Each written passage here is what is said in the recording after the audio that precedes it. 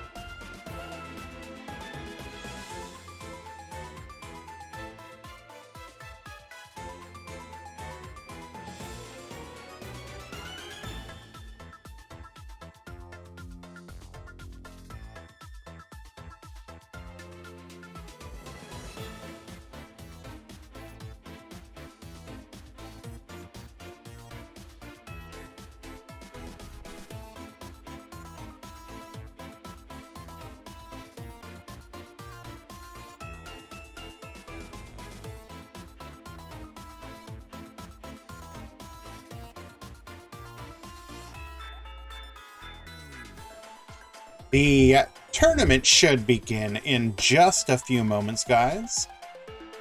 We are about 7 minutes out from the start.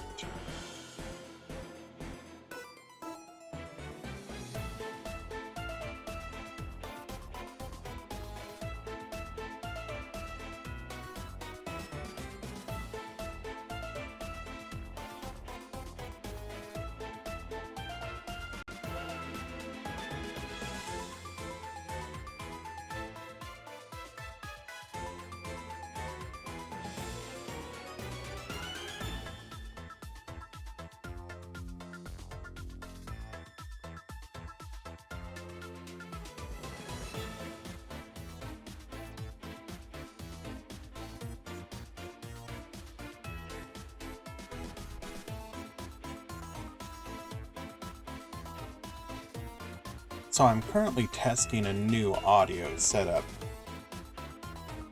Does it sound okay to you guys? Is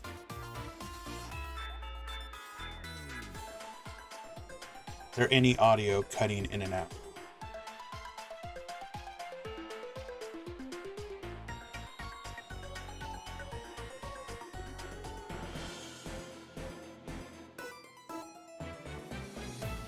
Vic, thank you so much for the heads up.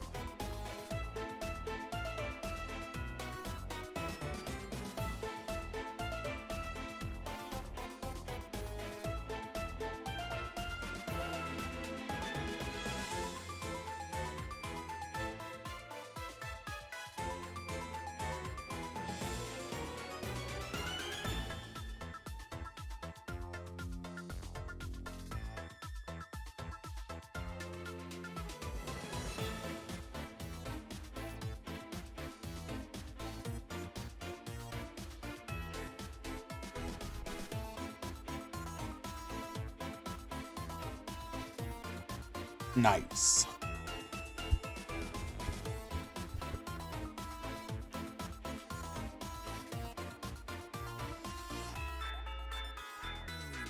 Got a few last minute additions to the tournament. People signing up.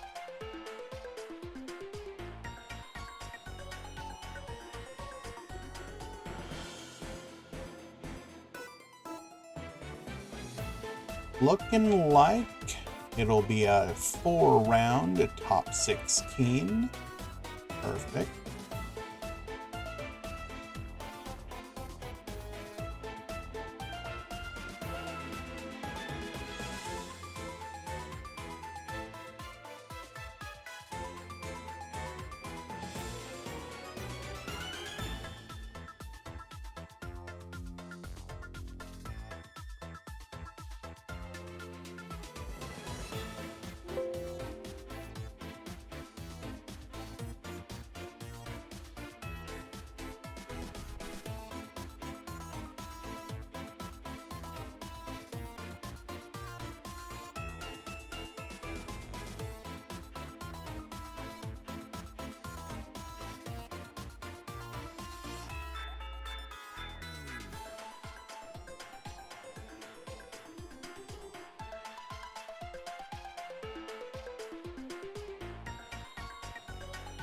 going back and forth between Master Duel and Duel Links lately while trying to get homework done. I want to rebuild some decks I had to dust because of time restraints. What decks might those be, if you don't mind me asking?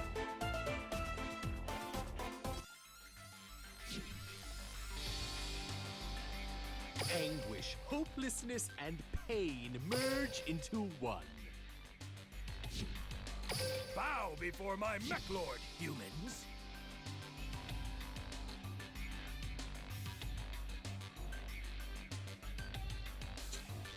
Just a couple more minutes left, guys, and we will be good to go.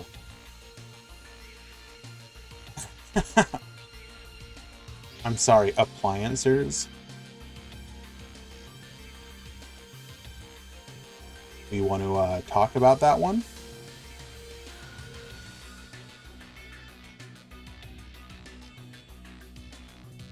Isn't that like a meme?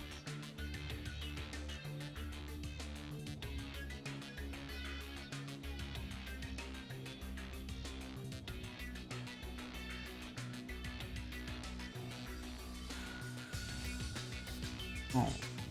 Hello, Elton Silva. Welcome.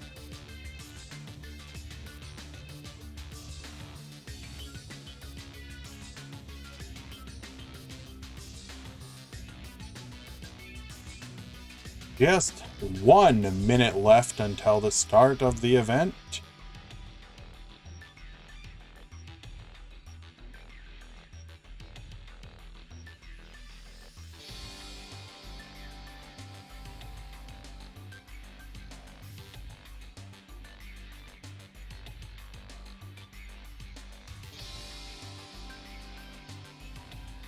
Go ahead and announce Discord. This is the Duel Links Meta Weekly number 269.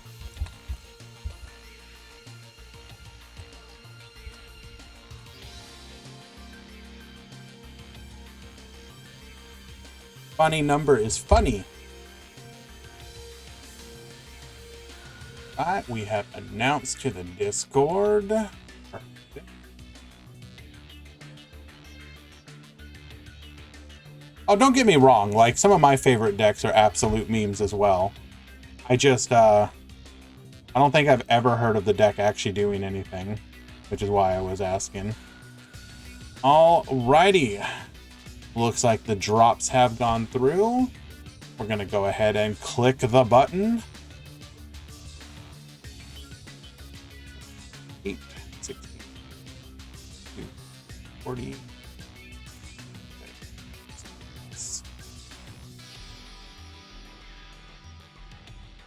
The button has been pressed.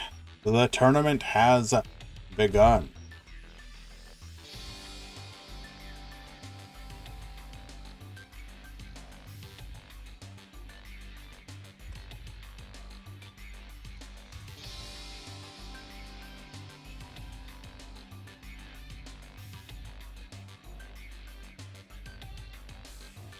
Alrighty, here we go.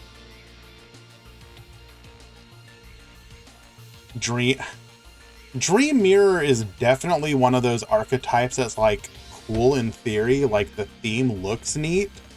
Like, you tell me that it's all about, on the one side you have dreams, on the other side you have nightmares, and they vacillate between the two.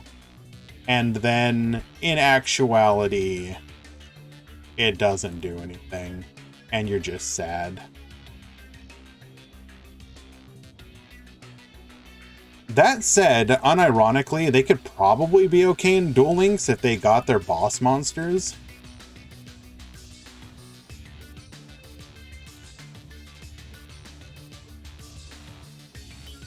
Alrighty, we got people showing up to their matches today. Probably shouldn't expect too terribly much in the form of exciting matchup or crazy new techs, but we will see if people are trying out anything regardless. Obviously, Phantom Knights are the clear favorite deck, but are they the best deck? Question mark. That remains to be seen. Some might argue that other archetypes still have the power behind them, such as Mech Knights.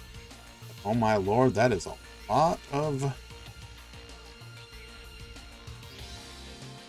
Phantom Knights.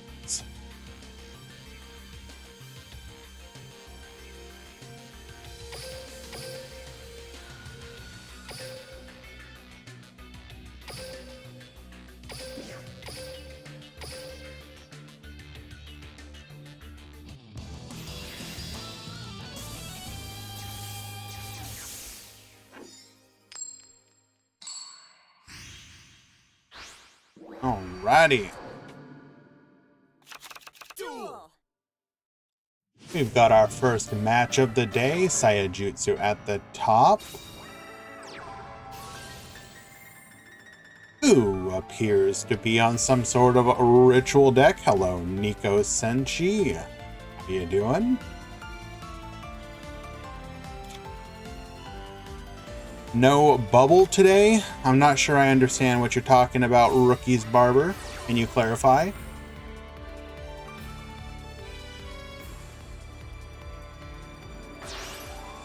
Alrighty, activating Revenge Red Evolution. Papatrix Duel Links, thank you so much for the follow, my friend. I appreciate you.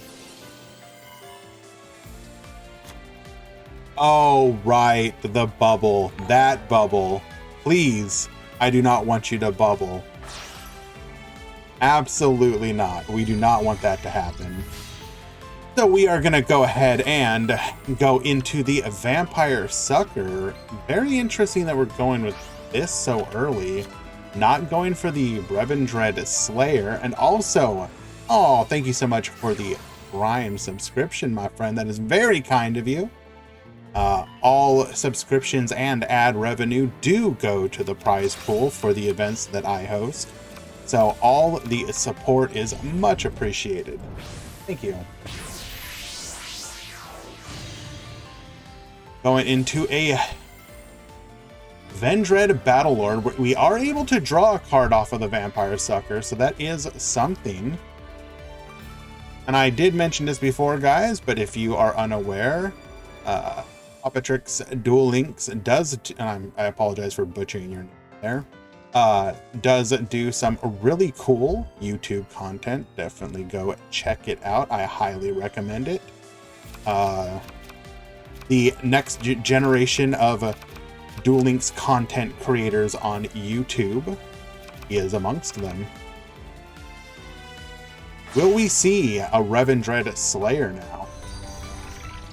Or excuse me, Avendred Savior. We're going to go ahead and get the graveyard activation of Battlelord.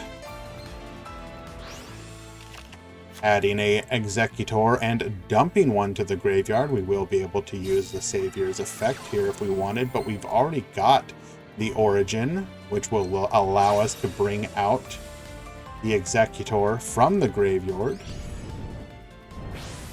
Oh, we got a cat behind us.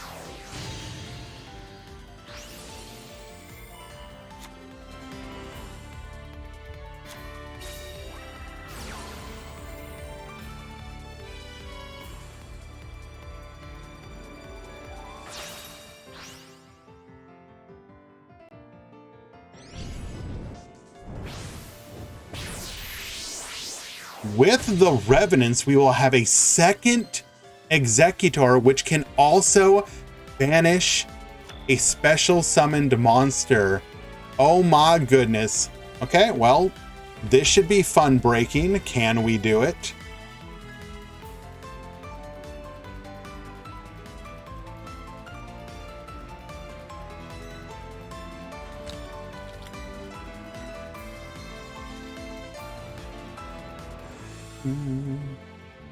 So none of our monsters can be targeted.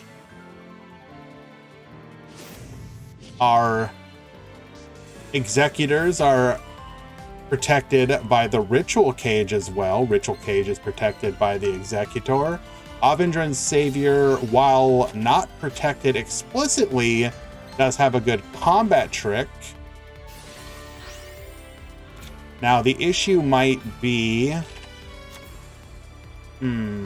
Actually, I don't think we really have to worry about too terribly much of anything. And reminder, this Executor does have the effect of Revenants for a Banish.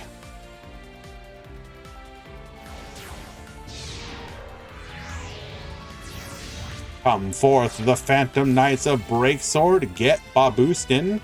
Will we see a banish here, however? Or do we just big chill and wait? Just mill Kelbeck and a Gita opponent will deck out. True! Hello, Icy Gamers. Thank you for joining us today, my friend.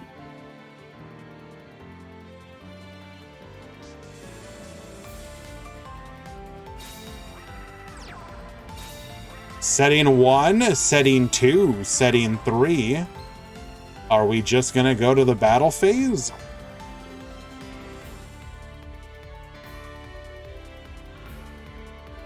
Surely we get the Banish attempting to crash here. We can protect with the Ord.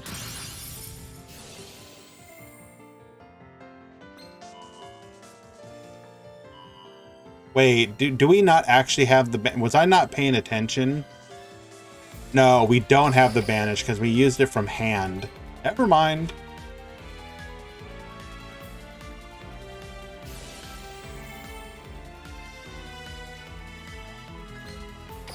Avendred Savior attempting to activate here. Grabbing a copy of the Revendred Evolution. Probably going to go for a Battle Lord here. This would allow him to potentially lock out his opponent's back row, the majority of which are likely traps.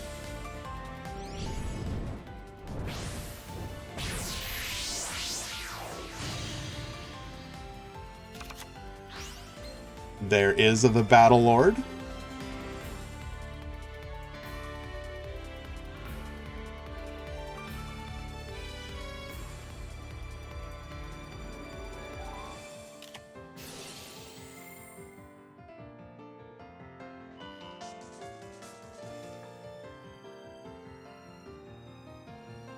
Vendred's a PK counter. I'm not so sure about that, more so than we just had a God Hand opener.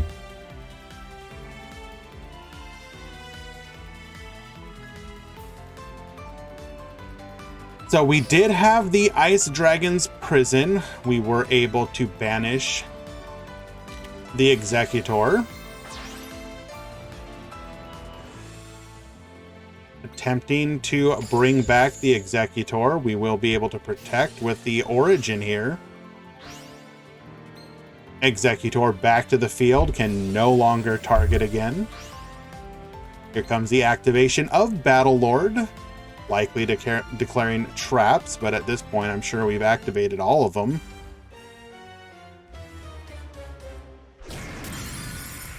Attack in number 1.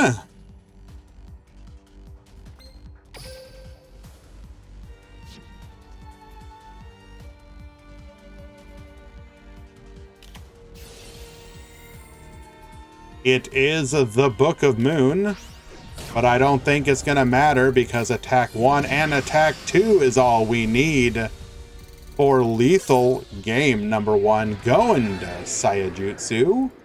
Well done. Any Raid Raptors? I have not checked, but I would not be shocked for there to not be any.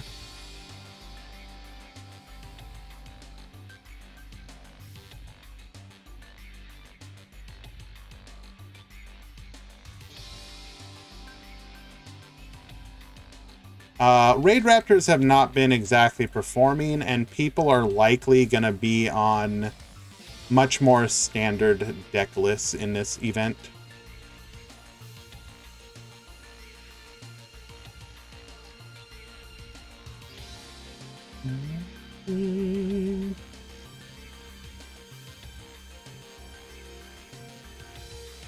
Oh, wait, I am being told that we, in fact,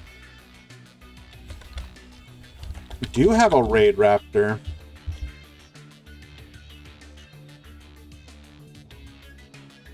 Let me see if I can find... Are they still playing?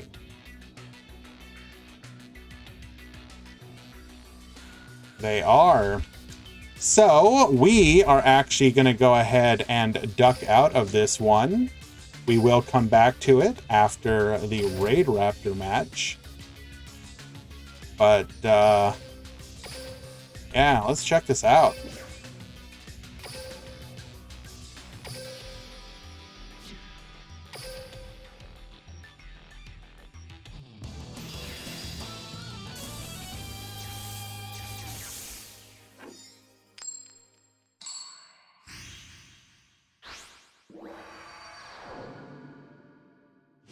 Oh, we're gonna see each and every misplay, don't you worry. Activating Vanishing Lanius, special summoning the Tribute Lanius, discarding the Mimicry Lanius. We're going to use this effect to search for a copy of Pain Lanius. Did not use this effect here. So,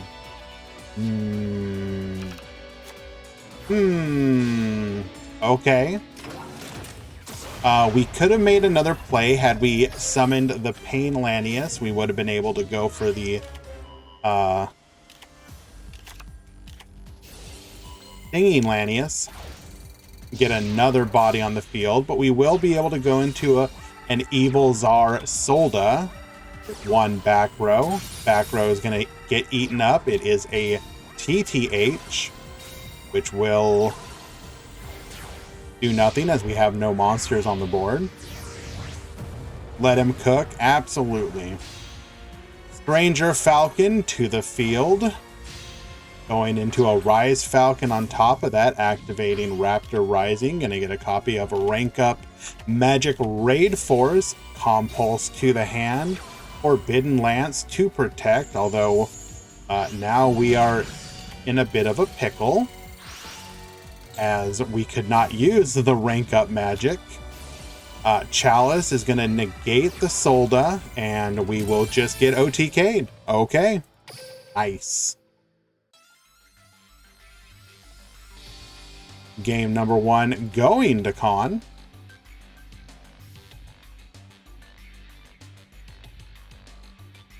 What did I miss earlier?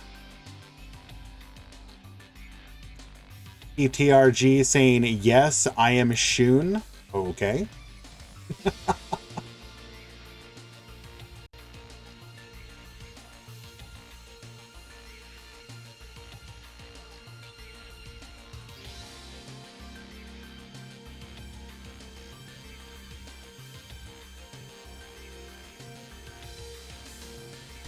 Just needed to not misplay, but not misplaying is part of the game.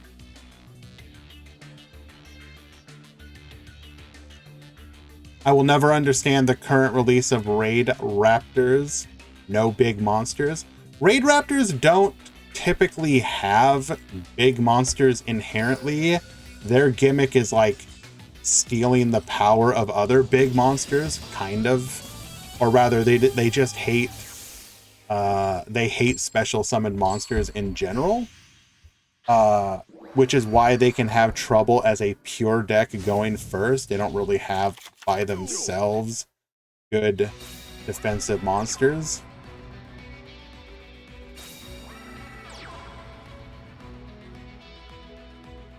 Unfortunately, looking like CM Schofield is only able to set 2 here versus the OTK deck that only needs to open up some back row. Cosmic Cyclone, Mageline to the field is we're gonna need something big here to keep from getting OTK'd.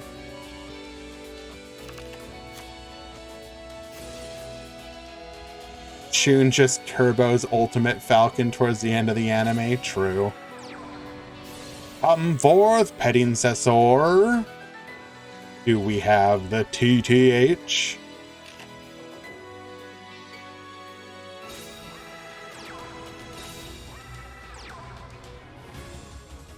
Just going in for the generic beatdown. Do we have the TTH, as is foretold? No, we have a Book of Moon. That will keep it from being lethal. 14 and 14. We will pass back to CM Schofield. 3 cards in hand against 2 back row.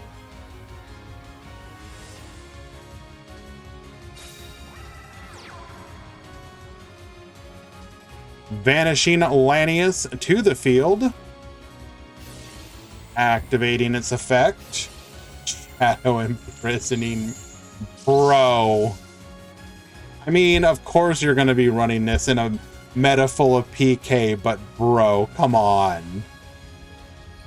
Literally caught in the crossfire.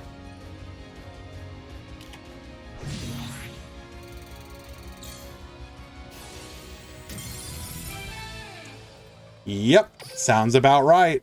Unlucky. How was the Legacy tournament?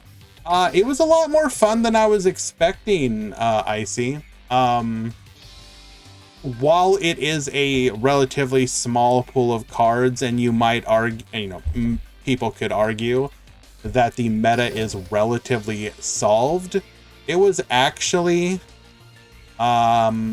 pretty fun. We had some hype moments of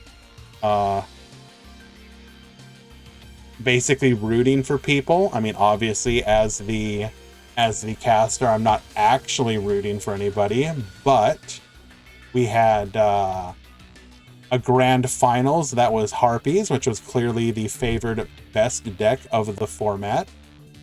Or not best deck, but it was performing exceptionally well. Versus Clown Control, which is a lot of fun.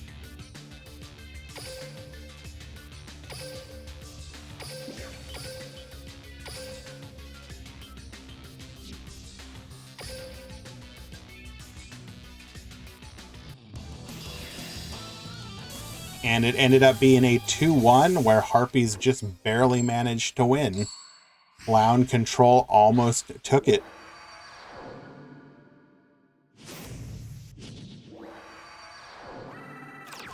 Duel. All right, Cole at the top, activating Shan's Dojo, summoning out the Kizaru. We're going to go ahead and go into a Shien with 1 back row to you, Shoma, activating Zhang Ke and Zhang Shen. Going to go ahead and pend 2 to the field, Odd Eyes and Zhang Ke Magician. Warning point, we'll make sure neither of them can do anything.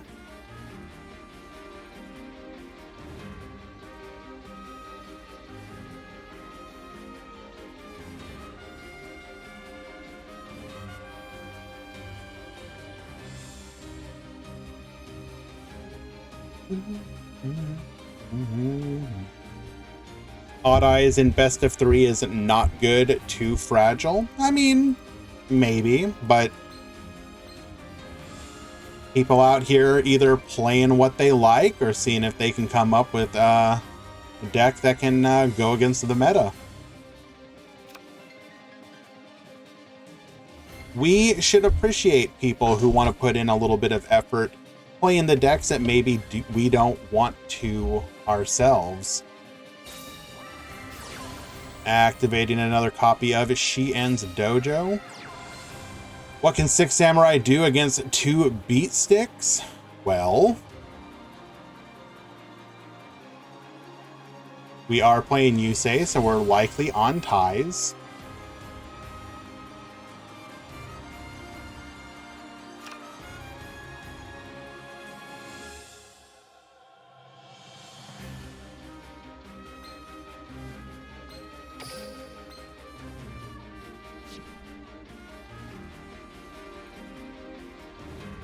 Hello, Dr. Dinosaurio. You are new. You would like to know how this game works. Well, first things first, you need to make an account. You log into the game, you go to the store, and you input your credit card. Now, once you have done so, you want to proceed to buy everything. Okay? Let me know when you've done that, and then I'll help you with stage 2.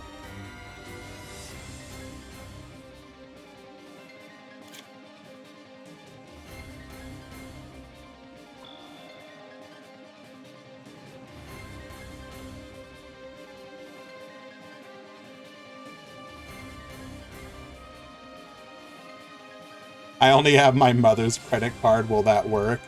I mean, as long as you have those funny 3 digits on the back of the card, and as long as the card has not been canceled yet, yeah, absolutely. Activating Noble Dragon Magician, we're going to modulate the levels of the Odd Eyes Pendulum Dragon.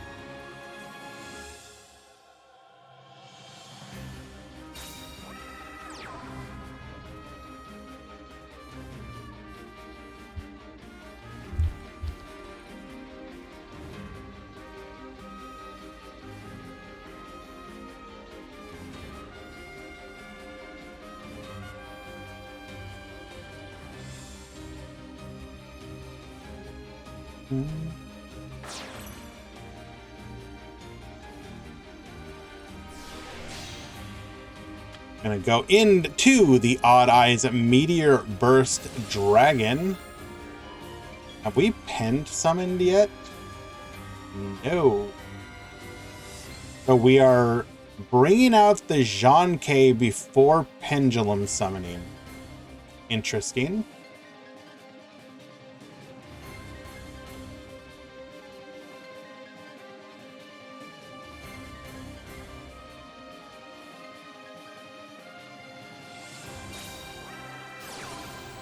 Ah, we do have the Odd Eyes Pendulum Dragon, so we're going to be able to bring out another body. Except we do have the ability to negate.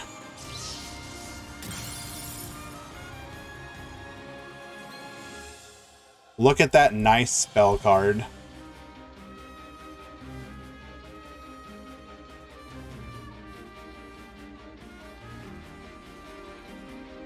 Now we are in a bit of an interesting situation here.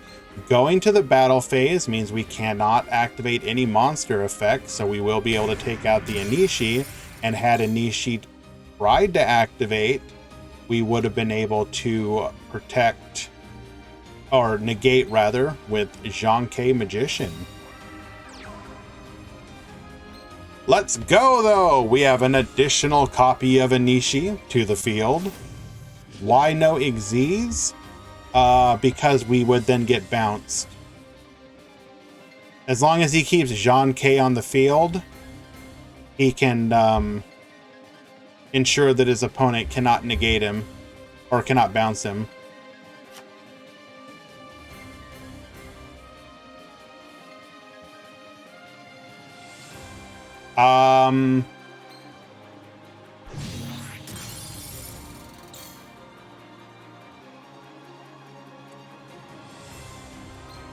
Odd Eyes Meteor Burst Dragon is during both battle phases.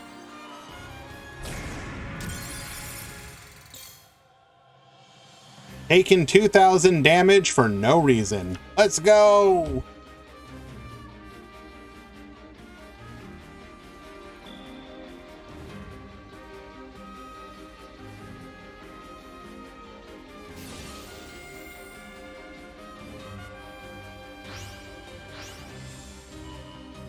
We're going to go ahead and bounce. By doing so immediately, we can ensure that our opponent, even if we could scale here, we could negate it. Game number 2 is going to go to Cole. Well done. Do I watch anime? Yeah, on occasion. I don't watch like a ton of it. I did way more in the past than I do now. But every once in a while, I'll get the bug and I'll want to watch something. For sure.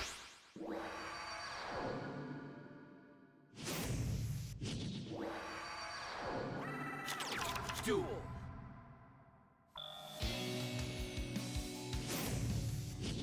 All right, Odd Eyes player is going to start things off, scaling both of them from the deck.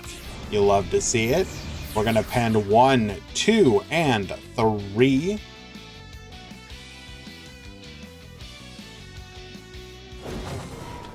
We've got Odd Eyes, Arc Pendulum, and Jean K Magician.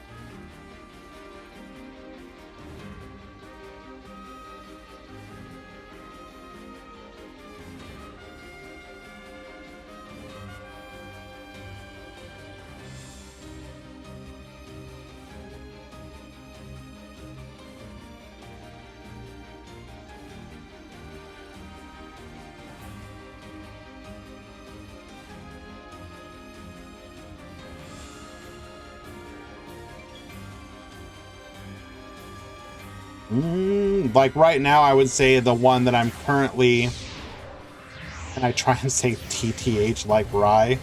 I'm good. Right now, I would say the one that I'm currently looking forward to actually watching, but I haven't yet, mostly because I want to binge watch it, is Bofuri Season 2. I really enjoyed the first season.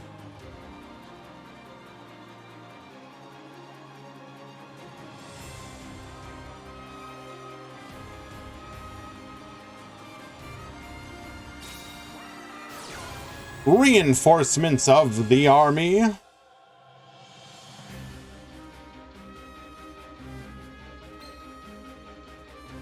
We will be able to pop at any point here.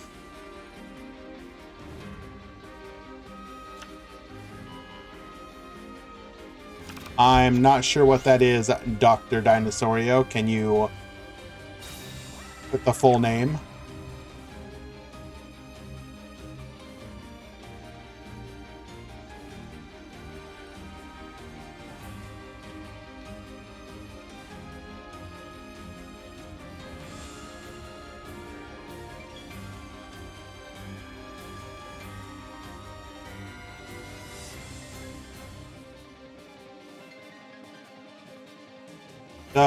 The like English name is something like I don't want to take damage, so I'll max out my defense or something like that. The basic premise is an idiot gamer who frustrates the developers of a MMO because she ends up doing like stupid stuff that they weren't expecting.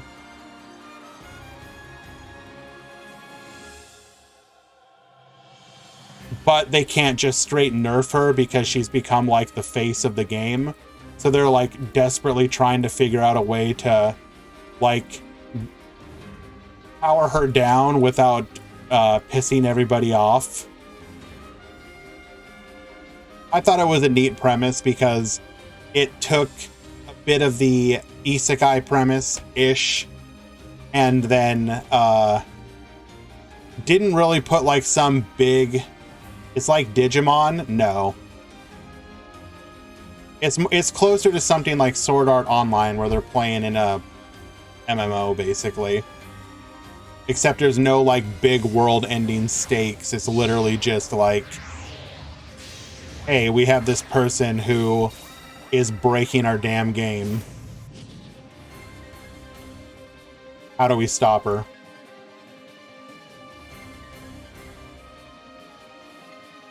Hello, Curry.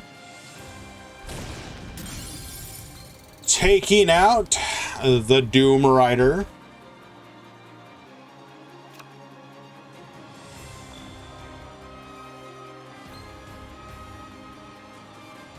Two back row.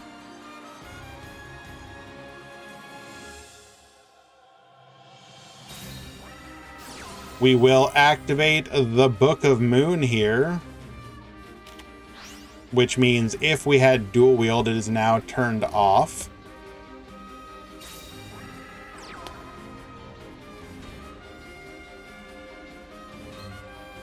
Noble Dragon to the field. Do we run a level 10 synchro?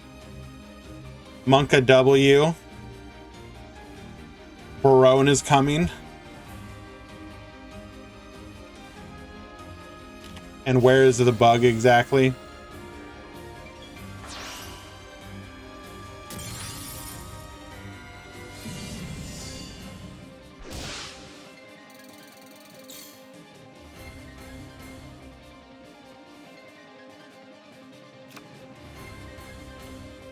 One back row, 2 cards in hand. We do have the Fuma. Looks like we're gonna crash here. Taking the 400, but Fuma will be able to float.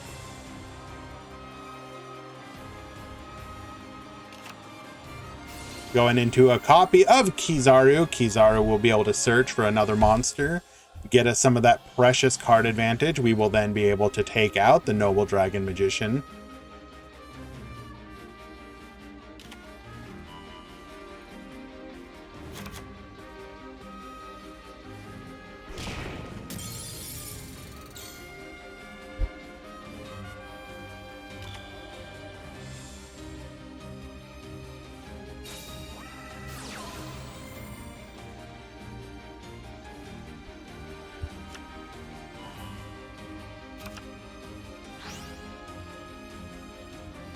Off of the top, we will find a Spiral Flame Strike, adding a copy of Odd Eyes Pendulum Dragon to the deck, pending 1 and 2, including the Odd Eyes that we just drew.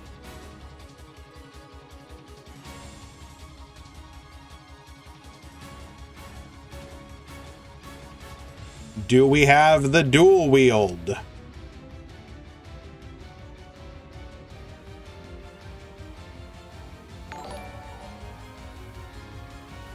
Times fly. Thank you so much for the follow. Appreciate you. Oh, no Dual Wield. Okay. What is our other back row then? We did add an Anishi. She-En's Dojo. This will allow us to bring out Fuma. Anishi can now bounce. Marks88, thank you so much for the follow as well. You are too kind. Will we have a bounce on the next turn? Yes, we will.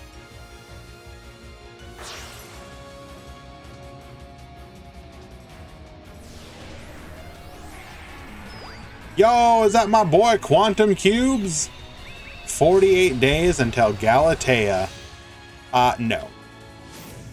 The Ties That Bind, putting us 100 damage off of lethal. Was that the correct play, or should we have kept the Anishi? I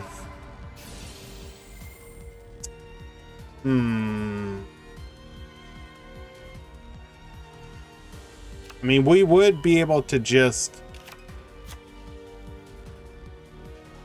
end basically everything back.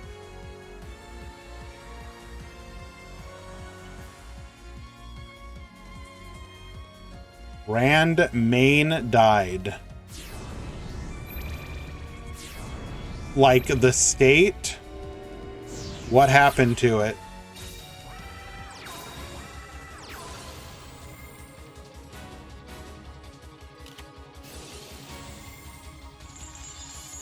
Warning point, yet negated.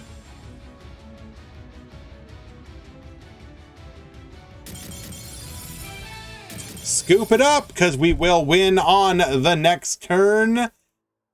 Six Samurai will take it in game number 3.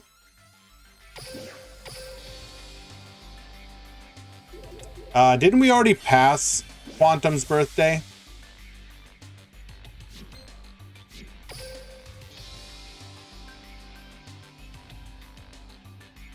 Looks like we have just one game left in the round.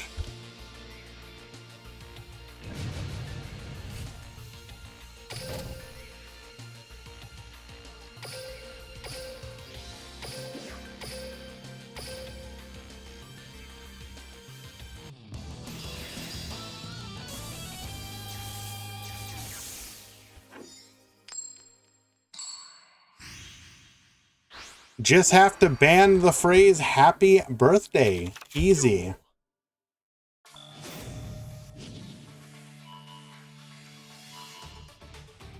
Or add forbidden term happy. Add forbidden term birthday. Add forbidden term HBD.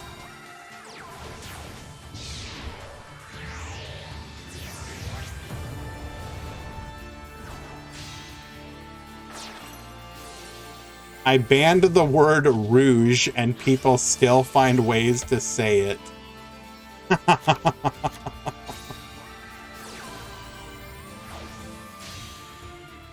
Well, I hope you heckin' love PK a lot because, oh my lord, are you gonna get a lot of it today. Don't you worry. Hello, Herbal. Warning point will stop us from making any plays here. Activating Stained Greaves.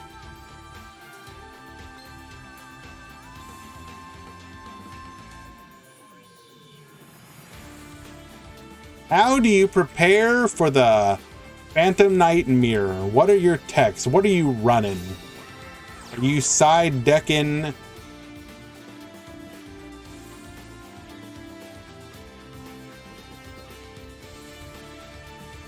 Yes, ner.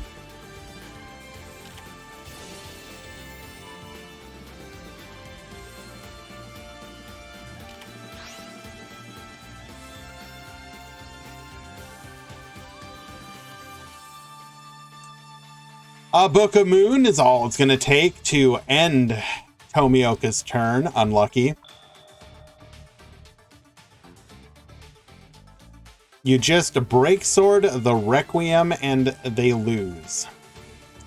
Ah, but there's one small problem. You have to get to the break sword.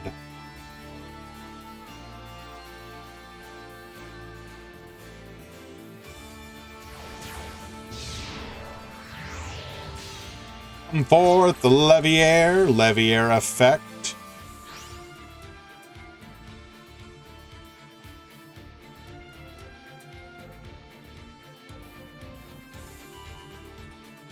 Ah, that is a good question, Mr. Cubes, who is running an anti-meta tournament later today.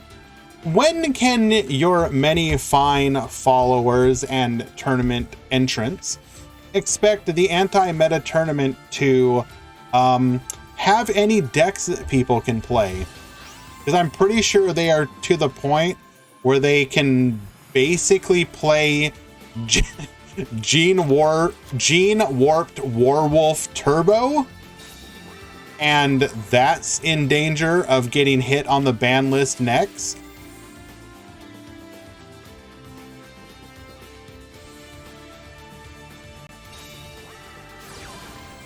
Code Talker still hasn't won an anti-meta. Ah, okay. Chain Disappearance attempting to banish all of the Silent Boots, but we do have the Forbidden Lance to answer it.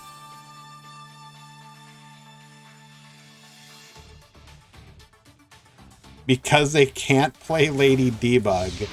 Well, in that case, just wait. Are like all the Salaman Great cards banned too? Or is it only the extra deck monsters?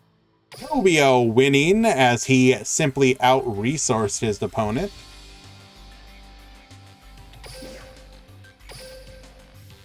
Only Balinx and a Wolf is banned. Well, there you go. Clearly you don't need those for the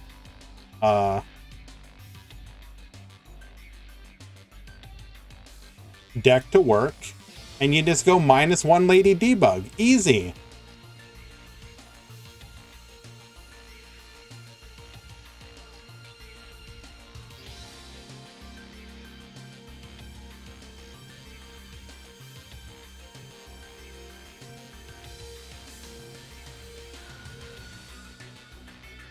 Alrighty, looks like we are ready for round number 2. As soon as I push this through.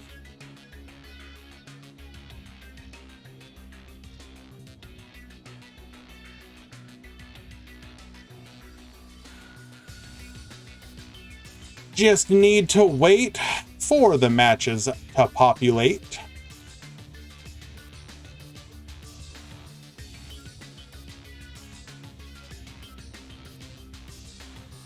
What's the girl of questionable age doing there? Which one are we talking about?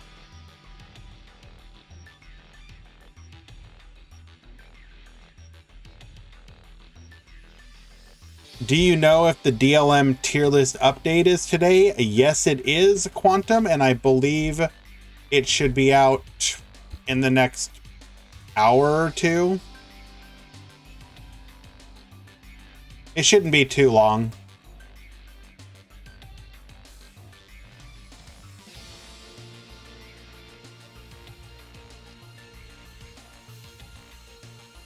Hello, Naurus.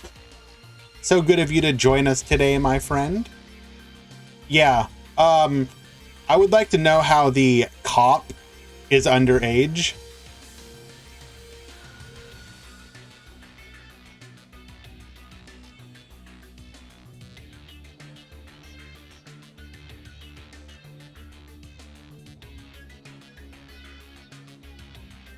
Question for all of you in the chat who may participate in. She is an undercover cop to catch predators. Okay, clearly. So it's like those sting operations where they're trying to catch people selling liquor or tobacco to underage people. That's what it is.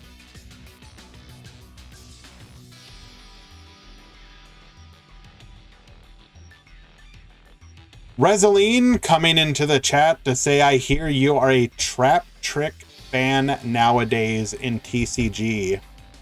Well, I mean, I'm not saying I'm a fan, but I mean, I do own cards.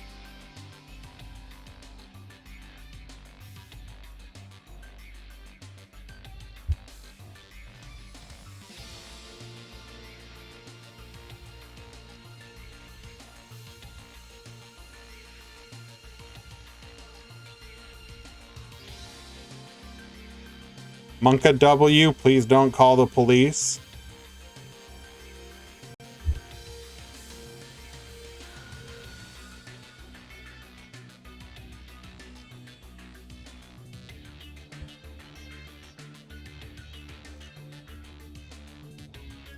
No, please. No, look.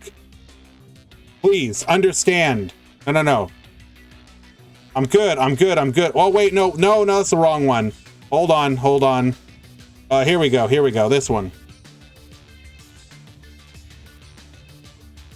There we go. Whoa.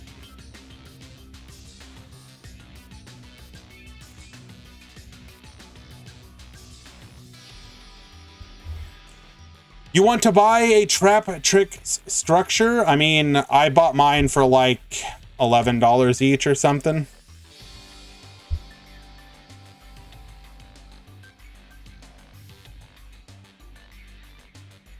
You can probably get them for like around there or cheaper or more.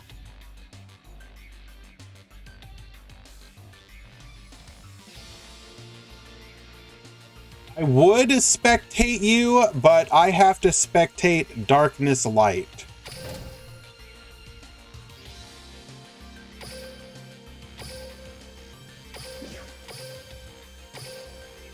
Versus Alpha Male.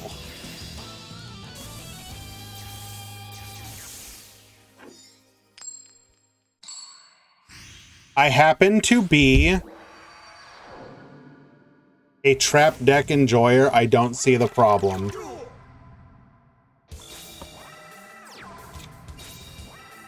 I mean, I also have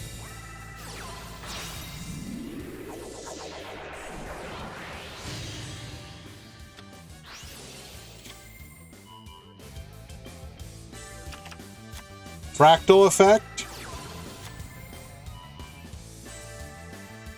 Quote, it's just Star.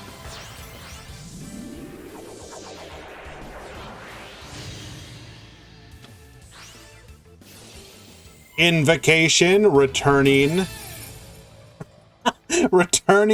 Alistair to the hand. Scoop it up.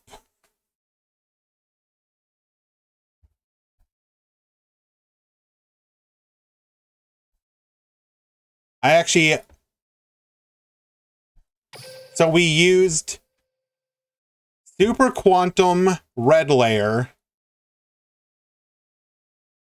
Okay, I actually missed all this. What exactly happened? So we hit the opponent's warning point, activated Invocation, sending Kaiki and Red Layer to the graveyard for Edaten. We then added Kaiki to hand. We normal summoned Alistair, added Invocation, used the Red Layer from the graveyard for Purgatrio, and our opponent scooped.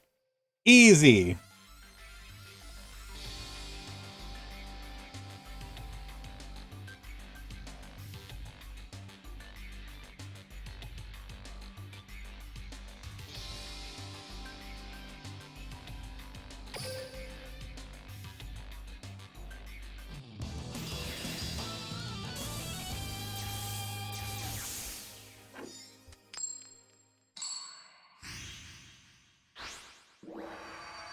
I hope TPC will write a bit about Invoked Star.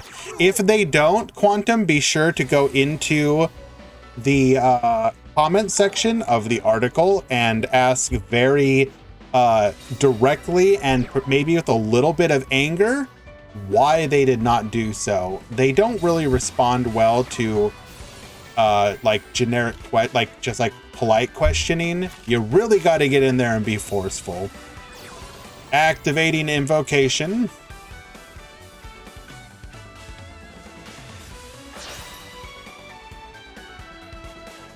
Alistair plus Hayatai will go into the invoked Magellantica.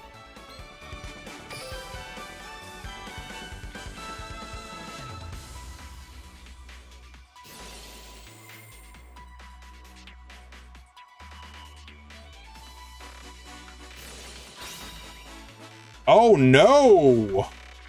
Skullmeister! Okay, I guess I'll do that next turn then, anyways.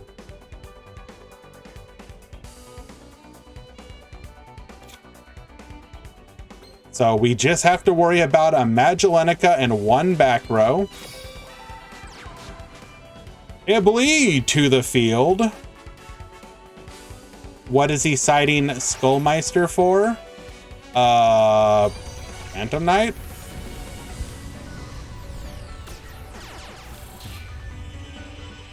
Skullmeister is a free-to-play card.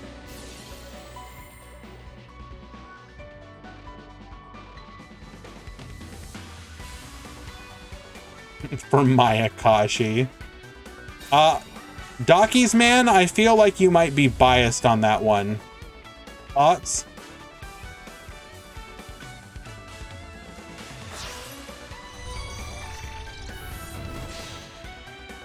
Going into the copy of Mech Knight Morningstar. Was not able to use Red Moon as we had no Mech Knights in the graveyard.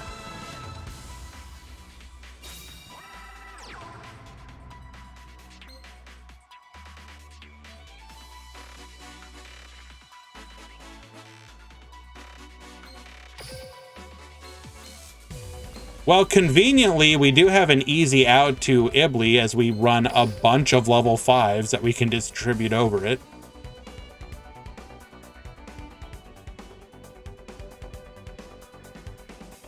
So Darkness Light probably out here like... Thank you.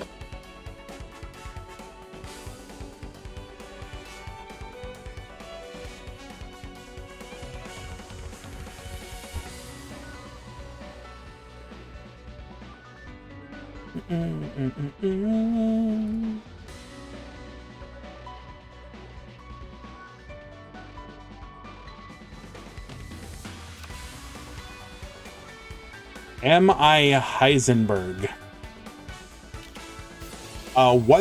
Wait, did we really wait till the main phase for this? Why though? Why not during... Okay. Oh, well, it doesn't matter. We got double MST.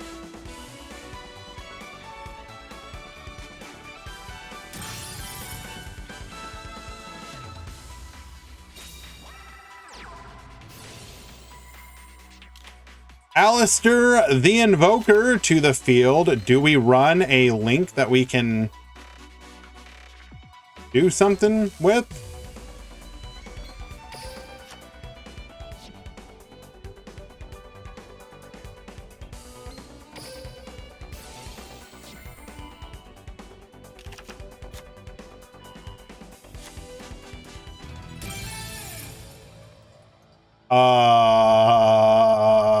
What?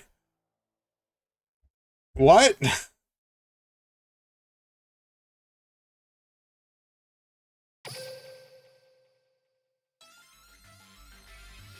Let us check the deck list. Did Darkness Light running out? He might have.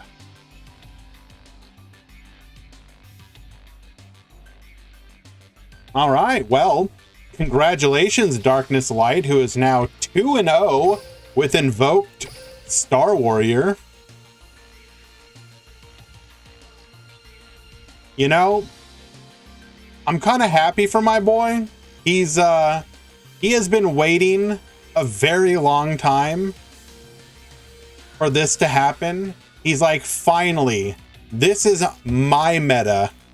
I've been waiting for this.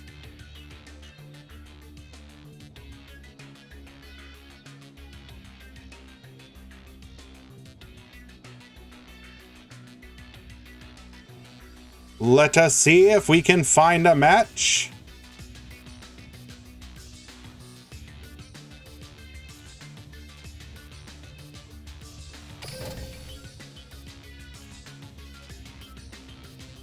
Time to roast Alpha in mod chat. No!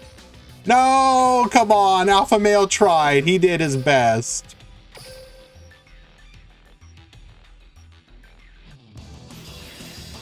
I will feel the same when Hyper Galaxy comes to Duel Links. Hieratics meta. Okay. You know what? We're gonna pin that one. Duel.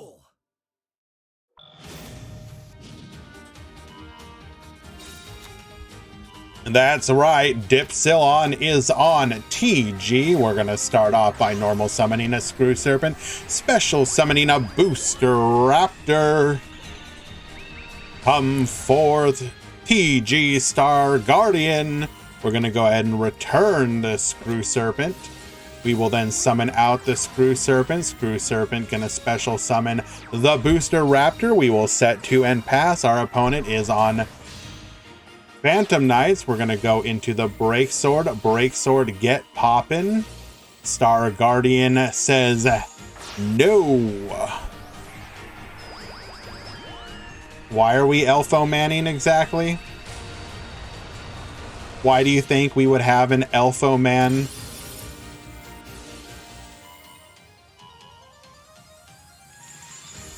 Oh, wait, is Vulcan the Divine? Oh, wait, no, we were not able to interrupt there. I thought we were actually going to be able to interrupt, and that was going to be pretty poggers. Going into a Rebellion Xyz Dragon, activating our skill. Have not done so till now. Oh, right, the Hyper Galaxy. Right. Elfo Man. You know what? We're going to have a day of remembrance when that does eventually come out. You may not remember, Elfo Man, but we remember. You died for this card. Requiem to the field. And we will just pass. Unlucky. Come forth, Ancient Cloak. Needle Sealing to wipe the board. Forbidden Lance will protect the Requiem. Cloak is going to search for Ragged Gloves. Getting in for 1,200 or 2,200 rather. Setting another back row. Cloak again, adding a copy of Silent Boots. Come forth gloves, come forth boots, Canadia going face down, Morelia to the field, or rather activating, which will bring the Canadia to the field, putting Survival's End in the graveyard. Morella is going to go ahead and come to the field as well. Only a single copy of Booster Raptor able to be summoned, but we still pop 2, searching for a copy of Screw Serpent, and we're back in the game, baby. Screw Serpent normal summoned, bringing out the Booster Raptor.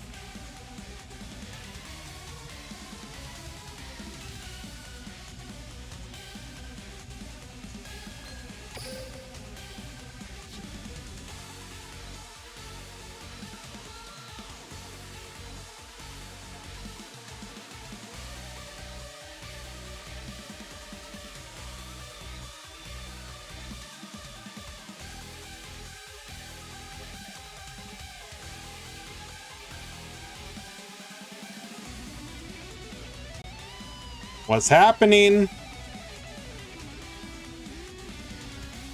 Are we calculating our path to lethal?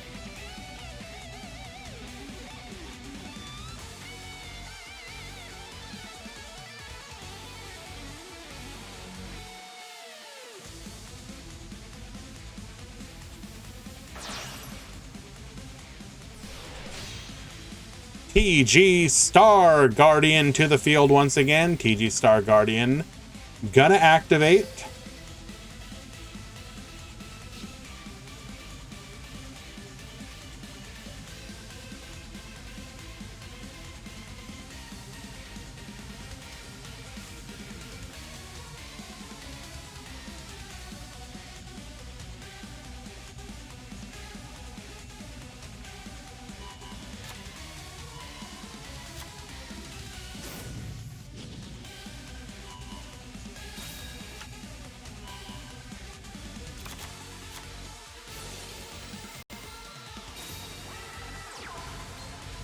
Come forth, TG Warwolf. This will allow us to go into Ama the Conquering Bow, but this is not ideal. We will clear the field at the very least.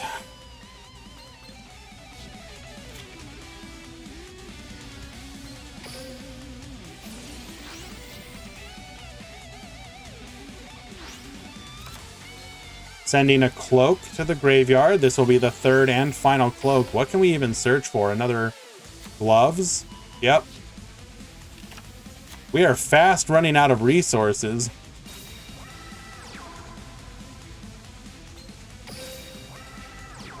Do we have interruption? Canadia says no.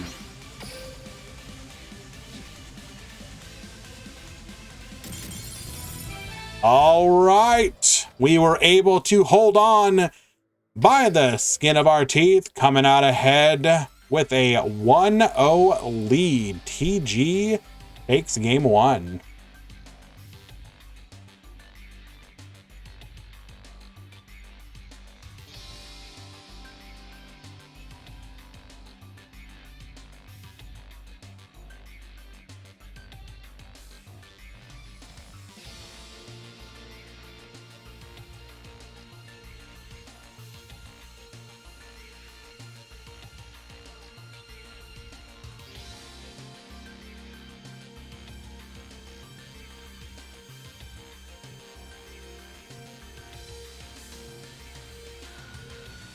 Time to revisit the deck. Yeah, boy.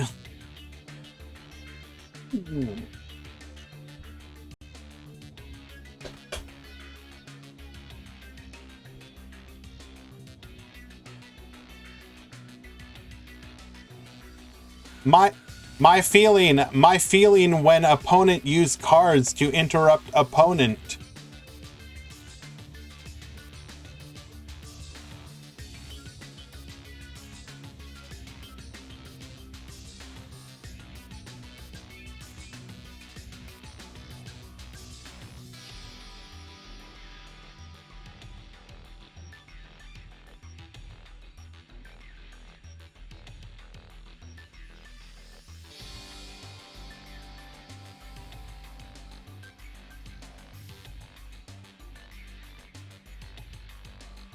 And who would that be, Nauris? Would that be TPC member Jade Hex? Mizu -1 is not a TPC member this go around.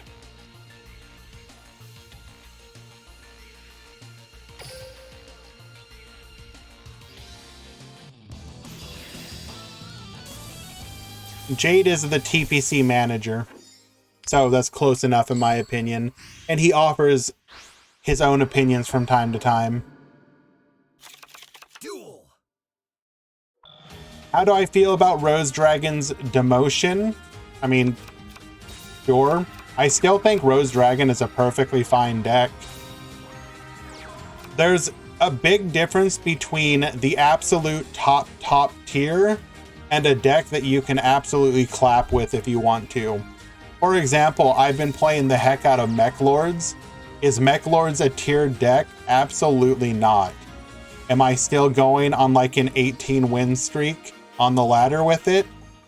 Even against meta decks? Yeah, 100%.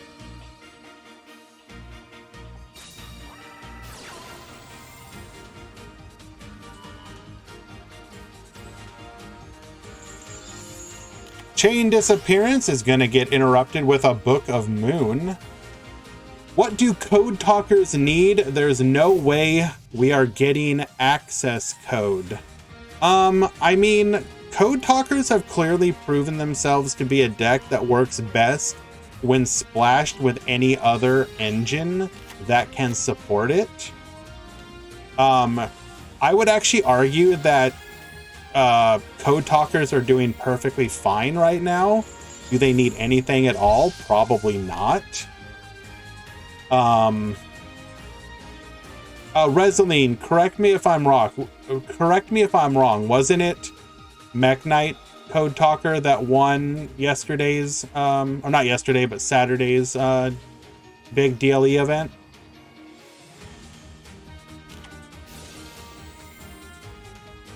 Yeah. So does Talker need anything in particular? I don't think it needs anything. I think anything that it gets will just be nice additional support. But we're probably not getting transcode Talker anytime soon. So I would doubt that. If they were to add something like Splash Mage, that would obviously help the deck out a fair bit.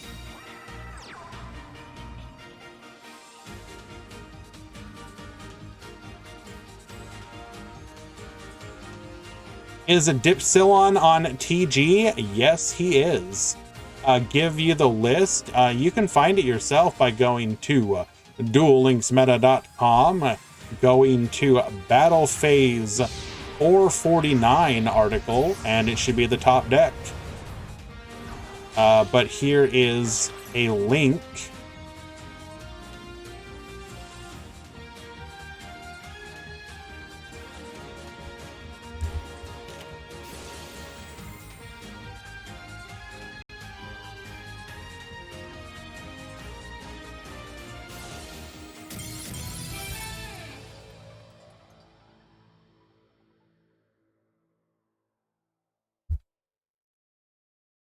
All right, we get to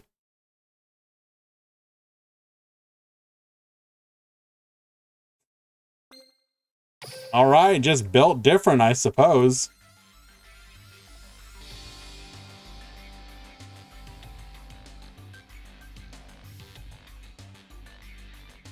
Requiem Gallardo. Yami Luis. Oh, well, hello, my friend. Nice to see you.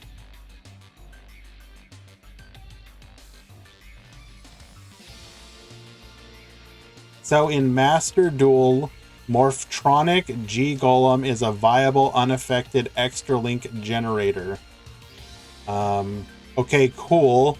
But outside of winning, like, some meme ladder games,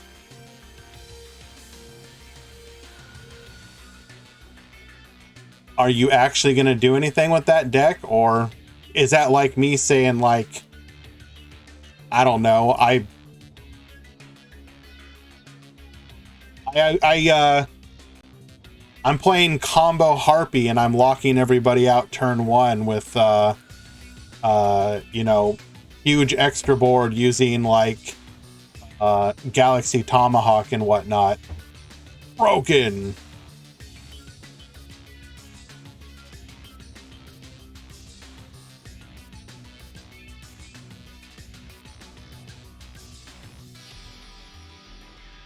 Let us find another match.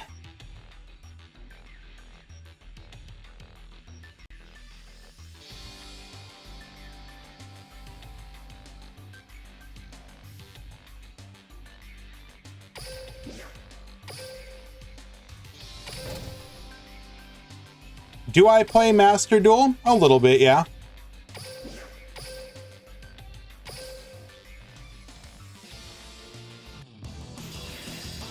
I'm not particularly fond of the current meta of the game, so I'm not really all that hyped about playing it like a bunch. But I do like my dailies and stuff. Let me check the Top Cut Simulator.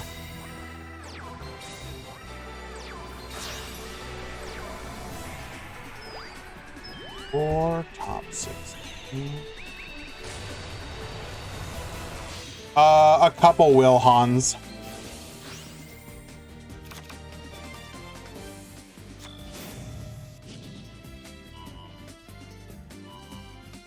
Requiem replaced Photon Lord. There's a difference though.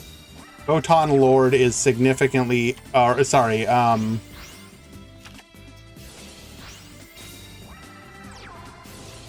not Photon Lord, but Requiem is way easier to out than Photon Lord.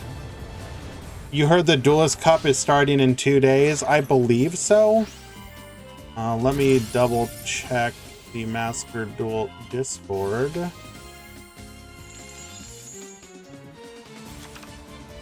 think they announced it.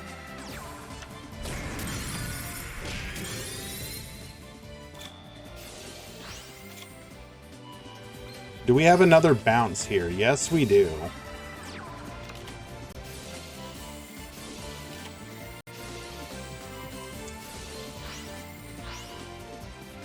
So, I would not have negated the wings here. Oh, but wow, very clever. So we banished the target we were attempting to bring back. Okay, maybe that was actually worth it.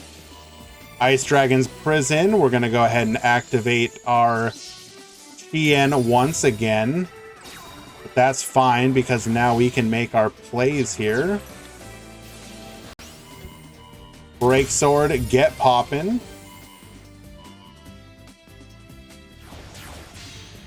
Come forth, Dark Rebellion. Get reducing, rank up. Oh no! Not like this! 5,500 damage, lethal!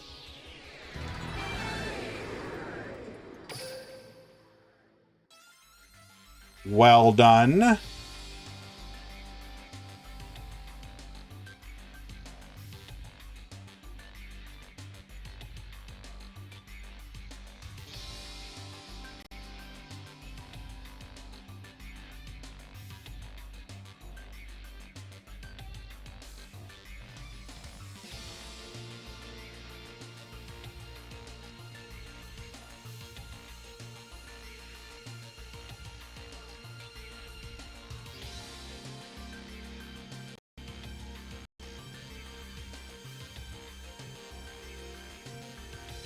Quentin's gonna start off roaming.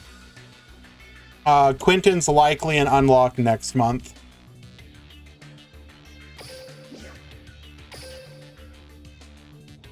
First, we have to get based Time Lords.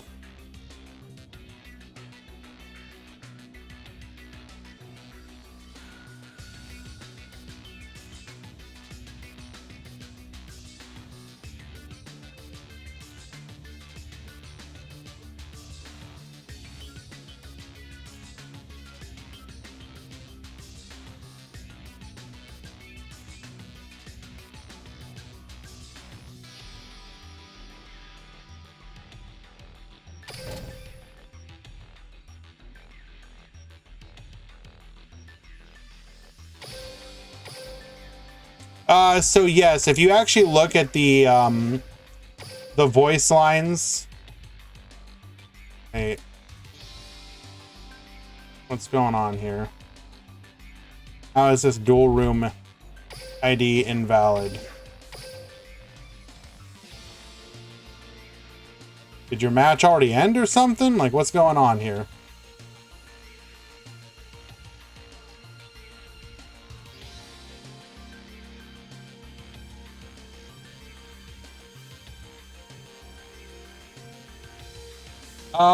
Quentin has voice lines for like basically every Osmo card. Like, not just some of them, basically every single one, which is kind of wild. Normally you would not have something like that. Like, you would get like a good chunk of them, but not all of them. Fix this really quick.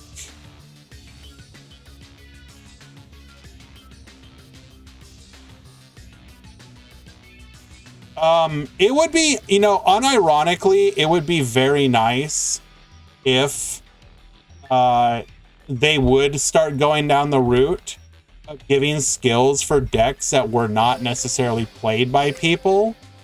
Because, I mean, seriously, guys, could you not think of so many decks that you would love to see them make unique skills for and just pick a character to associate with them?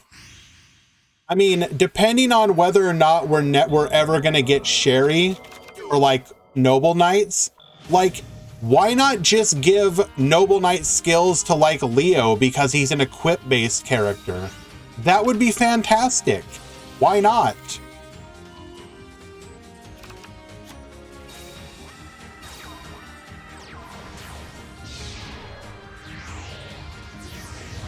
And so, I mean, I hope that this isn't just a one-off. I would love for them to just make more generic skills or skills for non-anime decks as if they were anime decks by associating them with a character, even if they didn't play them. You know what I'm saying?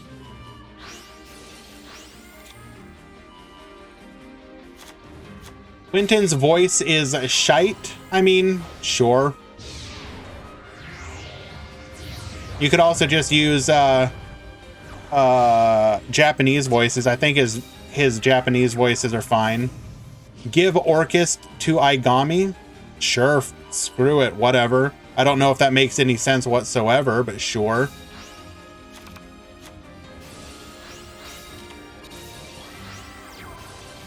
Alrighty, attempting to activate, we will get negated. No search for you today, sir. Lancia will stop us from being able to use our ragged gloves here. Stained Greaves and the boots. We're gonna steal our opponent's own ragged glove to go into a break sword. Do we have an answer here? Break sword, get poppin'. We will negate into an ice dragon's prison. What is even happening? Oh, wow. Actually, very clever there. Rookie Barber will win game number 2, I believe. Yes. Okay. So going in for game number 3.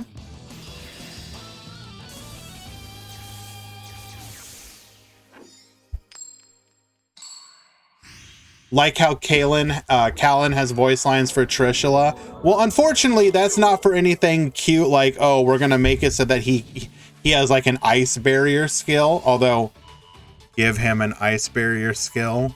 Why not? Actually, give Rio ice barrier cards as skills as well. But anyways, yeah,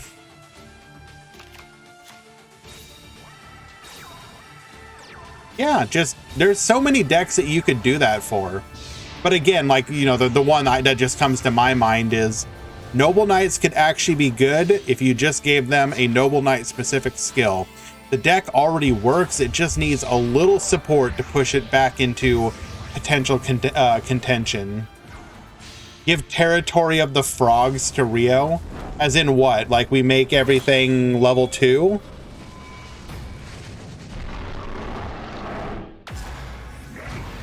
That would be funny. Sure, why not? Do it. Raxus, thank you so much for the follow. J Strong, why weren't you following me already? But thank you for the follow as well. And Marks88, I apologize for missing your follow. I appreciate you. No sprite skills. Okay.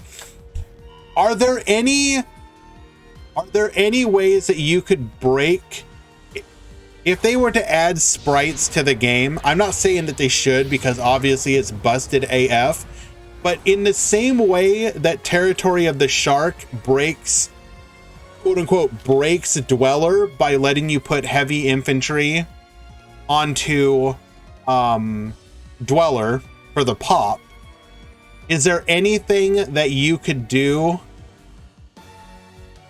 Paleo Atlanteans? Okay, there you go. Exactly. That's what I'm talking about. What level 2 broken shenanigans could you do other than Paleo Atlanteans, which I'm kind of on board for. Let's do it. Sprite is dark, so no, but what I'm saying is think of ways that you could break stuff by doing that. So like, for example, you know, Territory of the Abyss, turn everything on the field to a level 3, for example. Or Paleo and Atlanteans are already level 2. Isn't infantry 3? Or is it marksman that's 3?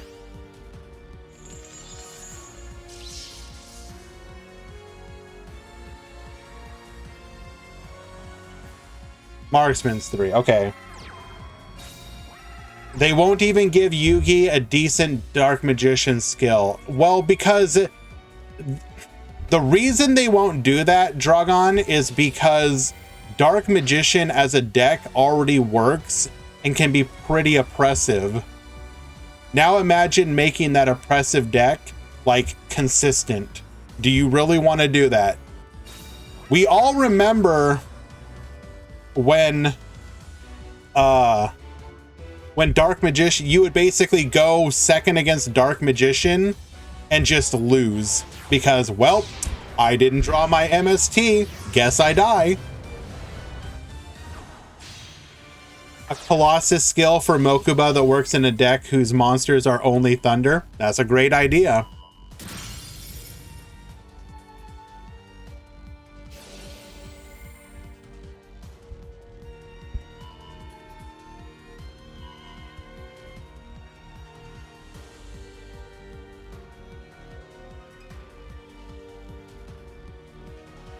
We are building the wall here. I don't think this single face down monster is going to be able to handle what is about to happen. Malevolent Sin, get banishing. Exactly. The Phantom Knight rank up launch in the graveyard. Gigantic, special swap, ditch Ronin, bounce self, normal, summon, ditch swap, Ronin grave effect, make elf, special swap, dump self, make a link 4. By using Masquerena on opponent's turn. What's the problem with that?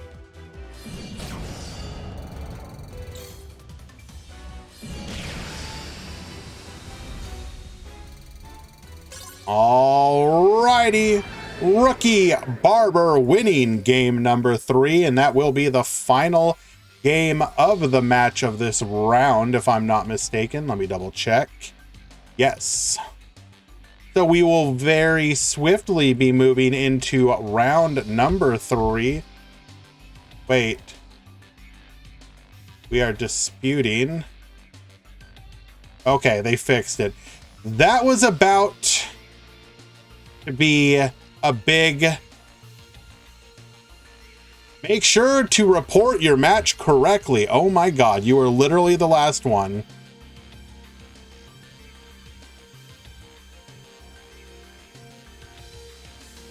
Round Round 3 has begun.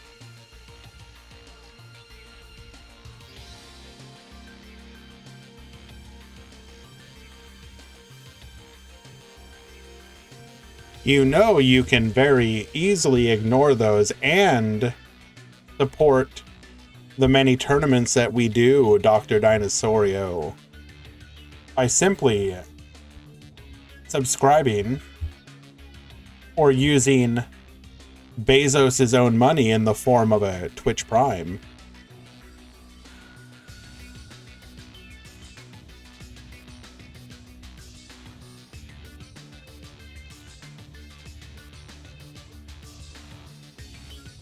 What kind of Mario ad did we get, Mizu?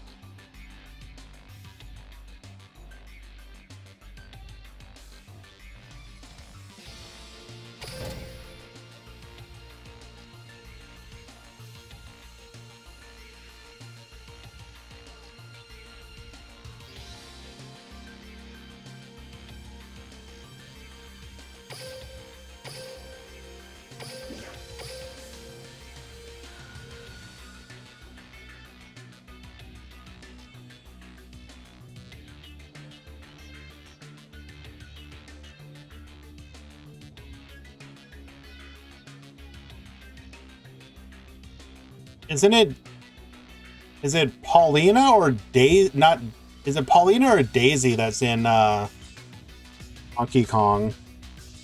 Which says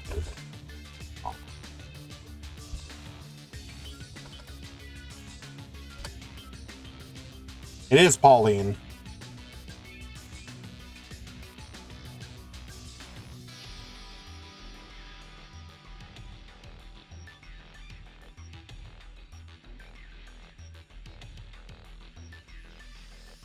All right, we have ourselves a match, just waiting for both players to enter the room.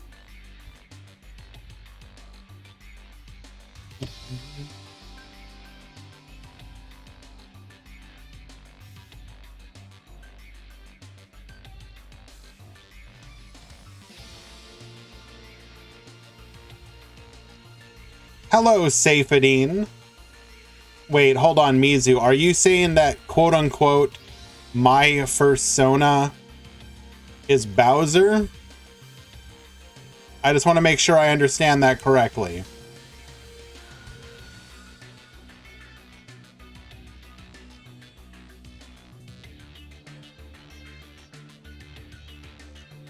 Some people will just notice that it sounds very similar to the other character that he plays. Is it Aporia or the Earthbound Immortal guy? I can't remember which. Some voice actors do a very poor job of differentiating themselves from their other characters. How many players today? I believe it was like 47.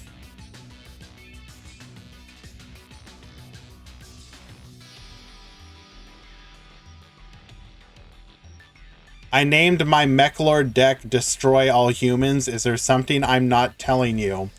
Well, wasn't the purpose of the Mechlords to wipe out humanity?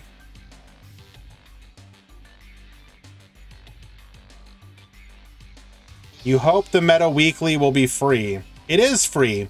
You're in luck, Safadine. All you have to do is be subbed to the Duel Links Meta Discord via Decade, and you can join all the Meta Weeklies for free with an up to $50 prize pool. Also, Chromatus is correct. That is the other reason.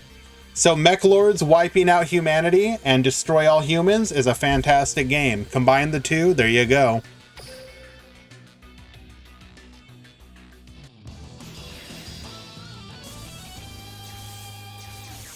Chromatus gets a cookie.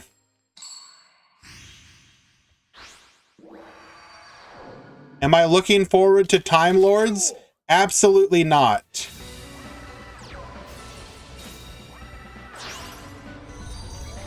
Yeah, but I come late because work's time. Meta Weekly starts when you're driving.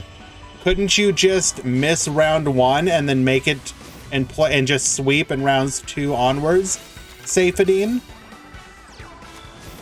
Alrighty, we have ourselves a Crimson Heart with 2 back row. And our opponent got an extra card because, you know, why not?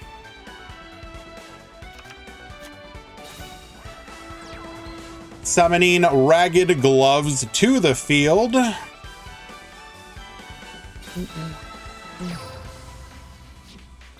Summoning the Silent Boots. 4 cards still in hand.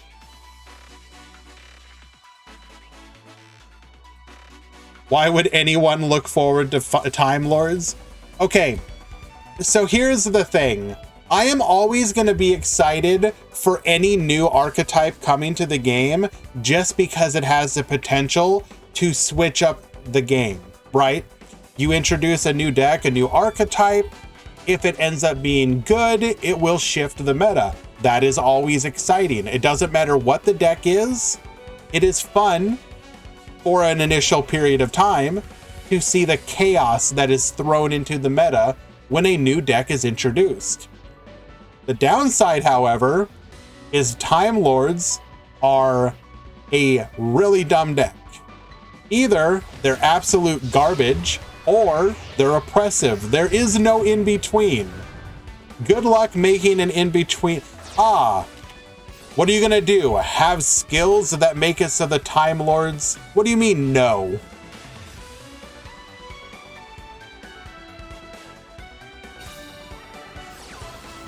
Forbidden Lance. Protect from the warning point.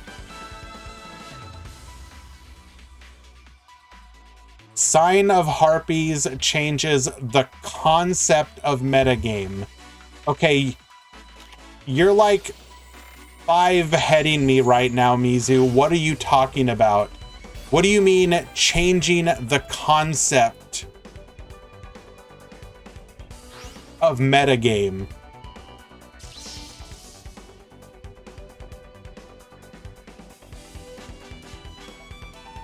The solution is to simply give Time Lords a skill that lets them start the duel with infinite light face up on the field. Ah, yes, that couldn't go wrong.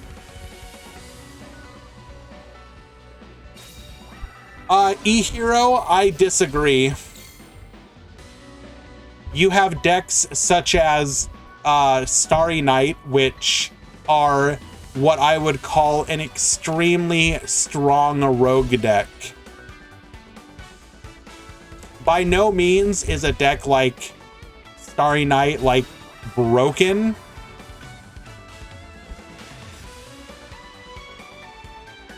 Extremely ass. All right, you get a ban.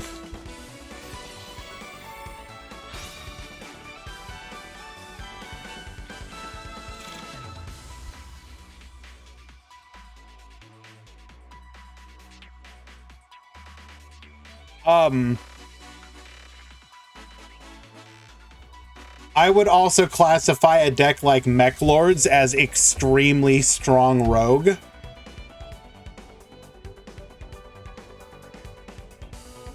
But you are right, a lot of decks do end up being bad.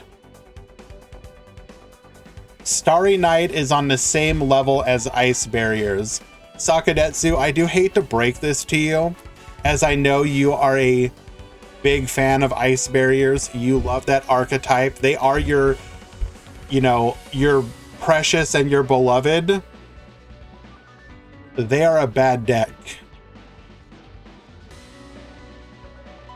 Starry Night is not a bad deck.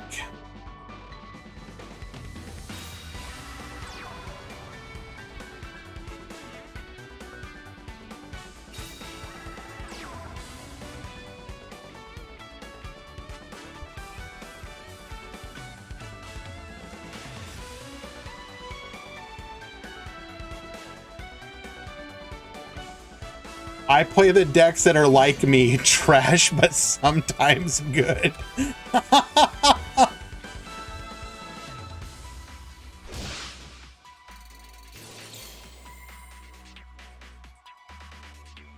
So here's the thing. Obviously, people can make any deck work. So for example, Sakadetsu, you make Starry Night work, and that's perfectly good. That's perfectly fine. You know what I'm saying? Like, making a deck work because you are fond of it is part of that self-expression that people just have.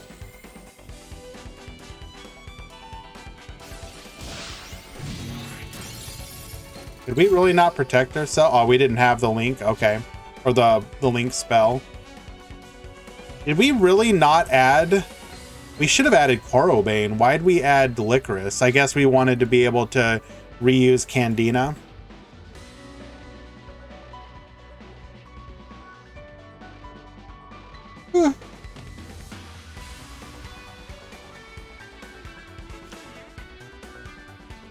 Safadine, Montage Dragon is never going to be good. The fact that you have to commit to summoning a monster that dies to Book of Moon means that that will never be good.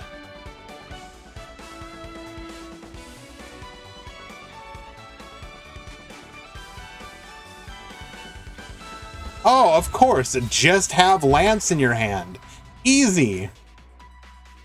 In fairness, it's decent for farming. A lot of stuff is decent for farming, okay? I'm not saying like it's a bad farming deck. That's not the argument we're having, or not. That's not the discussion that we're having right now. We're discussing the ability for a deck to compete. You know, for example, and I think he's actually in today's tournament. I don't know if he's playing it, but TL Yami has entered like 90% of the tournaments that he has entered with Destiny Heroes. And he has done exceptionally well with Destiny Heroes in metas where you would go like, you're joking, right? Like, what? You know, it's perfectly fine for people to focus on decks that aren't fantastic because A, you get the advantage of a lot of times your opponents have no idea what the heck your cards do, or rather it's not what they've been teching for or playing against, so they're more prone to either make a misplay or they're more prone to not make optimal lines against it to counter, etc.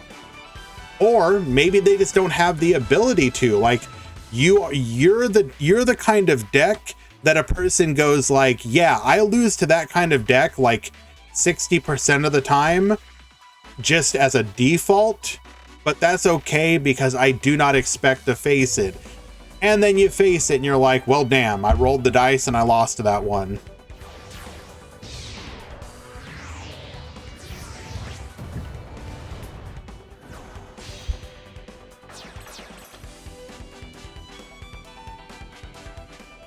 Senators are so close to being good again. Like, one card could push them over the edge, or one skill change.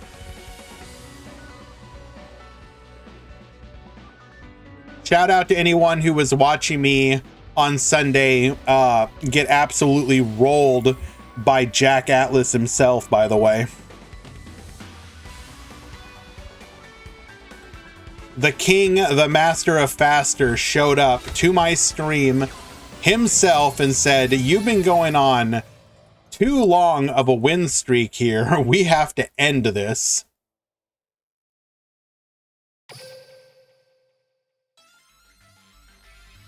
Rezo just needs Abyss or King Calamity.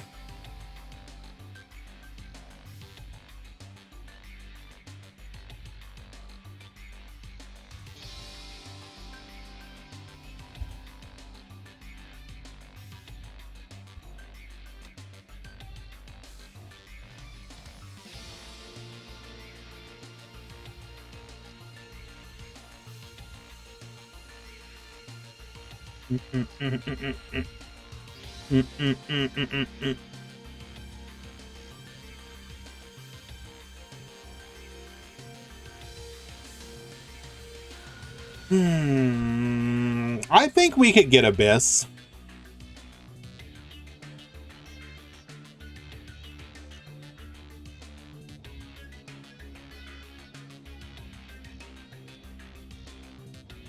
To be fair, it does negate a lot.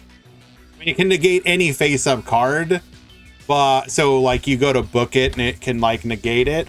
But is that any different than like, you know, well, this is not a 1-to-1, but the same thing answers an Abyss that would answer like, oh, I really need to get this spell off against like a Mech Lord Emperor Weisel, so I'll book it. The only difference is that where Weisel would negate the book and then you can use your other spell free, against like Abyss, you would book it and it goes, I guess I'll negate it. And then you're like, cool, now you can't negate what I actually want to use. So is it annoying? Yeah, a little bit. Would it be oppressive? Probably not.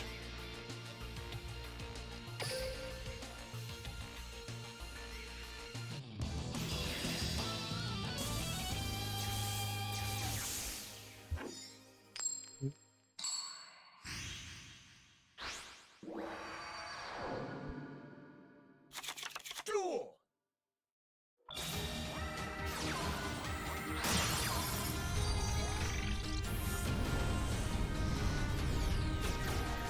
Can we put Casitas to 1 already? I don't know about that one.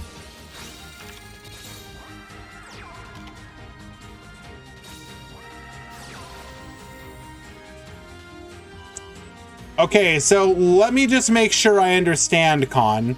You want us to get the card that will allow you to potentially hand loop your opponent on turn 1.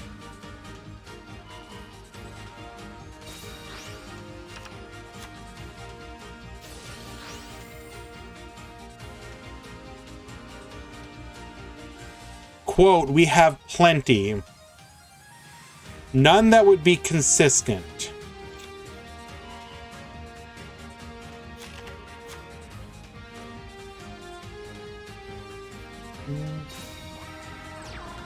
Yeah, how often is Trish getting summoned turn 1 against people? Especially now that Infernity's gone.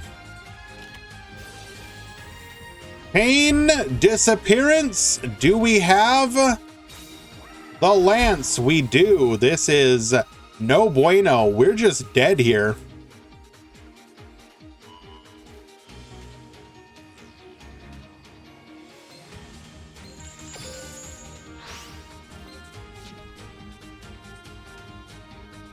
Actually, I think we can not die, maybe.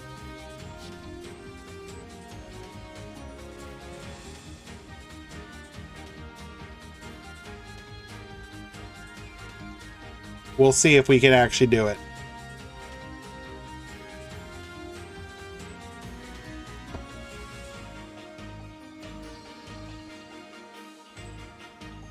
I just shared a top 4 Infernity TCG deck list with Khan earlier today. Khan, I need to know, do you plan to build that?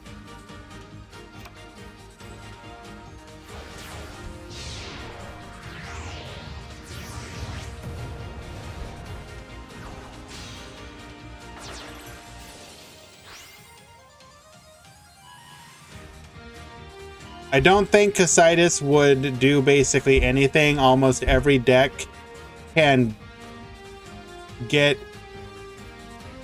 And I assume you mean that they can deal with it. You priced up the core and it's 20 euros. That's not bad. Or 20...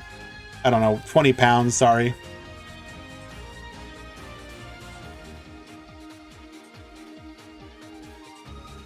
How do I feel about PK being best deck? I like Phantom Knights as a deck. I can understand why people would be potentially frustrated at it being too much of a good deck, but is what it is.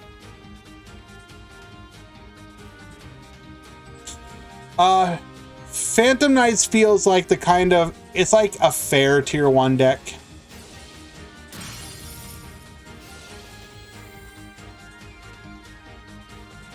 Yeah, you're correct, Space.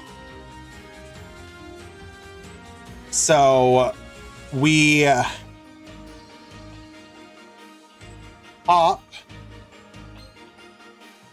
Trickstar Crimson Heart protects herself. I believe we actually needed to let Crimson Heart die here to keep from getting OTK'd.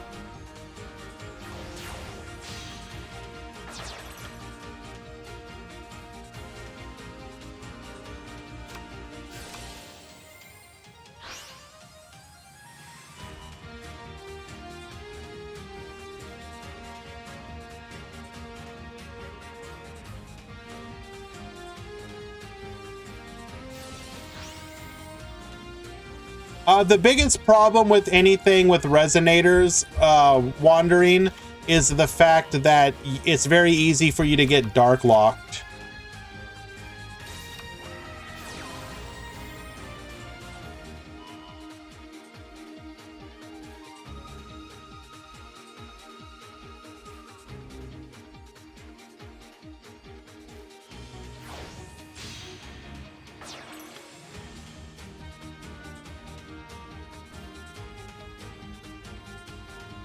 Just gonna point out that we have a line to lethal even through 6K.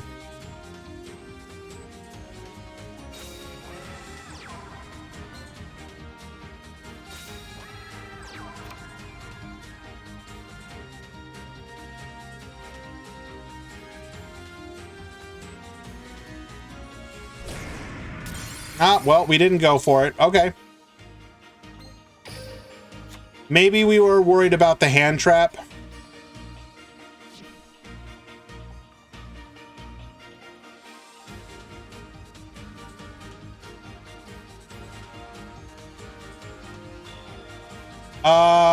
Did we use the skill? Because if we use the skill, it's only one monster negate. Yeah, it's only one monster negate. We activated Treason Phantom. But if I'm not mistaken, barring any hand trap, could we not have activated the Requiem Dragon's effect to reduce and boost, detaching the Rebellion Dragon, reducing the Crimson Heart to 0, reborn the Rebellion Dragon, attack for lethal?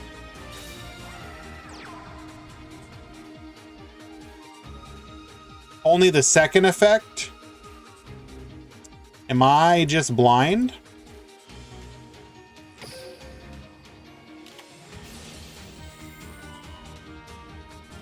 Ah, right.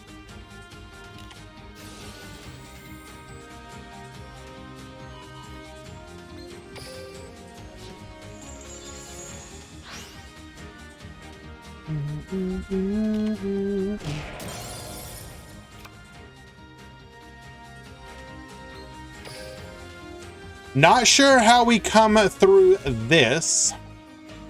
2 cards in hand, 2 back row, and negates.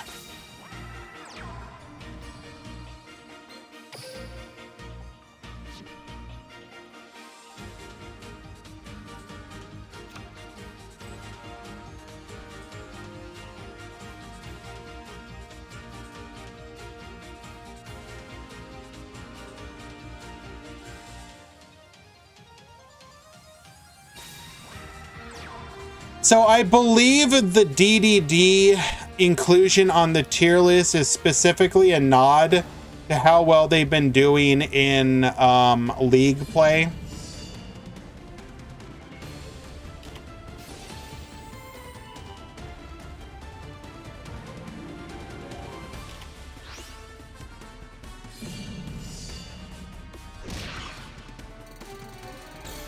Alrighty, by booking the Requiem, we are going to allow ourselves to potentially finally make some plays here. Still 2 back row to deal with, but if we have a Candina, for example, we can actually start to play the game. And never mind. We will get a scoop from Zaga Zaga, and Tobio takes it.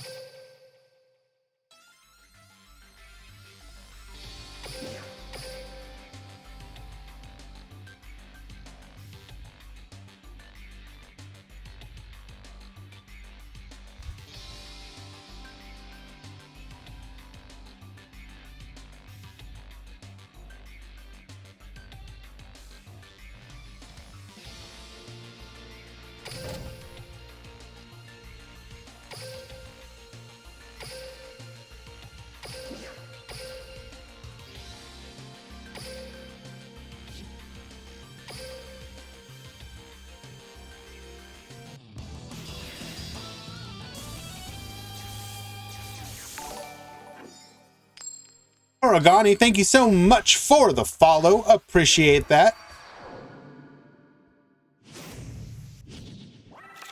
Duel. All right, Dipsilon's gonna set 3. Darkness Light gonna set 1, and just, oh, well, I guess, oh, okay. Activating Invocation. Kaiki into Kaiki, going into E to 10 to the Conquering Star. Adding a copy of Red Layer to hand. We're gonna flip Alistair up, adding a copy of Invocation. Hello, Inari. Invocation effect into Invoked Purgatrio. Activating Invocation to add the Alistair back to hand. We're gonna go ahead and attack MST on the back row. Getting in for a clean 25. Dipsilon is finally going to make some plays here. We're going to trade in a Screw Serpent for a copy of Booster Raptor. Setting 2 and passing. Feast of the Wild level 5. Bringing back Super Quantal Red Layer and Kaiki the Unity Star. We're going to go into a Super Quantal Beast Magna Liger, activating Magna Liger's effect. We're going to force the back row. We also got the Needle Sealing, wiping the field completely. Quantum Red Layer effect will activate, bringing back the Magna Liger. Invoker to the field. Grabbing a copy of Invocation. Invocation activating to bring forth another copy of Purgatrio. Invocation will return the Alistair to the hand. The loop never ends. We're going to go ahead and attack. Canadia to the field. Returning Canadia from the grave. We're going to go ahead and get poppin'. Bringing out 2 copies of Booster Raptor. Survival's End. We'll take out the Purgatrio, getting a copy of Screw Serpent. Booster Raptor searching also for a copy of TG Warwolf. And then the last Booster Raptor going to get us 1 more copy of Screw Serpent. What is their record? Both of these people are 2-0. 2-0.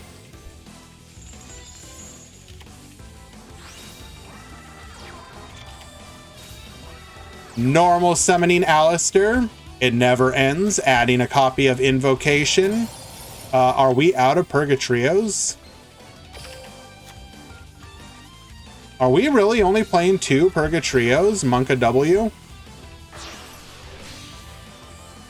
Star Guardian.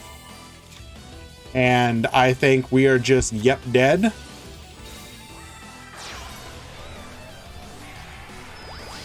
You guess it does end? You are correct. Hama's effect, get reducing, and Screw Serpent for lethal. Hello, Berox. Good to see you, my friend. That is a 2-0 for Dipsilon, who will go into a round 4 undefeated.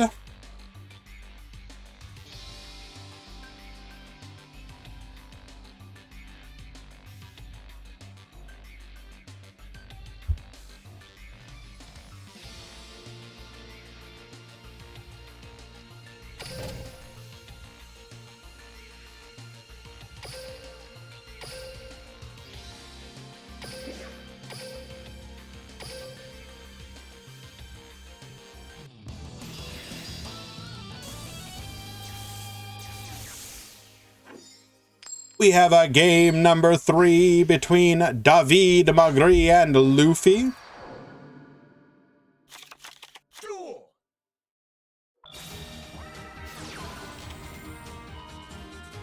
Activating a copy of Salmon Great Circle, getting the Gazelle. Summoning out the mirror by discarding the foul. Gazelle effect, sending Jack Jaguar. We're going to go ahead and go into Balance. Balance effect, searching for the Sanctuary. Into the Sunlight Wolf. We'll then revive the Jack Jaguar to the field, returning the Gazelle to hand. Signet Backdoor, get Banishing, adding a copy of Lady Debug. Lady Debug will be summoned, searching for a copy of Micro Coder, using the Sunlight Wolf and Micro Coder for a copy of Decode Talker.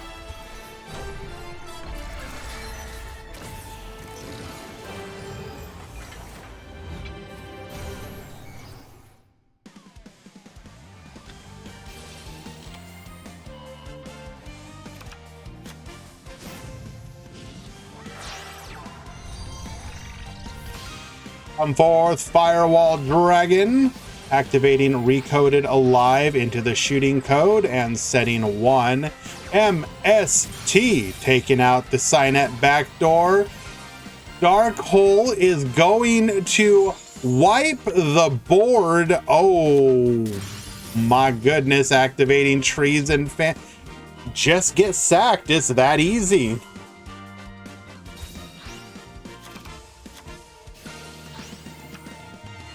Bro.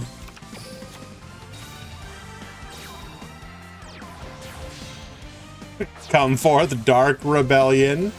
Activating Treason Phantom. Get Baboostin. We are threatening lethal. We will activate the rank up magic to go into the Xyz Dragon. In for 3k. Bring back the Decode Talker and back to David. We're going to go into Balance once again. Gazelle to the field. Gazelle effect, sending the Falco. Jack Jaguar effect.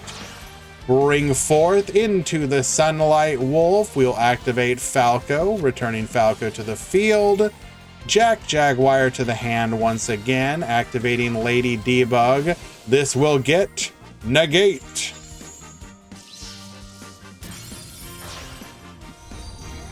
Come forth, Nightmare Unicorn. Nightmare Unicorn will get spinning. MST on the back row. We take out the Rebellion, get in for 22, and it will be back to Luffy. What can we do here? Cloak searching gloves. Do we have an extender here? Gloves into boots. Not like this. Bro.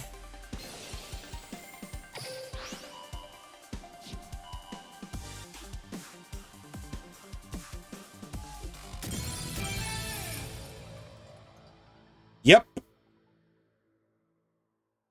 The quick play is main phase only.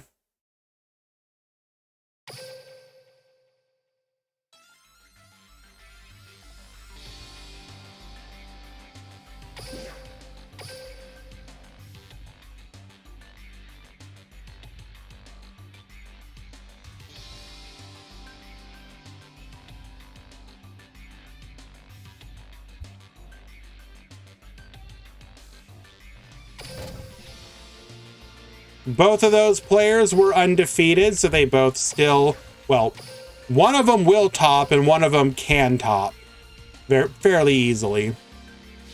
King is up a game.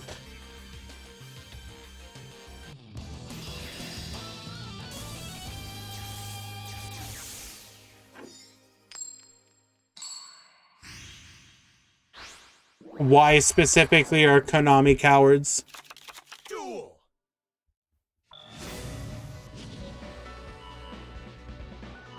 Why do you want secure Gardner?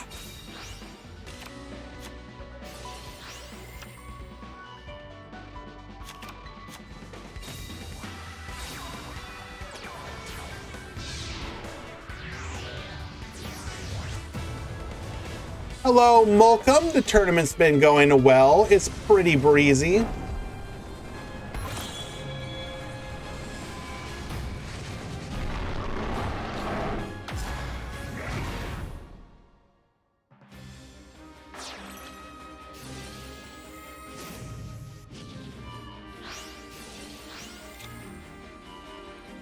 Sorry, guys. Just handling a quick issue here.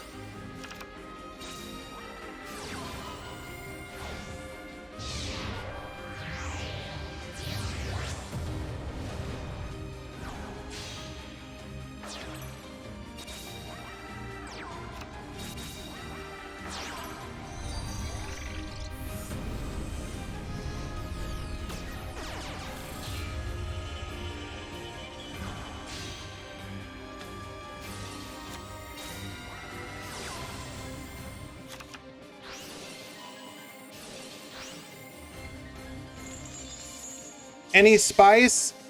Yeah, we've watched some Spice.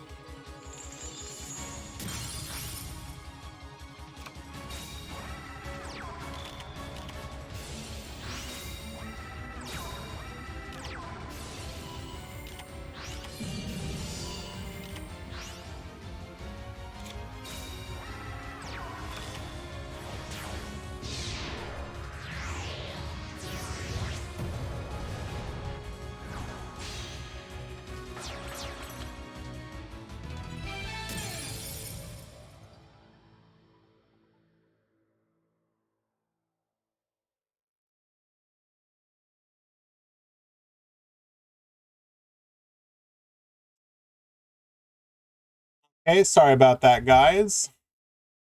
I'm not sure I understand PK as tier 1. I've only been playing them for a day or so, and honestly feels like Noids, even with only 2 Banishment, was more powerful. Am I just doing it wrong? I think you're comparing high roll Noids versus like bricking PK.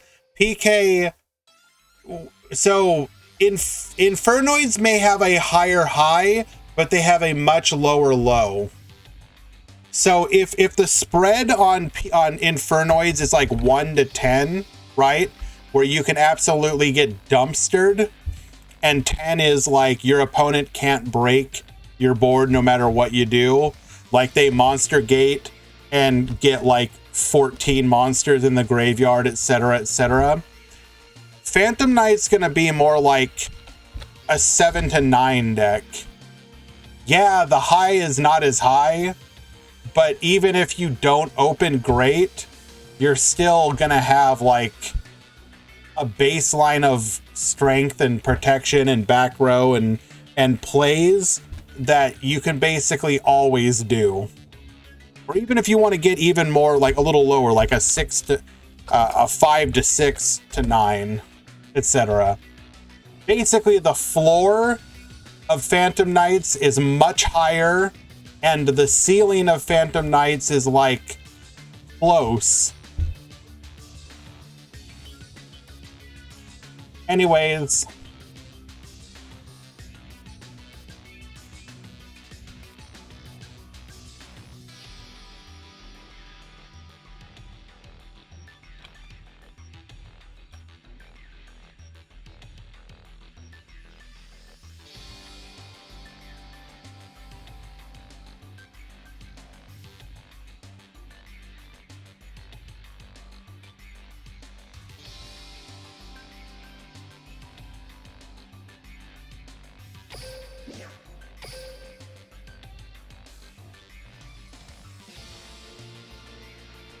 Alrighty, we are in round number 4. The final round before top 16.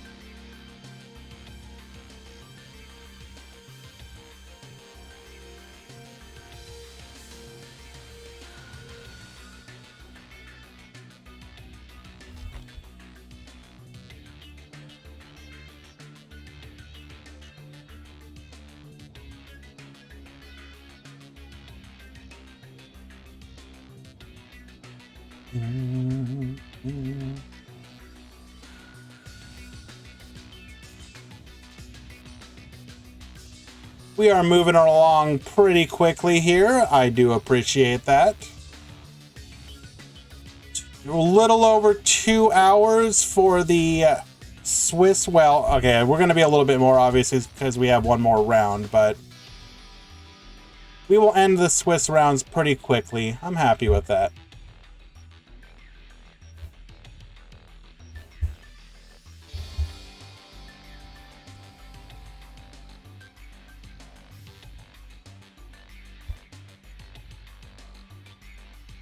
If you're talking about the ladder wandering, I would probably just ditch the link for now.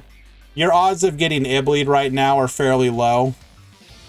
I would just take the L sometimes because you happen to go against the one Ibli player on the ladder to have a better overall extra deck.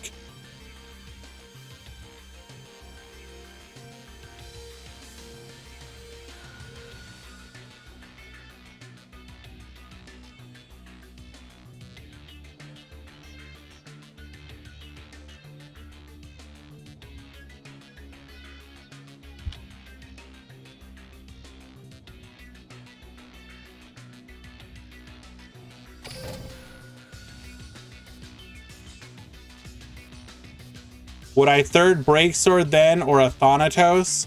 You probably don't need a third break sword.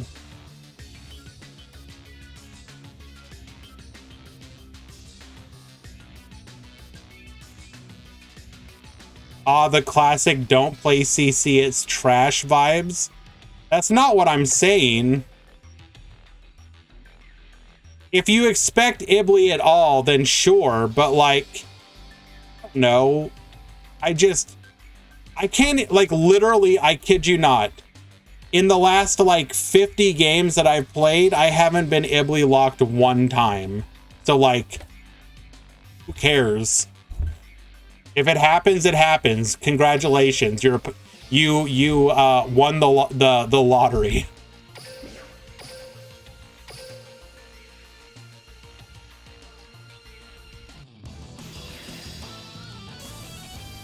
You are correct, Inari. Rose Dragons have been removed from the tier list. Does that mean Rose Dragons are a bad deck? No. There are plenty of decks that are perfectly fine if not played to success by people. The tier list is simply an indication of perceived representation, not power. There are plenty of decks that can absolutely dumpster people that are not going to be on the tier list because you will never see it.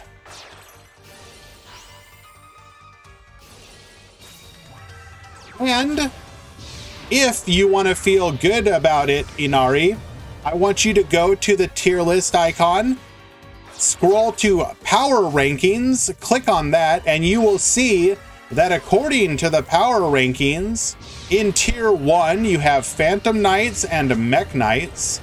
In tier 2 you have Goki and Salamangrate. And in tier 3 you have Infernoid and Rose Dragon. Still tiered according to the Robot AI Overlord.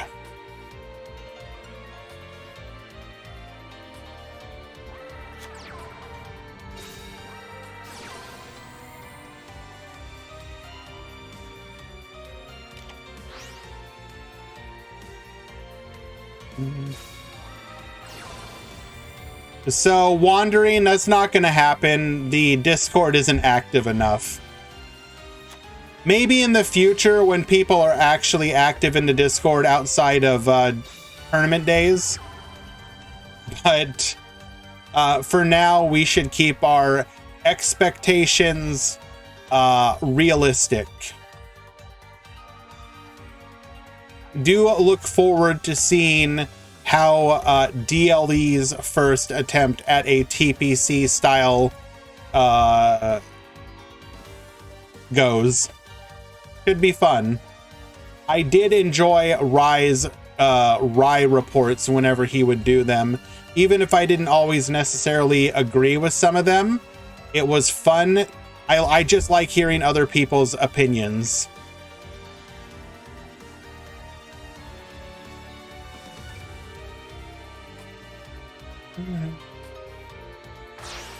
Alrighty.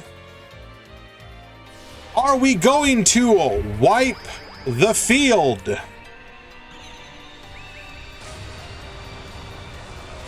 Nope. Samurai Destroyer. Understandable. Set 1, set 2, and go to battle.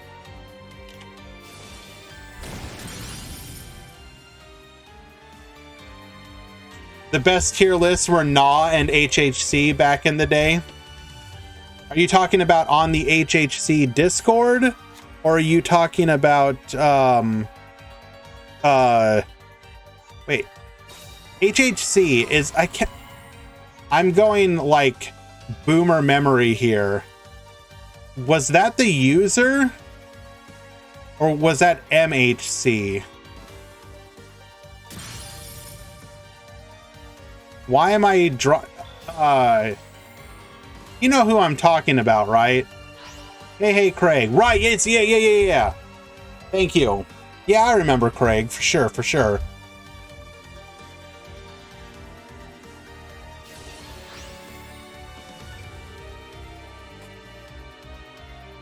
Oh, right. Wouldn't they do like, they would do it like a duo tier list together, right?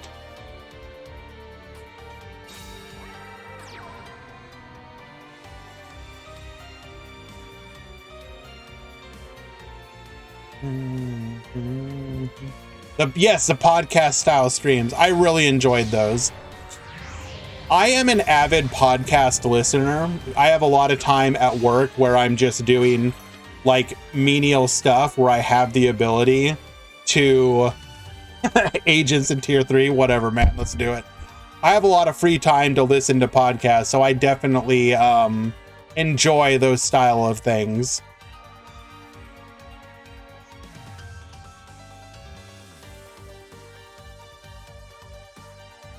Which actually not reminds me, but it's not the... There has actually been, I don't know how many of you know this, probably not a lot of you. There has been a Duel Links podcast going now for 300 episodes. I kid you not.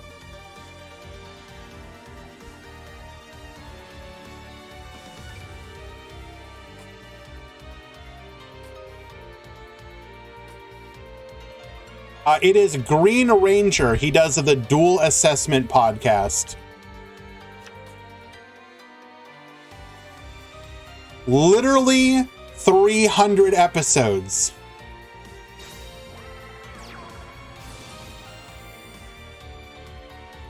Green Ranger is his like screen name or whatever.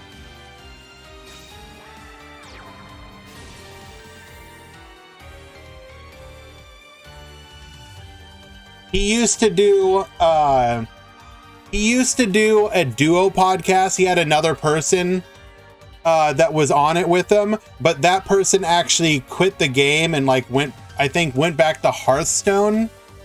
So he ended up just doing the podcast by himself. He started up a Patreon at one point, you know, when starting a Patreon was all the rage. And I felt really bad about this. I was his only Patreon for like a very long time, and then he shut it down because, I don't know, I assume having a Patreon with like one person kind of feels bad or something. But, you know, because I I support, yeah, it was $5 a month. It wasn't that big of a deal. Yeah, you're not wrong, Elder Pipe. I mean, the actual content of the podcast is pretty basic. Like, for example, it'll literally just be, you know, hey, here's how my week went. Then he'll like usually read like a tournament report. So like he does a lot of our tournaments actually. Like especially since we started doing the Duel Links Grand Prix, he will do like Duel Links Grand Prix tournament reports as his like this week in esports. Then he usually just will like go over like the stuff you can get in the game and like talk about whatever the newest box is. So like the content is, there's not a lot of like what you would call like long form content of like actually talking about like, hey, do we think you could do this or this in the game? It's pretty much just talking about what's in the game. But yeah, I've really appreciated the dedication of that. You know, a lot of people would have quit a long time ago, and my man still doing it to this day. And you know, God bless him.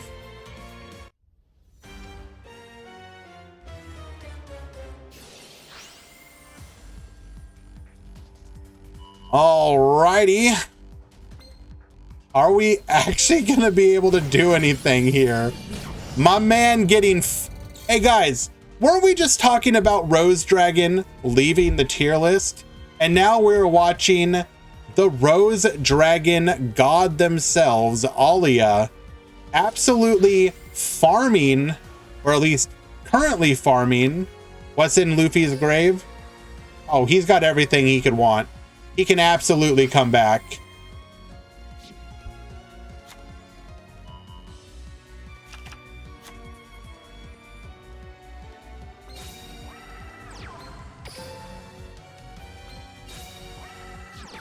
Or not.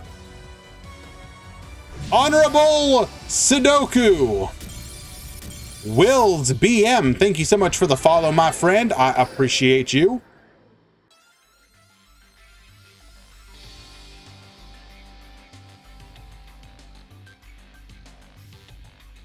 There's been a couple different Duel Links podcasts, but they usually don't last very long. I mean, most podcasts don't last very long, so...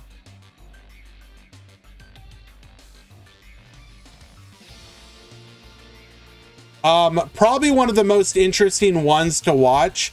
So when Legends of Runeterra came out for the first came out, there was like, I don't know, 10 different Runeterra podcasts. And I was kind of into the game a little bit, not like hardcore.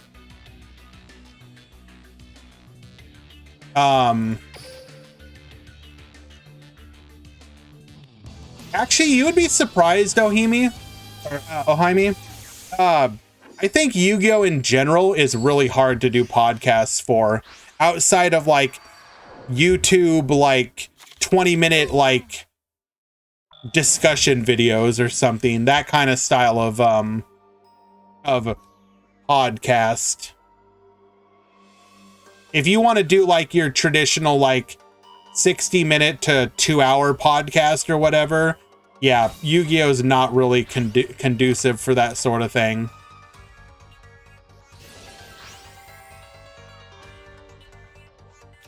Like when I was actually looking for more podcasts to listen to, and I wanted to expand into having some more generic Yu-Gi-Oh! Style podcasts, like I would look and like everything would just be like, here's 3 guys who talk about their locals, and it's like you'd listen for an episode and be like, yep, this is sure them talking about their locals experience. I think I'm gonna unsubscribe and move on.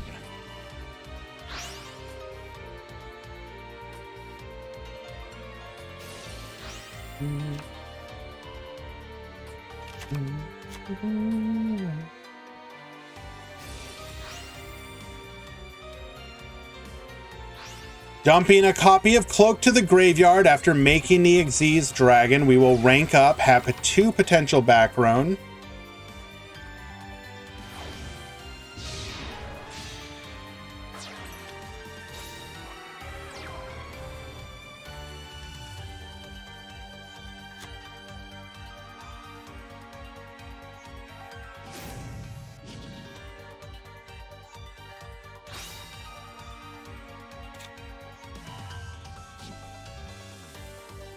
Sometimes I feel like because DLM took so much space in our Duel Links horizon that it shadowed a lot of other Duel Links content and content creators. I'm not yes and no, Inari. There were some that were able to forge their own path. For example, obviously he doesn't do it anymore. But Guns Blazing was able to establish a rather sizable YouTube following back in the day, even like directly in competition with Decade. Same with Shady Penguin at the time when he was big into Duel Links. He also had pretty sizable YouTube numbers. And then obviously the best example, Ruroshin fans. The other biggest example would be Playmaker, who did well not once, not twice. This man ground his way to massive YouTube numbers 3 different times. Account number 1, banned. Account number 2, banned. Account number 3, finally not banned. And this man is already, I don't think he's hit 100K again, but he's like, what, into 70 or 80,000 again? I could be wrong. Maybe he is over. Banned for what? So his first account got copyright striked for like 10 seconds of like a Yu-Gi-Oh video or something. And they like copy struck him like 3 times for the same video. So it deleted his channel. He appealed it. It got denied. So then he made a new channel, was growing massively. But because he tied that channel to the same like Google metrics, whatever account you use on the back end, they tied it directly to him and banned that account again. Not because he did anything, but simply because he was attached to a banned account. And then when he made the new account, it's not attached to it any way, shape, or form. So even though it's very obviously him, because it's not technically him, he hasn't gotten banned again.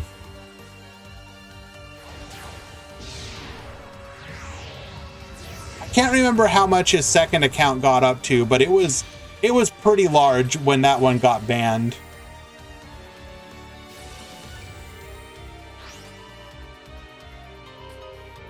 Obviously, Playmaker now does a mixture of both Duel Links and Master Duel, but he doesn't skimp out on the Duel Links content. He puts out like almost equal amounts of both,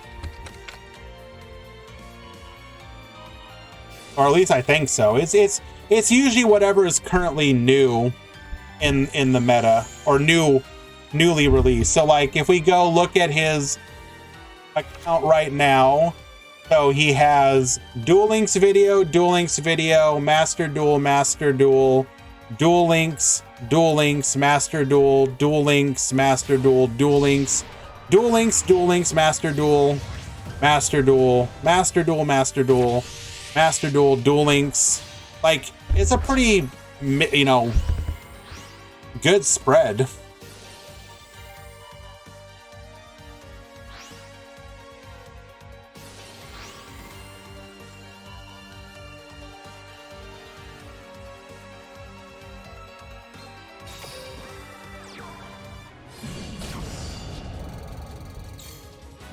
And after that devastating game number 1, Luffy comes back with a commanding victory in game number 2. We will be going to game number 3.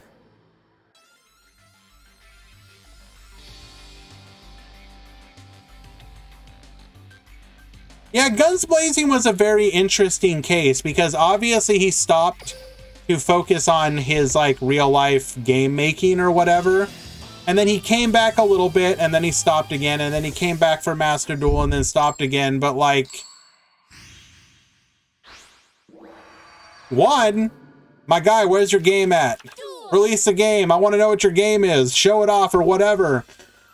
But like, he had a really successful streaming and YouTube career. Like anything he was doing was turning out extremely well. Like even he would do like, he did those couple lore videos and those lore videos got like hundreds of thousands of views.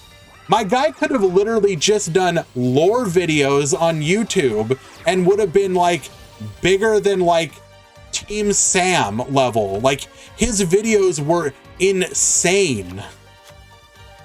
He pursued his dream of making a game, which obviously you got to do what you want to do.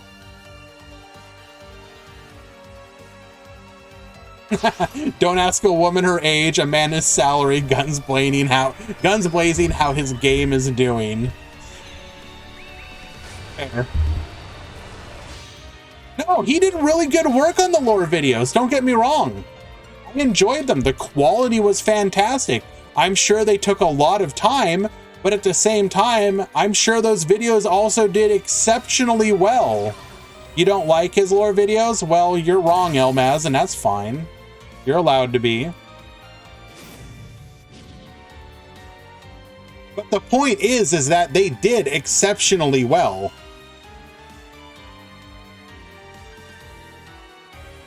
And then anytime he, like, even when he was streaming, I think he was like getting, even when he, like when he would do his comeback streams, he was getting 600, like 800 people showing back up being like, oh, hey, you're back. Let me resub. He literally just had to show up for like a week and probably got a couple hundred subs just like that. But hey, you know, he will always be a legend in the community, and we appreciate him for that. Is my cat still back there? Guns comes back and leaves like fairly regularly at this point.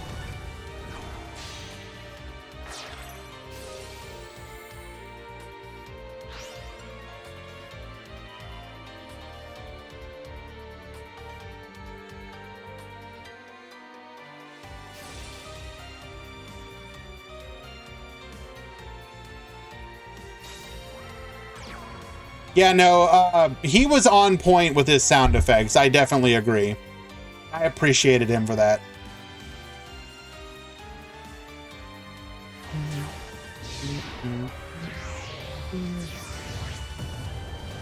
All right, come forth, Break Sword. Break Sword, get poppin'. Did we have some interruption, or did we hit our one form here?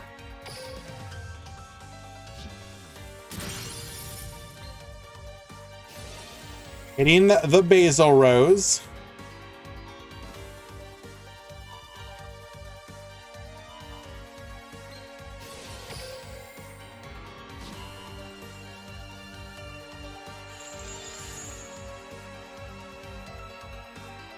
Guns is the only reason I have the last gamble skill.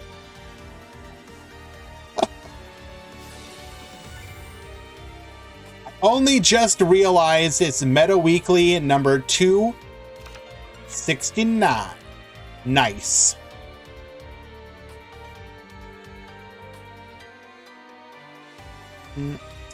Uh-oh. Should we have actually summoned the Rocks Rose? I think that might have been a mistake. Oh, wait a second. No, because we could have just used a skill to boost, right? Yeah, so this didn't matter.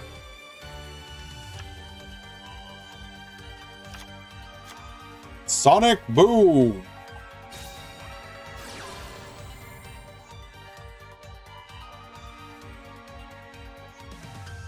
How many X2s today? Maybe 2-ish, 2 to 3. Probably 2.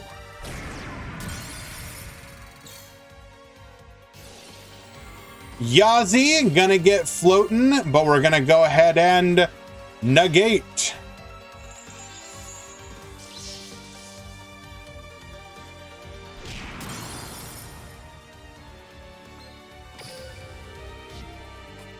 Alrighty, 1 back row, 1 negate.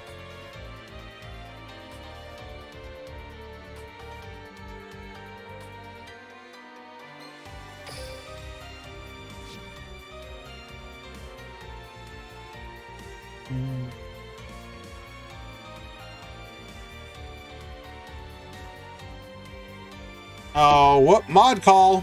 Sorry, guys.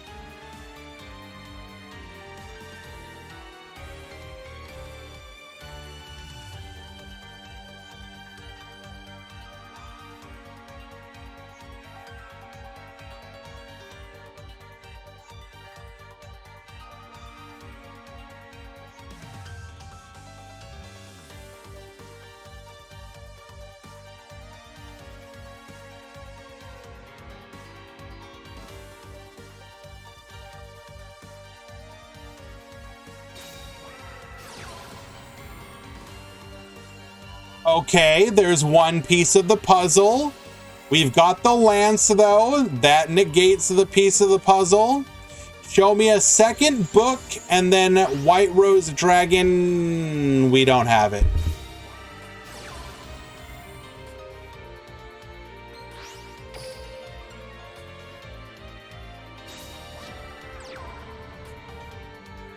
Okay.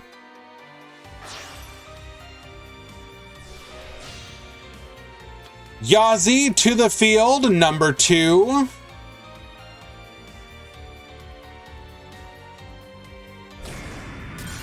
We're going to go ahead and take out Requiem and pass back to Alia.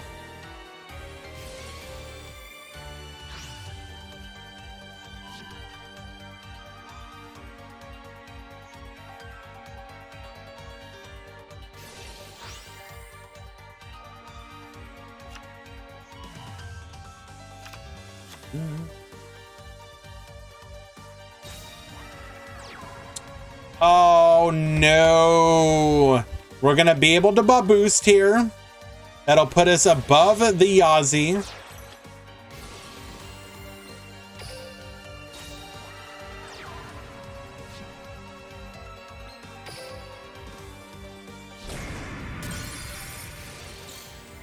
Yazi gonna float again, or attempt to rather. Dwani cannot float, however. White Rose Dragon would get us back into the game.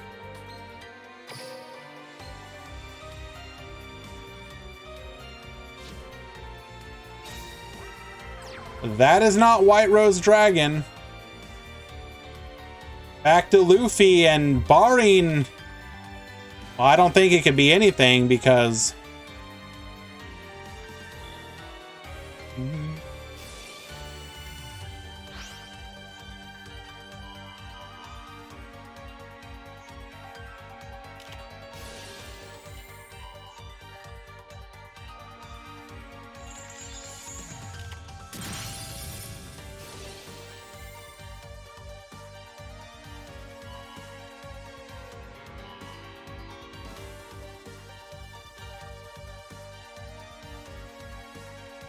Fourth, yep, death.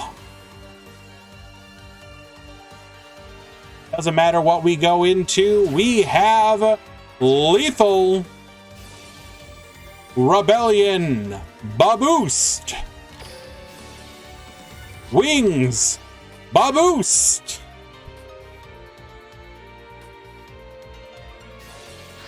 rank up, We are just trolling at this point. Catch the silent boots. Why not? Yep. Wings, bring back the break sword. You gotta make sure you have lethal here. You never know.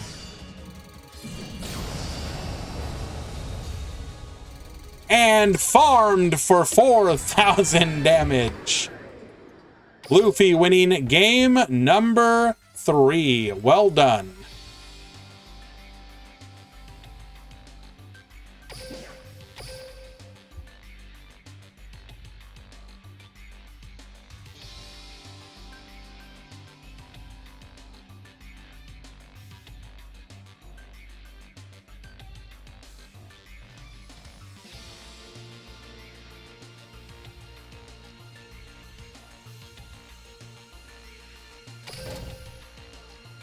Hello, Adam Quinn. How you doing? Welcome.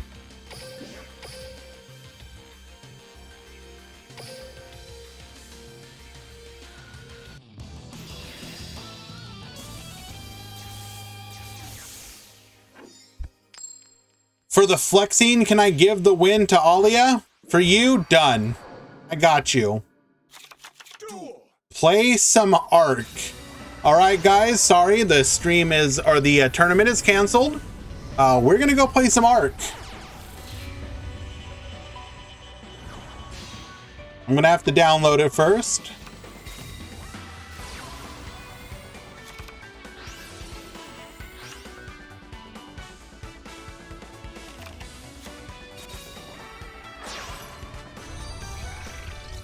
Play some Elden Ring. I am near the end of the game. I haven't actually finished it.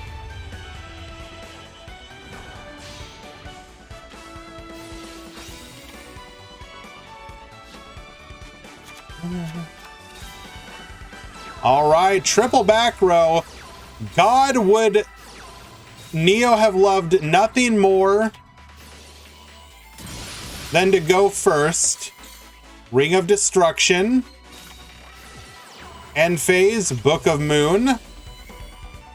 Just in case we happen to have a dual wield. All right. Purple Nightfall returns to the field. Come forth, Cypher Dragon. Into the Galaxy Eyes full armored. Galaxy Eyes get poppin'. Into a Cypher Blade. Cypher Blade. Okay, now we're just flexing. Gonna get a copy of Red Moon just to make sure that you are gonna death here. Popping the back row, it was a dual wield. Taking out the Fuma. Fuma's gonna float. We crash and pass the turn. Activating Inishi, we're gonna get bouncing, going into a Rebellion Dragon. Taking out the Morning Star. Purple Nightfall returning to the field. Monster move, we're gonna be able to destroy, and then lethal.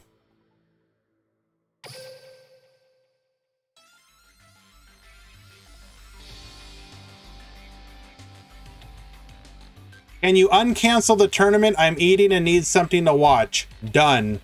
I'm currently deleting, or I'm stopping the download and deleting all of Ark from my computer.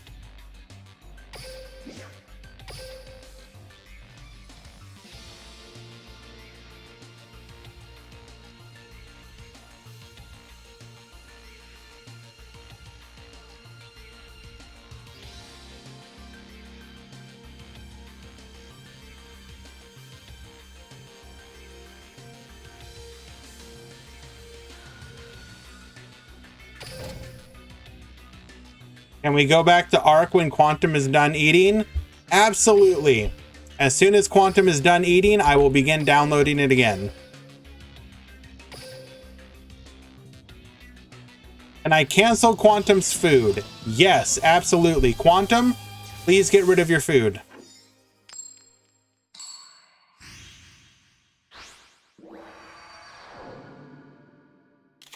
Duel. All right, guys, Quantum is currently going hungry. So his hunger meter is decreasing. Please keep that in mind. Book of Moon. Forbidden Lance says no, but we have another Book of Moon. Do you have another Lance? And we will pass the turn. For the Blue Sky, adding a copy of Purple Nightfall to hand. Book of Moon says no. Swap Cleric, going into another copy of Link Disciple, draw another card. Purple Nightfall to the field, we're going to add a copy of Eclipse. Eclipse is going to allow us to go into a Morning Star. Morning Star can beat over, and we will get in for 300 damage. Let's go. We do have the Shadow Imprisoning Mirror, however, negate and pass back to Necro Fear. Purple Nightfall effect, adding a copy of Mech Knight Avram. We're going to go into a Nightmare Unicorn, get spinning. Oh,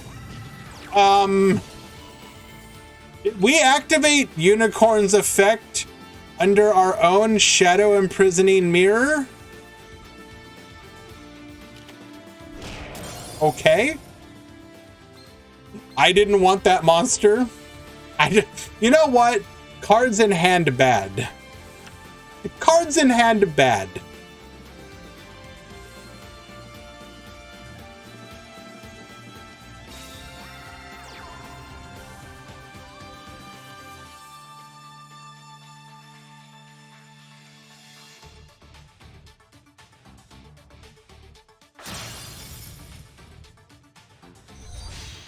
Forth, Nightmare Phoenix with nothing to pop with.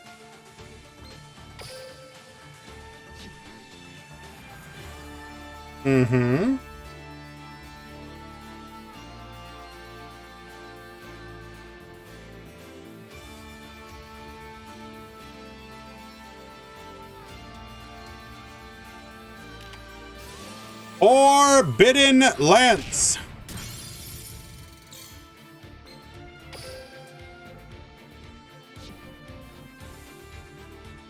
This, okay, no, Inari, no, I'm not gonna let that one pass.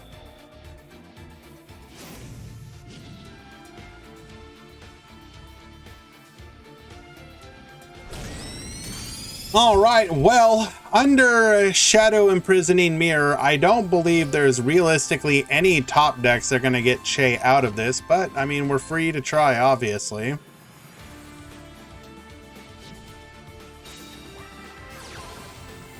Okay. Okay. Uh-huh. That is part of it.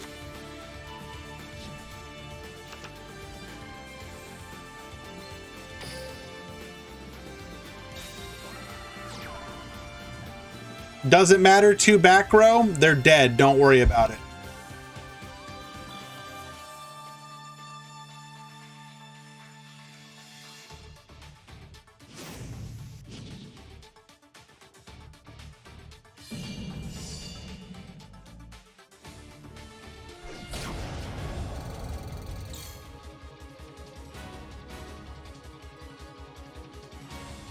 Okay, we have one chance. Top deck, a Phantom Knight monster. That is not a Phantom Knight monster.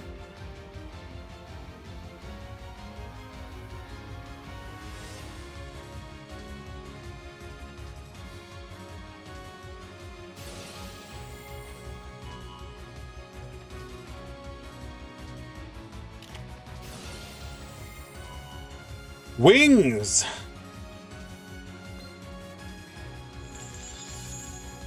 Just to get it into the graveyard.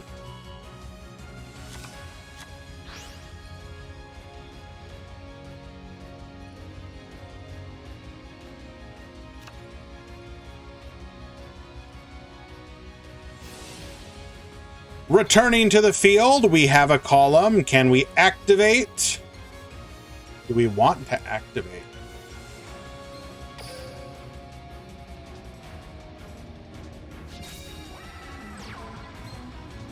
Summoning out a second copy of Purple Nightfall.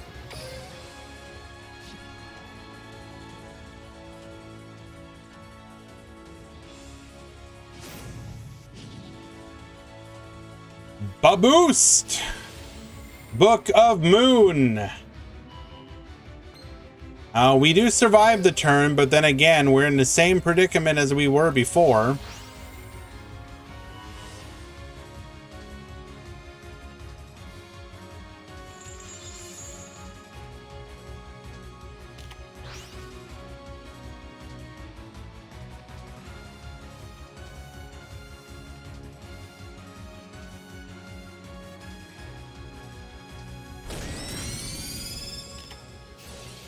World's Legacy Secrets activating, showing that he never had a chance.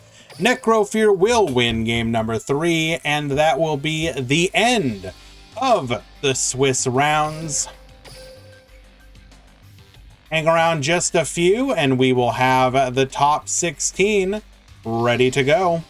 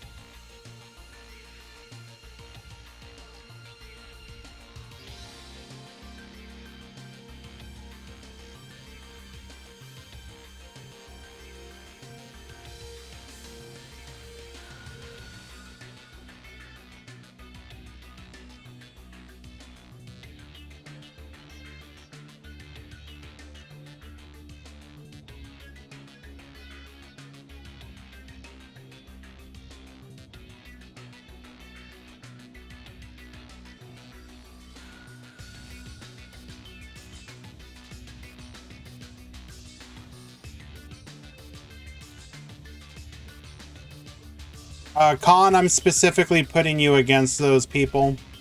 I'm trying to make this as difficult for you as possible. So, we got Phantom, Night 1, we got Salaman Great Code Talker 1.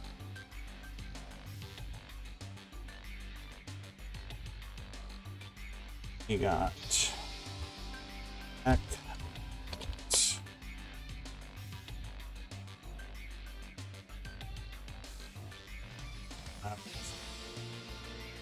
Odd Eyes.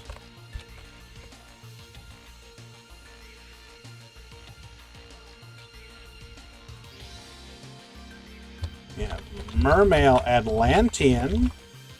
We have 6 Scamurai.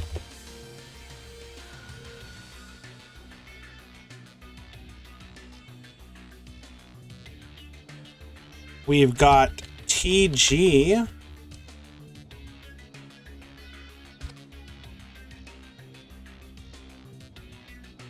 The return of Victor Lee making the top cut.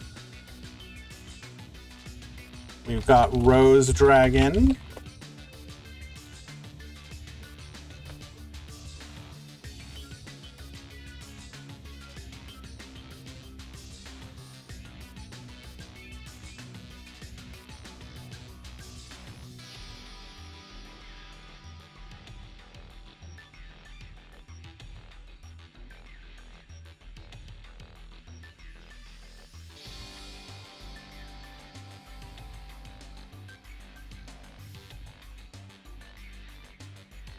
The elemental E.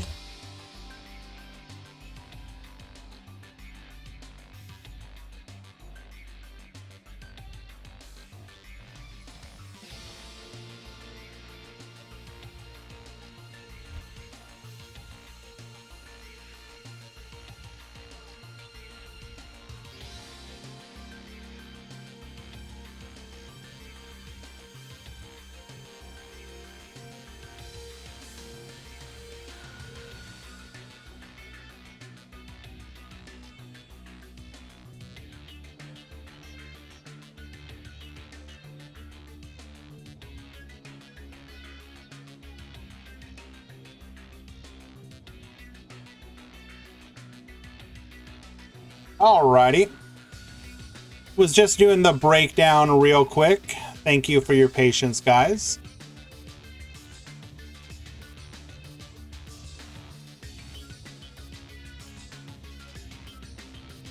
What is Victor Lee playing? Well, I can't spoil that for you, can I? But Victor Lee only plays what wins.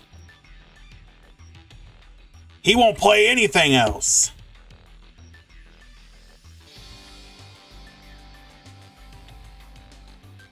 So, Furry and Alia, you need to check in.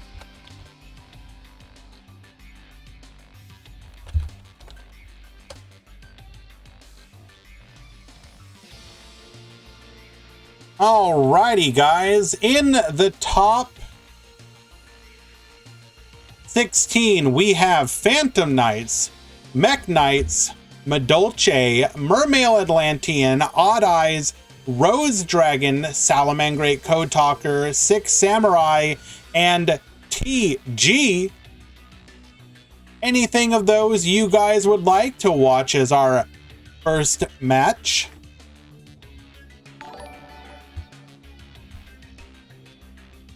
Well, I mean, diversity, sure. Phantom Knights is the clear favorite. All right, how can I say no to all those requests for TG? It should be noted that Dipsilon, who is our TG player, went undefeated 4-0 in the Swiss rounds. Very well done.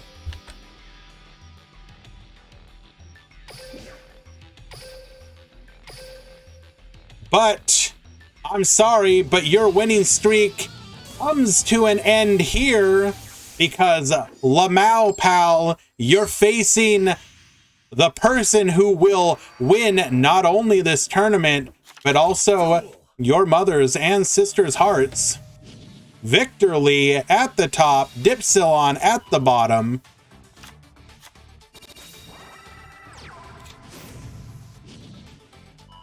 Now watch, everyone. He is going to show you how you really play Phantom Knights.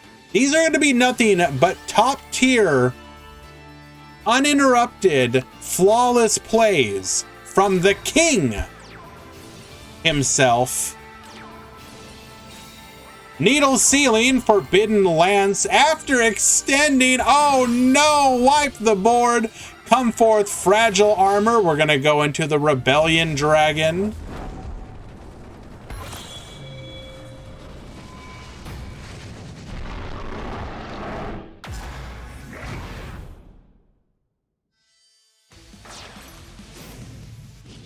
Activating Treason Phantom. We're going to go ahead and get the quick play spell, the Phantom Knights.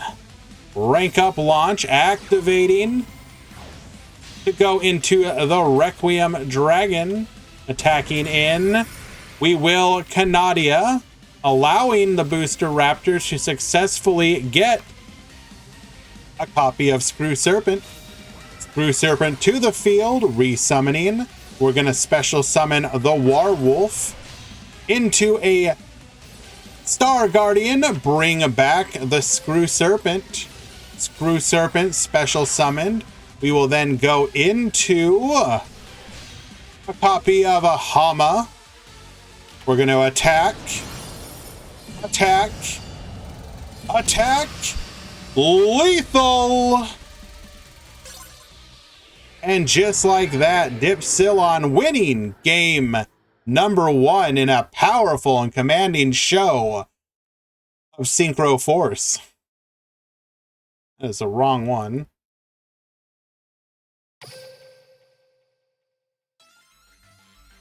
Sorry for missing the earlier comments. Hello, Deku. Thank you so much for the kind words. Wandering. Just got Ojama Kinged in Legend rank. I won. Thank you, Book of Moon.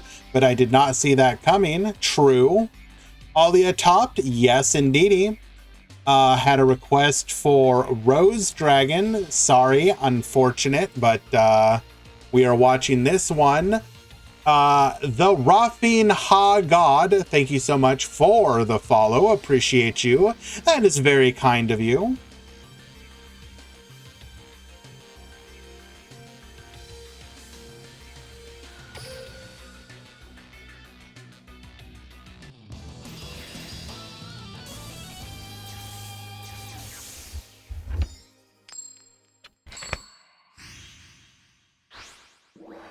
All right, Dipsilon's going to be going first once again.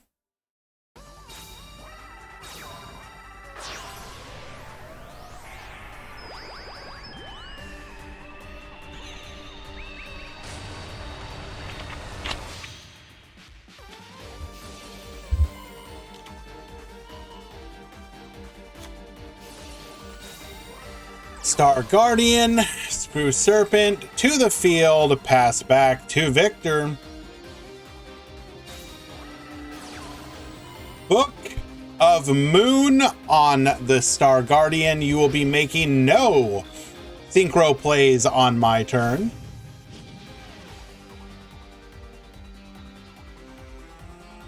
So if you, okay, Inari, Victor Lee is a relatively long time member of the competitive Duel Links community. He's a little infamous. He's got some there's some history to the boy. He's also had experience in the TCG and in Master Duel as well.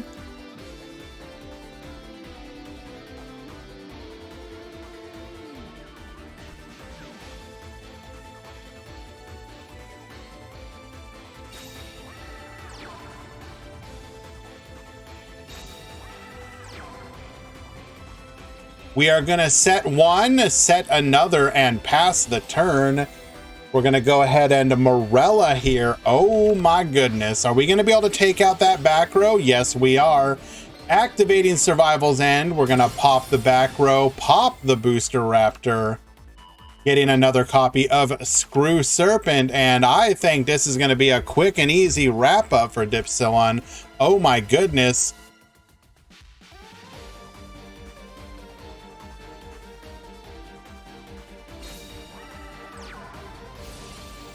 Screw Serpent to the board. Resummoning the Booster Raptor. Oh my god. We could have Corioned, but we did not. Fourth Star Guardian, number 2.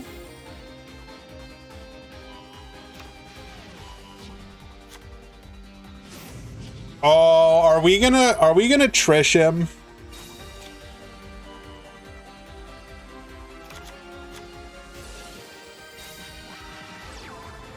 No, we're just gonna go for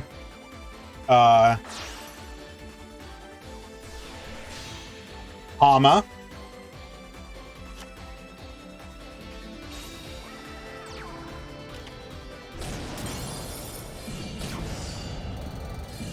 And just like the previous game, a quick turn 3 OTK, and Dipsilon will knock Victor Lee out after a grand total of 6 turns between all 3 games.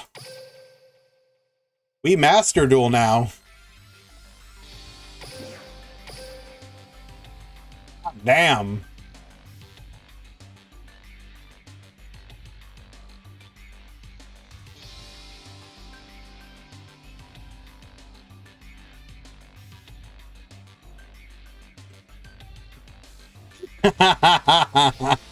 Okay, it's not as bad as it could have been.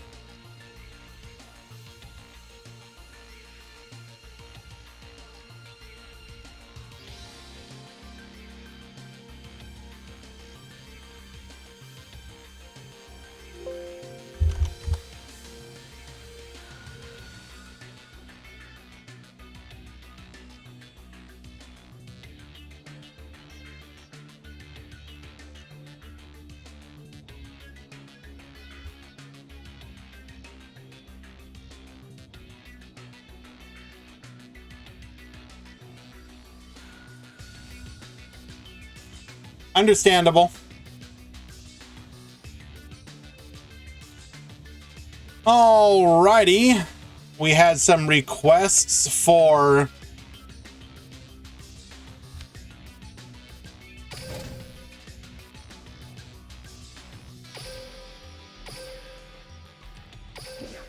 Six Samurai. I think we can do that. They are facing Hans and his water mermail Atlantean.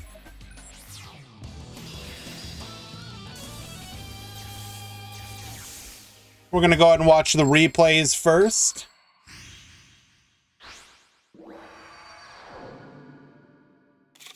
Duel.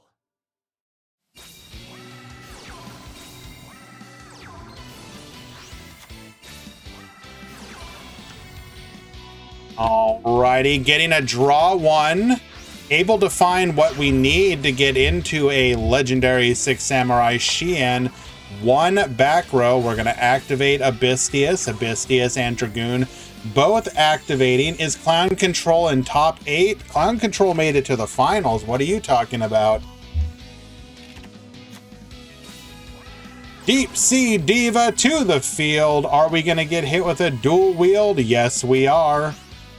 But that's okay. We got another copy of Abystius. Heavy Infantry activating. Fuma will protect. Going into a copy of Coral Anemone. What is dual wield? I don't care. Doesn't matter to me. Deep Sea Diva. Coming to the field, we're going to go ahead and go into an Abyss Dweller. Get Baboostin, Dweller effect. Get Poppin, attack. Attack. Lethal. Water best deck. Let's go.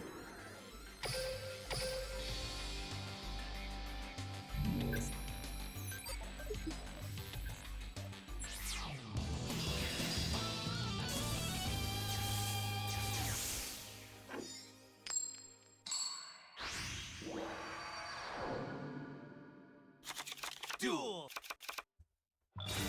Activating Six Samurai United. Reinforcements of the army. Grabbing a copy of Kizan. We're going to summon an Anishi. We're going to summon a Kizan. We're going to United. Grabbing 2. We're going to set 3 and pass back to our opponent. Deep Sea Diva will bring out a copy of Heavy Infantry. Expendable die to take out the Heavy Infantry, leaving a lone Diva on the board. Xian's Dojo to the field. We're going to go ahead and summon the Legendary Secret of the Six Samurai. Xian's Dojo for a Fuma into a Legendary Six Samurai Xian. Get Baboostin. Attack. Attack. Lethal. You OTK me. I OTK you. And to game 3 we shall go.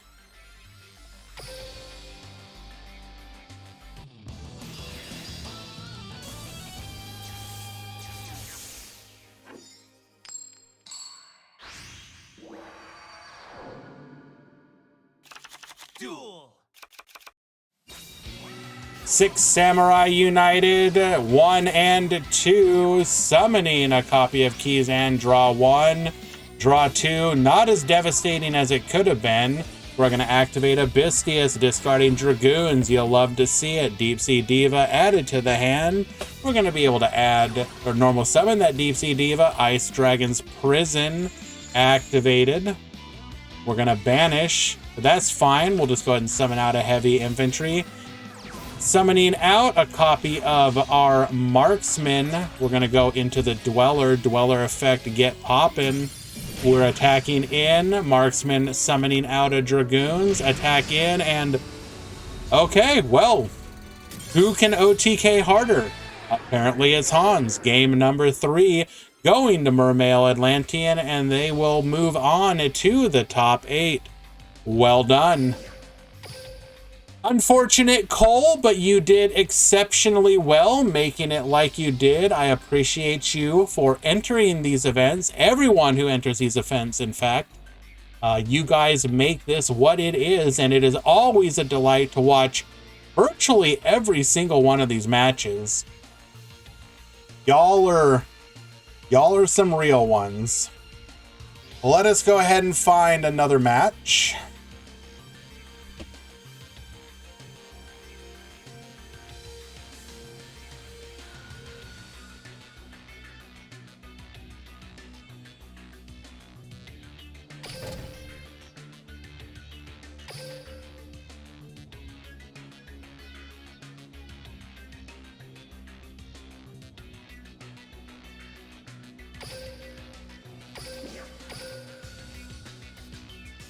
How many noids in top 16? 0.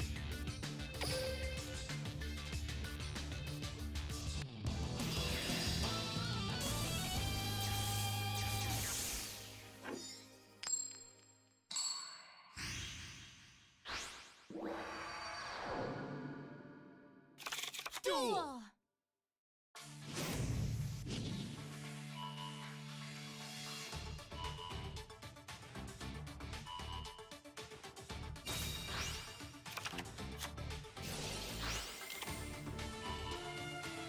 1 second, and I will have the breakdown comparison for you guys.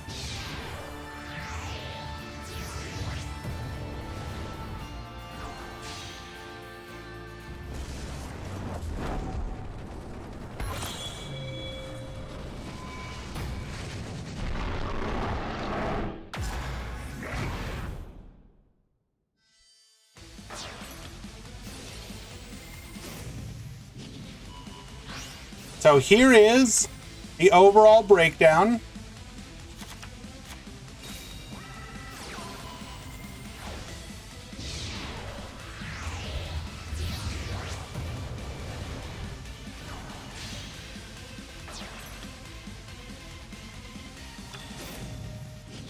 And the top 16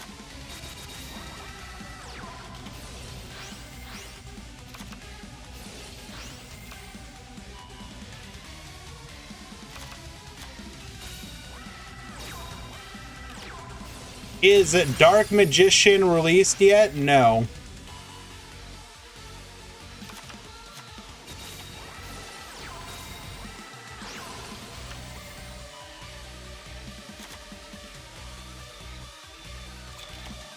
Yeah, but you have to be careful when tournaments are of this size. It's very easy for the numbers to get skewed.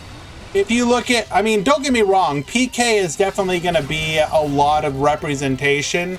So, for example, if we go look at some of the recent tournaments, like we can go back to the one we hosted last week, the Dueling Grand Prix Swiss. We had 133 players, and of the top 32, we had 12 Phantom Knights, so that was almost half.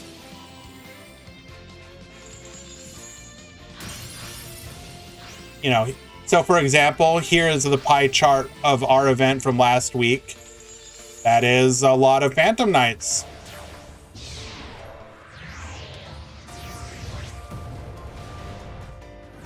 And it should be noted, Phantom Knights did not win that event.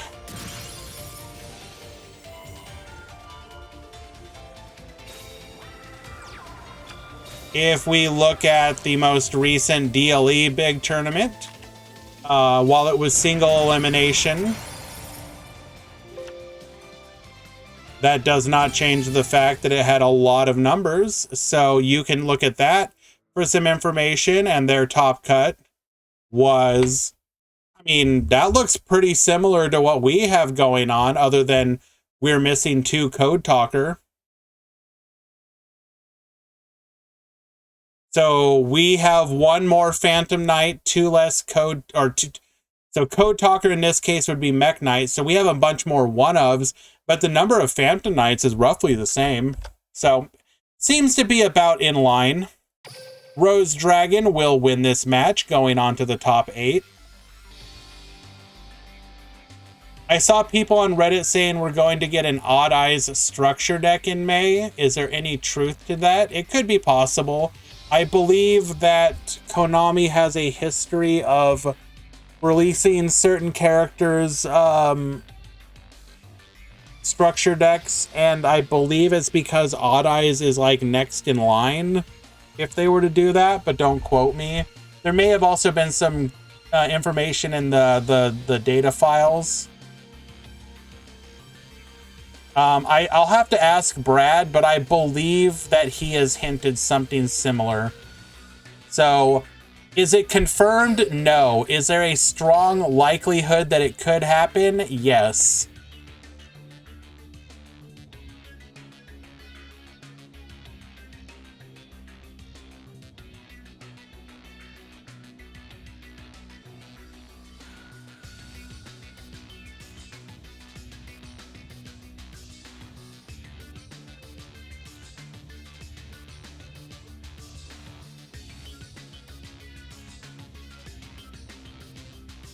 All right, which one should we watch next?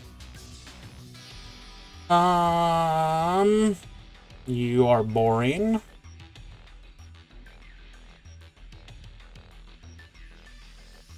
Let's see if Odd Eyes can take its match.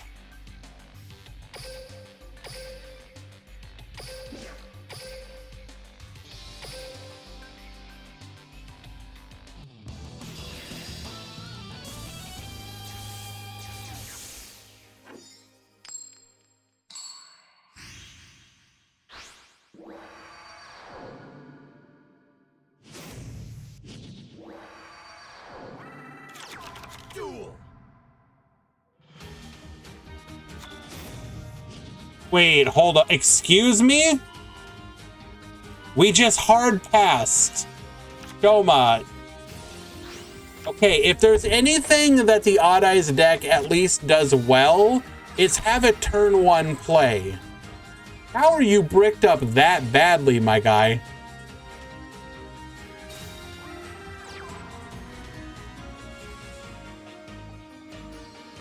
PK can't OTK on an empty board. Can I introduce you to this skill called Treason Phantom?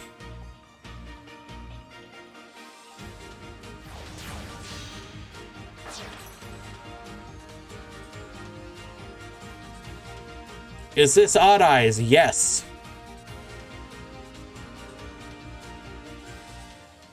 Go next is... I want to see if we survive, though. Because, like, I do not understand how we bricked up this badly. Well, nope. Shoma, I'm gonna need to know what your hand was.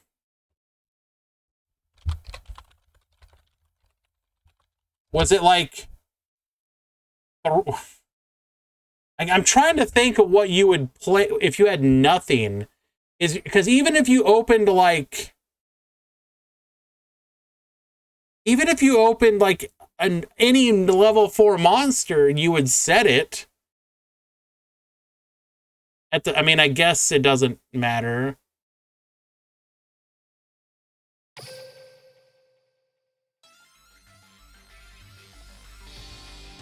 Hopefully he answers, though. I would like to know.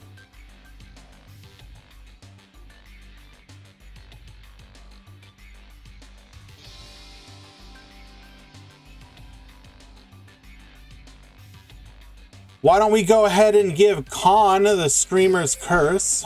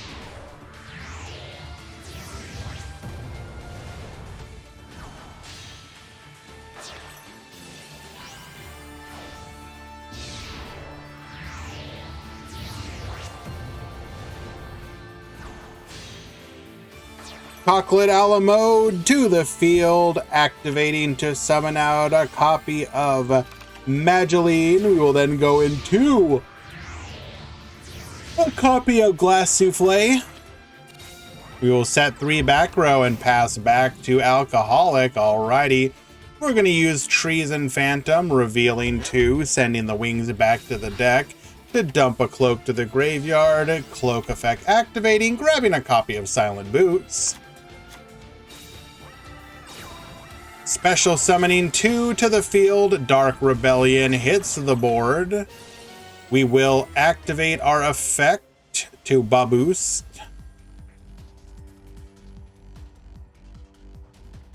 Hello, Dave. You are here to watch CN Con inevitably come up short of first place. ... Again. ... I can hear the deep sadness in your metaphorical voice. Adding a copy of the Rank Up launch.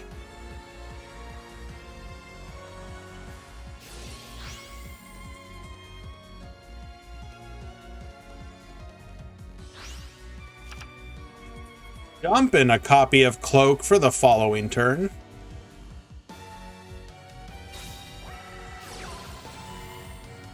Come forth! The Phantom Knights Rank Up launch into the Requiem Dragon. We are now threatening lethal.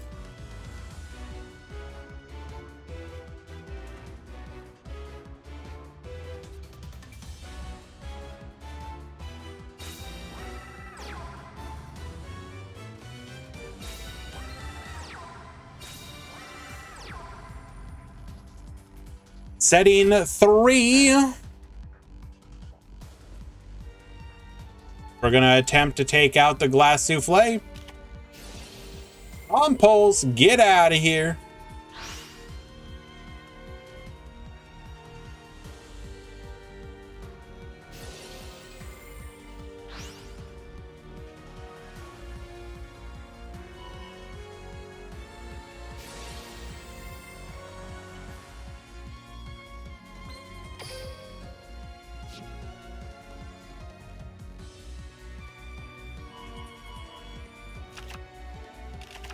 We're going to go ahead and spin back the Cloak, spin back the Mageline to re-summon to the field a copy of Mageline in defense mode. Cosmic Cyclone number 1. Do we have more? Hitting the middle, it is a copy of Book of Moon. Anything else? No. Alrighty. And we OTK. Drawing into a Cosmic Cyclone, hitting the far right. It is an expendable die. That was a dead card. Mageline gonna be able to search as she is flipped.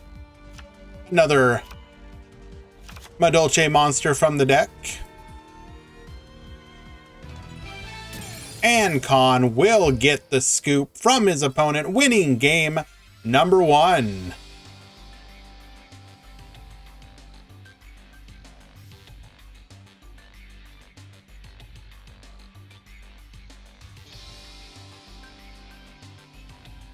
You know, for a deck that is quote-unquote just Sidra, it summons a lot of monsters. Like, old Cyber Dragon was summoning like a monster. This one's like, I have 3 monsters in deck, yet I'm somehow going to summon 8 times. How? Don't worry about it.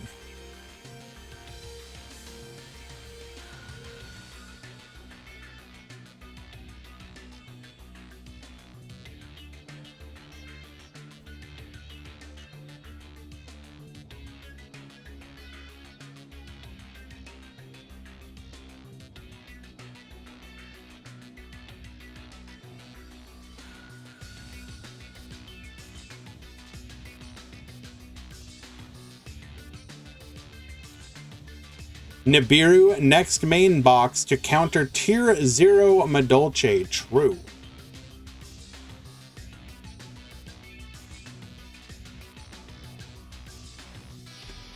Do you remember what Fusion Gate plus Cybernetic Fusion support did back in the day? Yes. God help us, those were the dark times.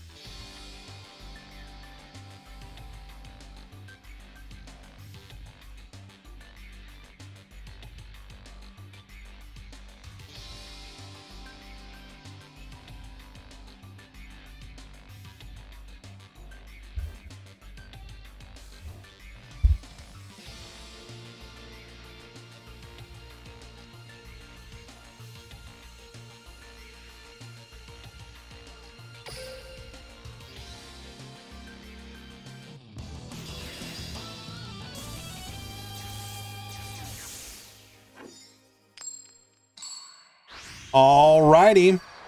Han going first once again. Duel. Petting Sisor, it is not a mirror. Han is just, like, he hates joy and fun. This turn, not quite as good. Is there an anime I am particularly waiting for? Not really.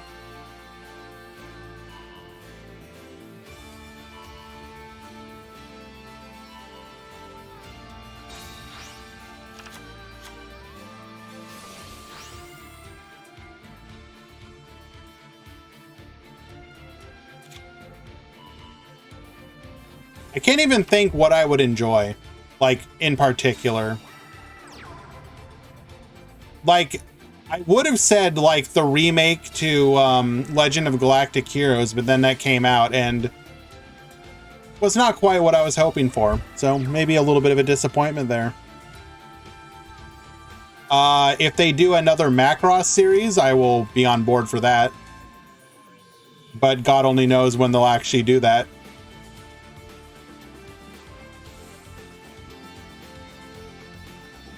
Grand, do you have an idea as to why it feels like we're getting another KC Cup so fast?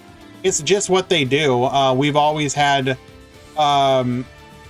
February and April KC Cups because they have to do the last KC Cup before the WCQ into Worlds.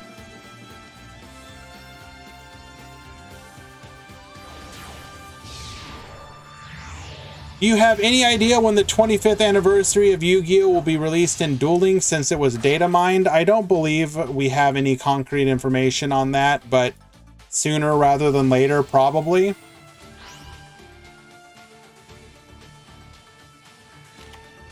I will ask Random Plocks later, see if they happen to know.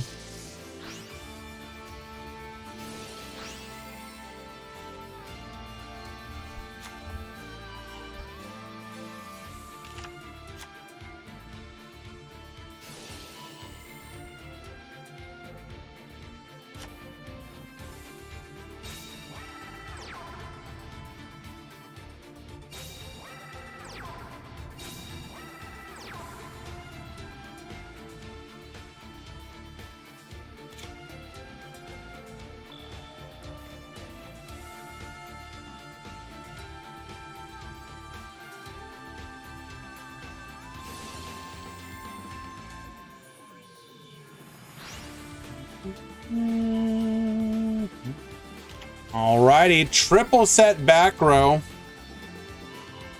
We are going to go ahead and hit them with the IDP.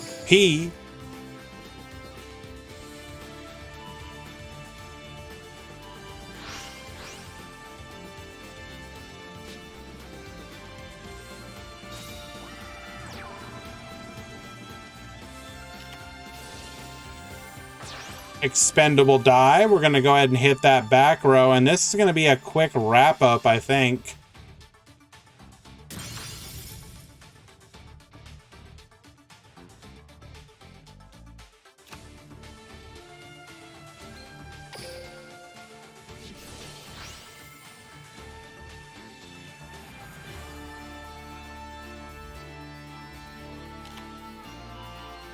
You say that, City Boy Zeto Mason, but it actually hasn't determined that many matches today, at least that we've watched.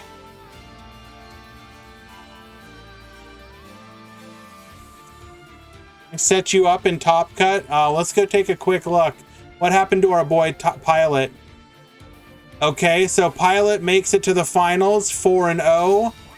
Goes up against David Magri on the bubble and ends up losing in a 2-1 match. Well, okay.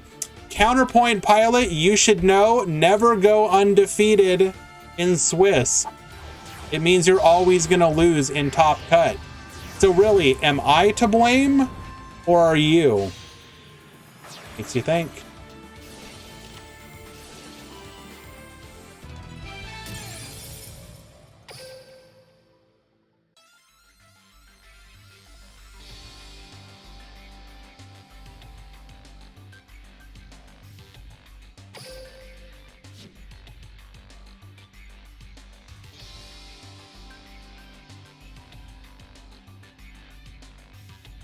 All right, waiting for game number 3. I do not consider myself toxic, simply the bearer of the truth, whether you want to hear it or not. Whoopsie. Sniffus, you should know better. Let me go ahead and grab the bracket. It is not a grand stream if I do not absolutely screw up something, such as getting the bracket.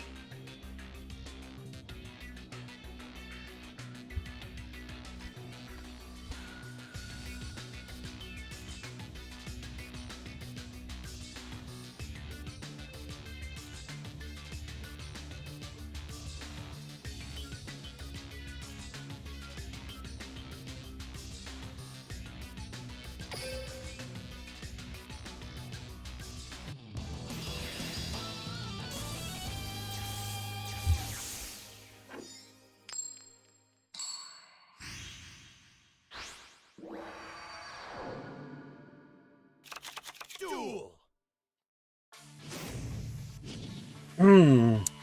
Alrighty, for game number 3, Con will be going second. Alcoholic's gonna be looking to build a board that the OTK Medolce machine cannot break.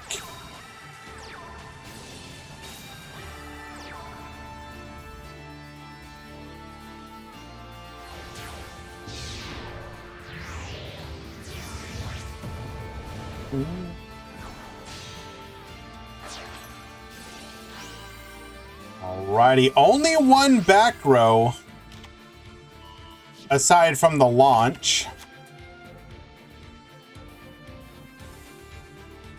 A little spooky, not gonna lie.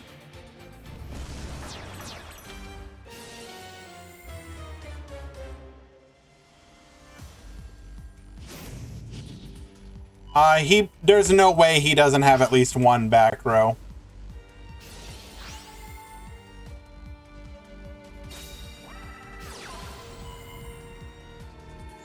Meaning our rank up launch to the dump because reasons.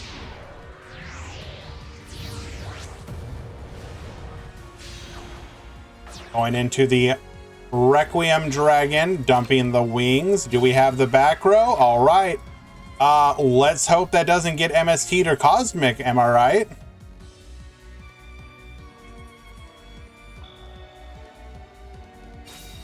Activating Cosmic Cyclone. Who could have seen it coming?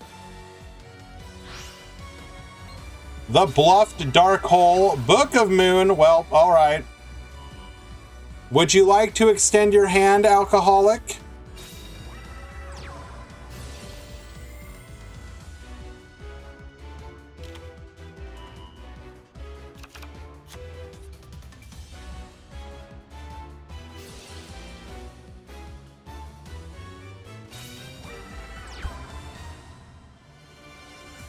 Our boy is molding right now, understandably so. Petting Sessor effect activating. hoping that Khan will somehow manage to DC or screw up the combo. Take care, Dave. Thank you for stopping by.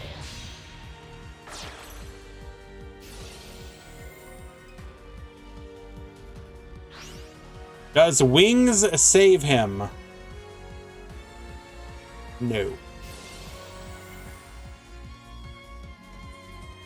Actually, wait, does it?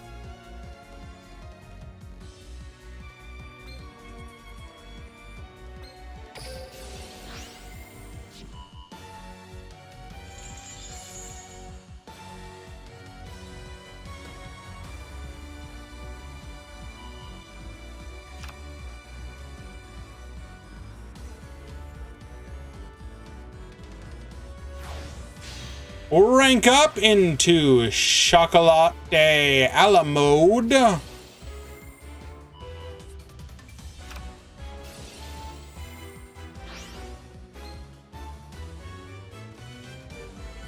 Oh yeah, no, we're Giga dead.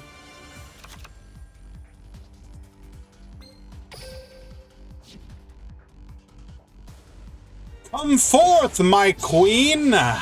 My Dolce Queen Tiramisu. Activate.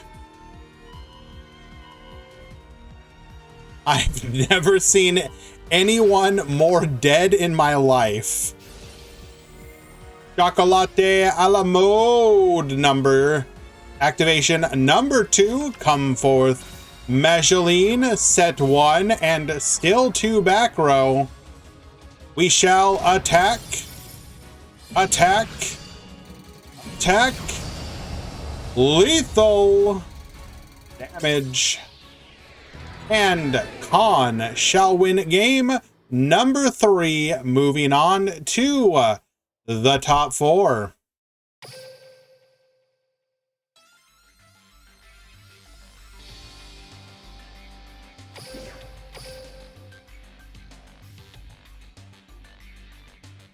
First, you, Book of Moon. I should have known it was you, my nemesis.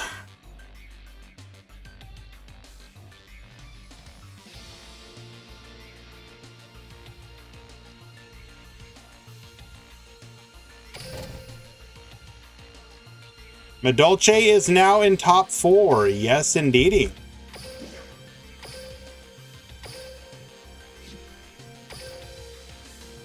Can the Dipsilon sweep continue? Well, in the top 8, we have Madolce, PK, which you just watched. We have Rose Dragon. We have TG. We have Phantom Knights. We have Water Mermail Atlantean. And we have Salamangreat Code Talker and Mech Knight. So from 7 PK, we are down to 2.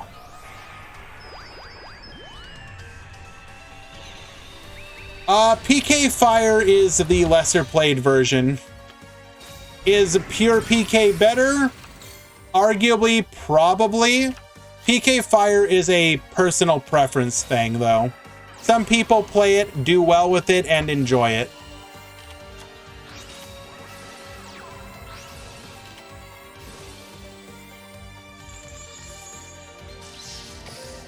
Well, those 2 MST seem to have not done us any good here, as now we have the Shadow Imprisoning Mirror. And not wasting the Yazi effect just yet. Going into TG Star Guardian, grabbing back the copy of Screw Serpent, activating flight control, sending Screw Serpent back. We're gonna get a copy of TG Star, or Warwolf rather, into Hama the Conquering Bow.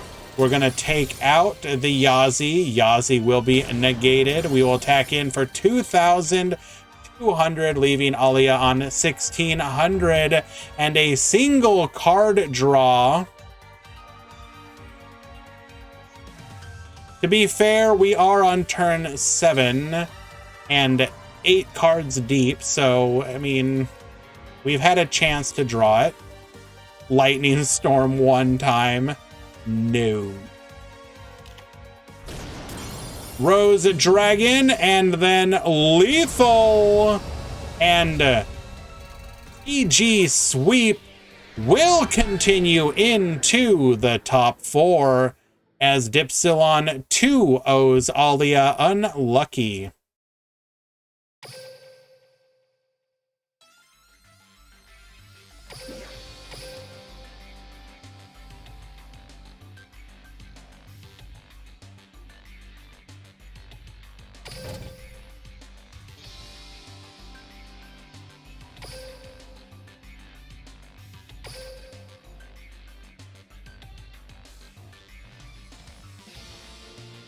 PK still feels like tier 1.5 relative to our more recent tier 1s, way more balanced.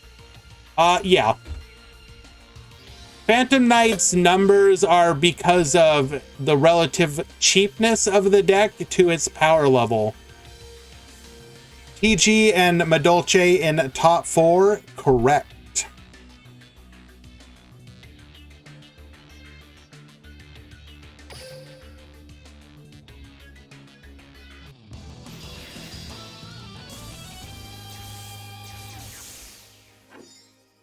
But yeah, Phantom Knights is an incredibly cheap deck as far as a tier 1 deck goes, so it's not surprising that it's so popular.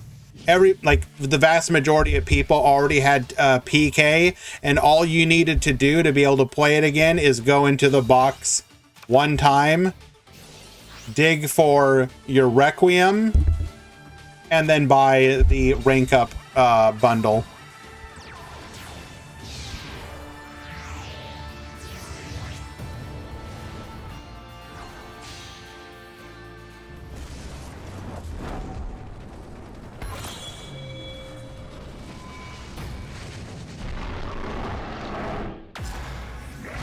What is up with TGs and Meta Weekly only show up here? Could be the players who like to play the deck.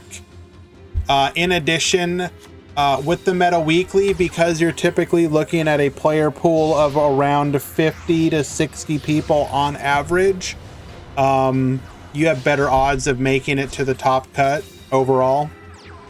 I mean, don't get me wrong, the quality of players in the Meta Weekly is not like bad. There's a lot of good people, but how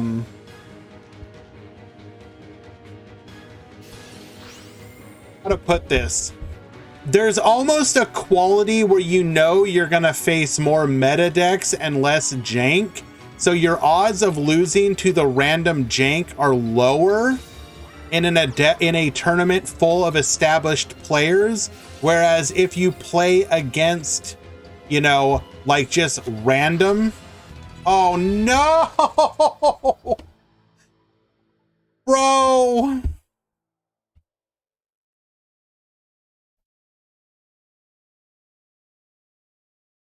But yeah, if it, there is something to be said about the fact that when you face known quantities, even if they are higher tiered decks, they are way easier to beat at times than something like when you go onto the ladder and you get Yami Yugi'd by a 30 card pile that just happened to draw everything, but you had no ability to guess what they were playing. So you were just like, I don't even know what you are. What can I play around? I have no clue.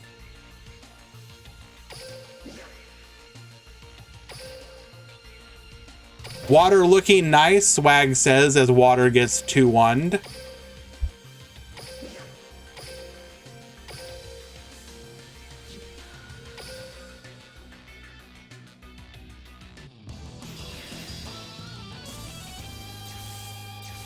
Spider-Man pointing meme moment. David Magri versus Curry. Duel!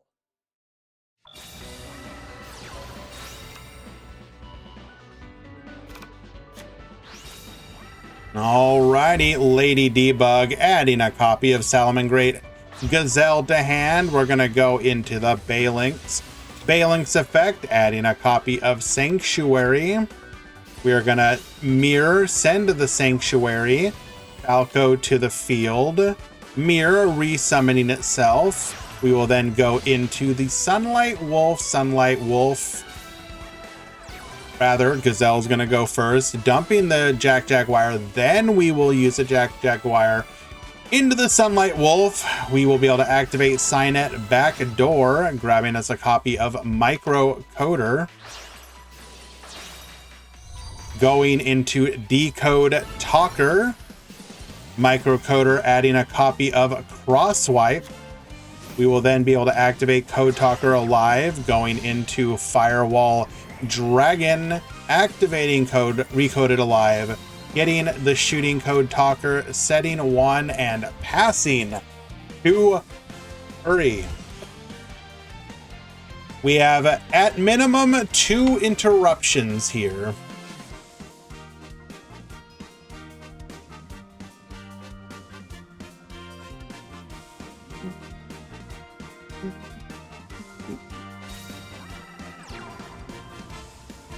Ooh.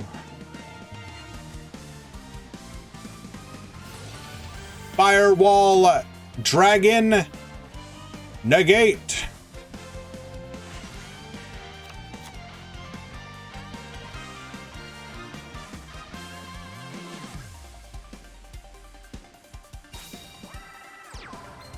Purple Nightfall to the field.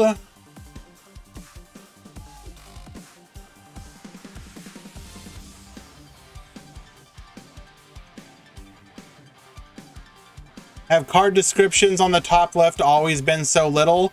No, that is a relatively recent bug.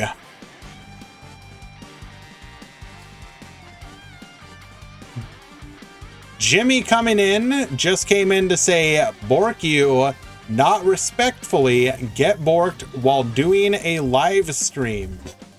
Well, Jimmers, you have earned yourself a heckin' get borked ban.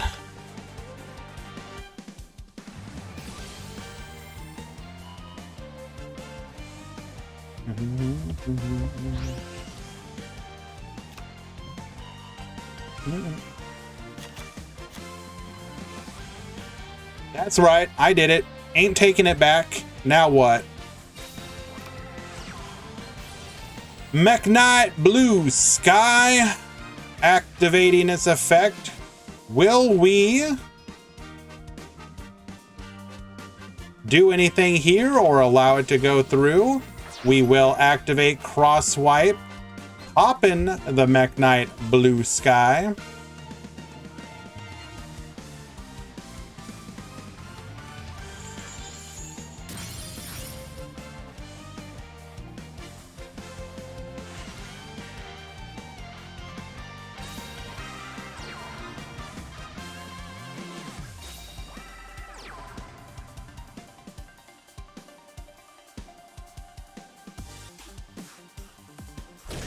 You can't see the brackets for the losers top 4? Unlucky, Hans. It must be a bug or something, but you better hurry up and check in. You're about to DQ. You've only got like a minute left. I can't help you. You got to take care of it yourself. Good luck, though.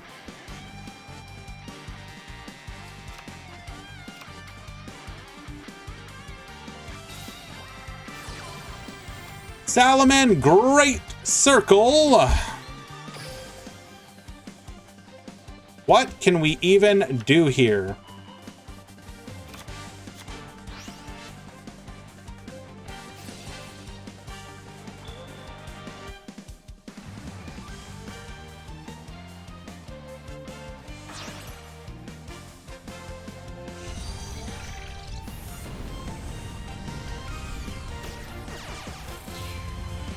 How did he cheat, Jimmy? Come forth, Balinx. Jaguar effect, activate. What is the best D wheel for Tech Genus? I could not answer that, Inari. I'm sorry.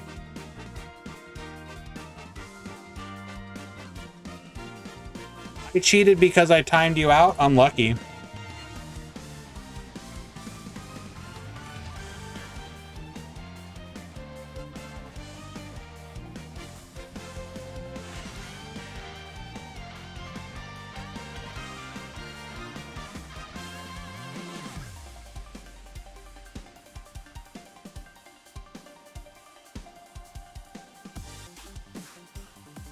What are we gonna do?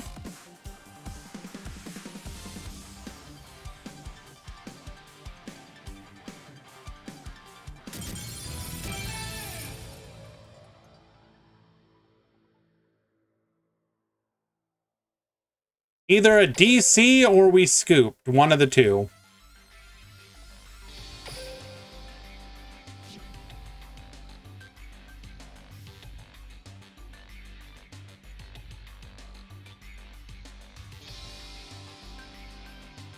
Well, without knowing what was left in his extra deck, I think he had some plays, but who knows?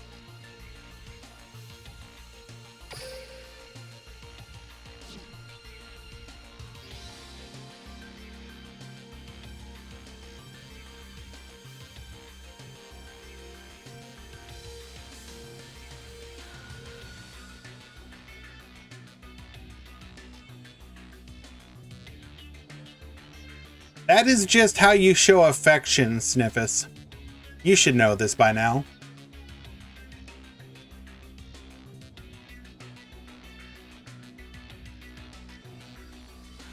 Yo, wait a second.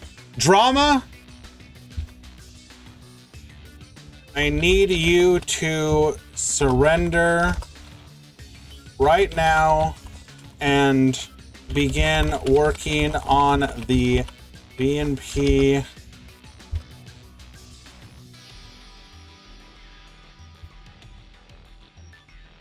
drama video immediately.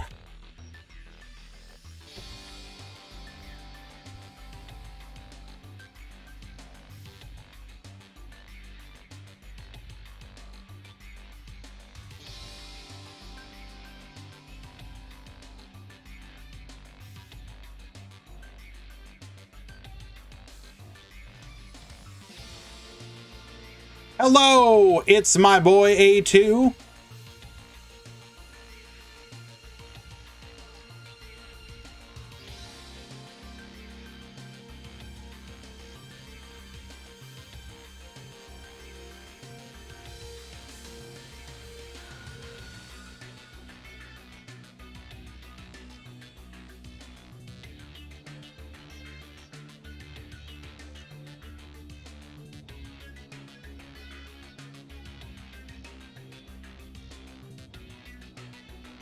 Can we watch TG, please? Not yet. We're gonna finish this match first.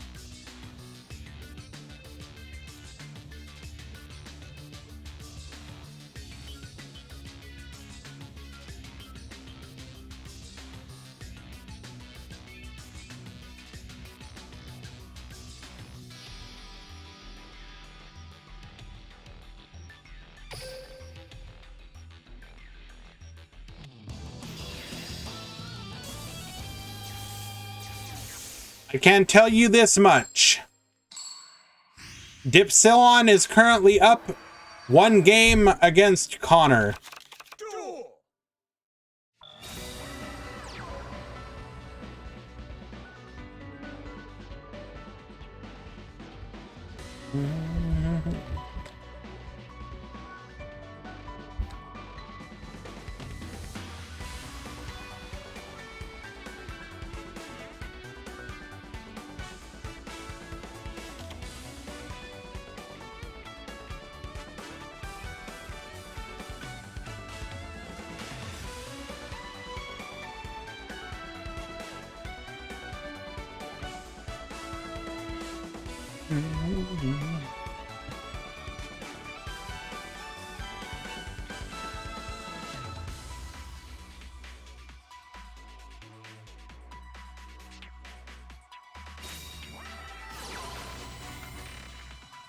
Game just decided to die.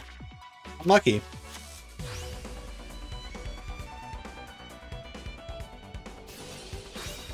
Activating Droll and Lockbird. No gaming for you, sir.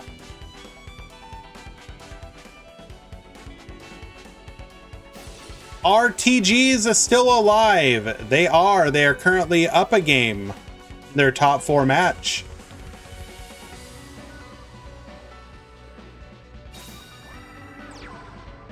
Come forth, Salamangreat Foul.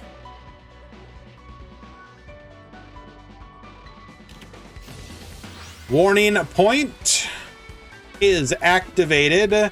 Now can we lethal through nothing? Cannot search, but can we lethal? Salamangreat Gazelle effect. And I think we're just dead now, right?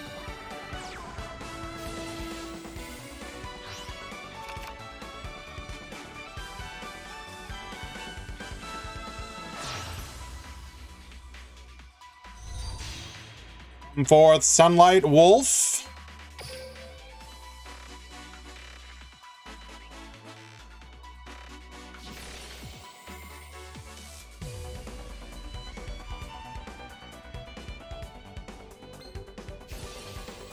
And we are just, yep, dead.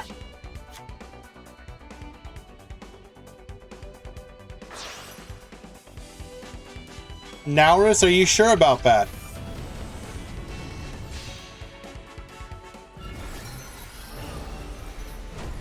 Would you like to reconsider your words?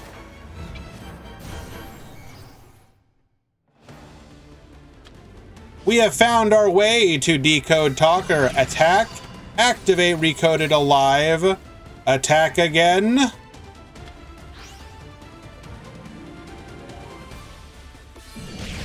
And lethal. Game number 2 going to David. Well done.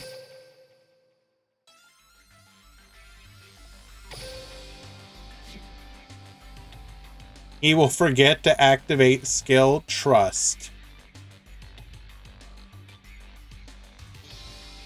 To be fair, we could have DC'd again, and we would have never known if there was a delay or not on attack declaration.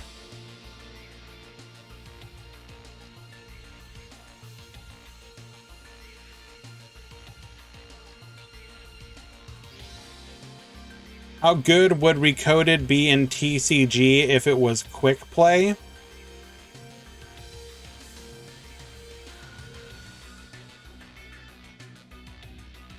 Do they even need... Don't they have, like, way better stuff?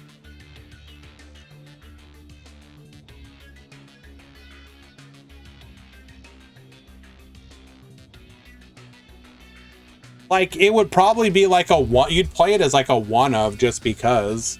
Maybe. Actually, no, because you couldn't search it.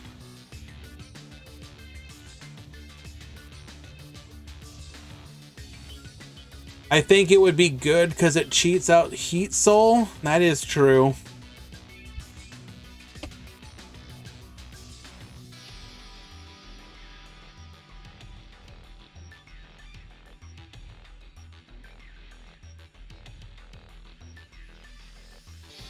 Like, Pure Code Talker is just like an extra link deck turn 1 and a Update Jammer OTK deck turn 2, if I'm not mistaken.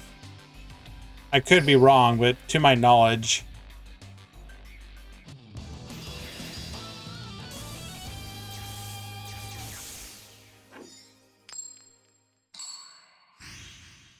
All right, Curry going first once again. David gonna be hoping for another brick.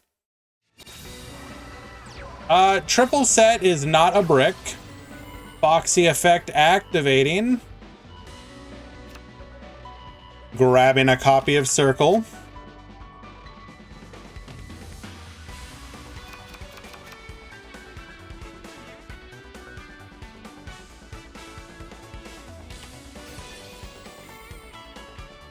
I have either good news or devastating news if you are exactly Pepe Raw Dave.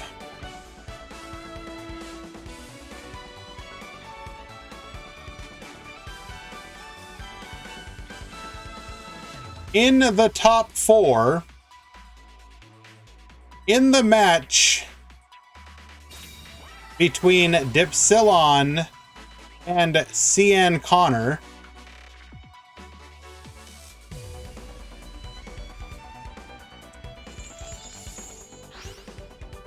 Dipsilon has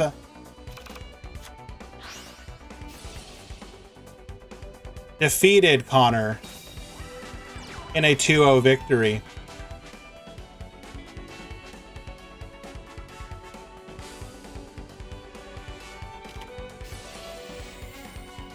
Book of Moon on the mirror. This will shut down our turn if I'm not mistaken. Wait. Pause champ. Oh, okay, no, that's not. Wait. Okay, hold.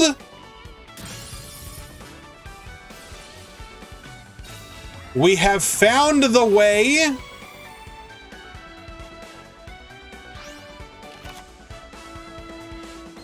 By cross-swiping, we allow one of our Salamangrates to go to the graveyard.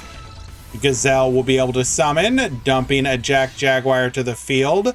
Phalanx activating to search for a copy of Sanctuary. Played through triple flip down, by the way.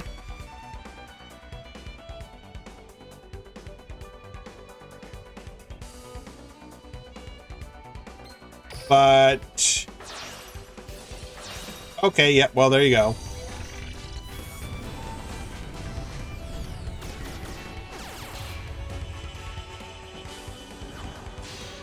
Absolutely incredible. Like, you can't even be mad at that. That's just like insanity. Adding a copy of Sign It. He has Kite. Of course, yeah, of course. Recoded Alive will allow us to go for lethal here. Oh, but we got the Canadia. Oh no. We survive another turn.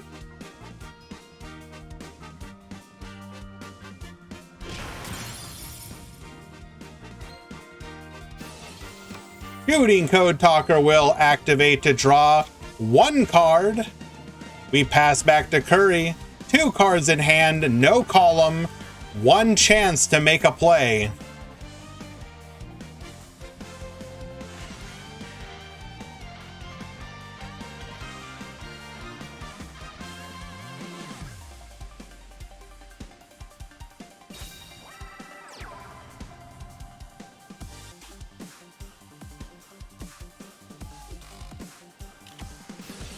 Sign it, back door.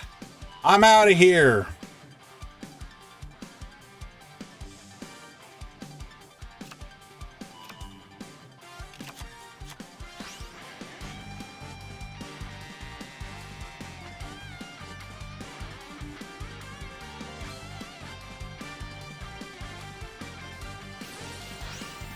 In the end phase, activating Recoded Alive, return to the field, Decode Talker.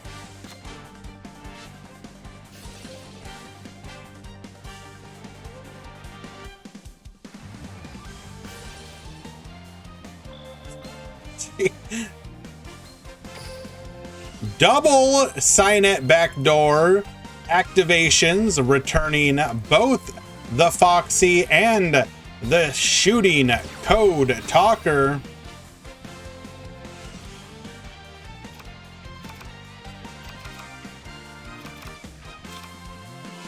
Grabbing a copy of Microcoder to hand.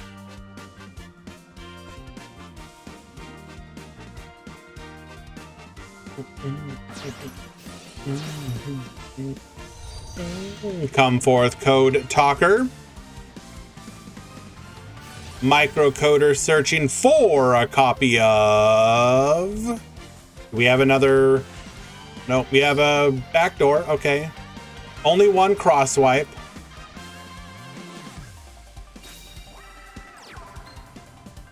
Foul, normal summon to the field. Foul is going to lock down that back row.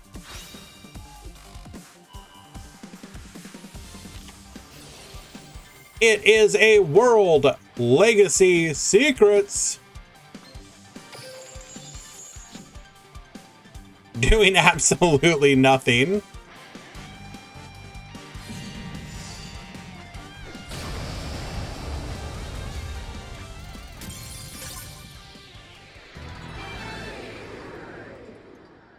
And David will come back from the Game 1 DC. Congratulations. Moving on to the top four.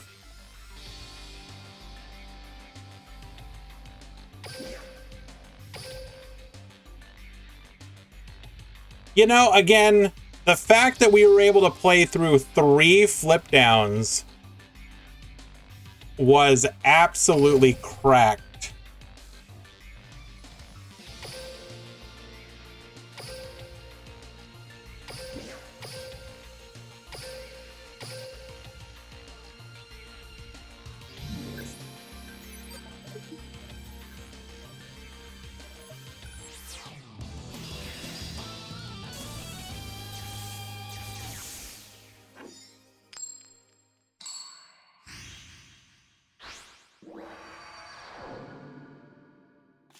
Duel.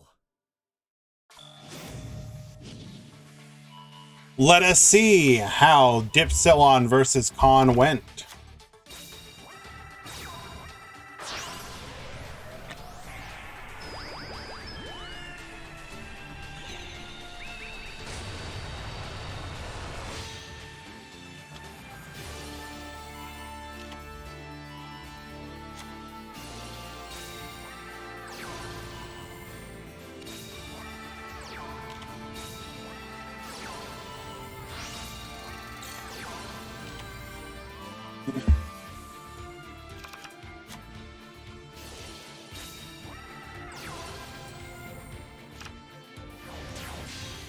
Come forth, Glass Souffle. Into Chocolate a la mode. We're going to go ahead and go into Vulcan the Divine. Get bouncing. Morelia sending Survival's End. PG Screw Serpent to the field, bringing out Booster Raptor.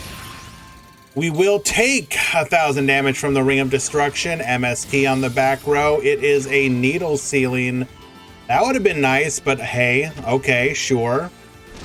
Attacking in, we're going to use Survival's End, hitting the back row. Nothing to stop us now.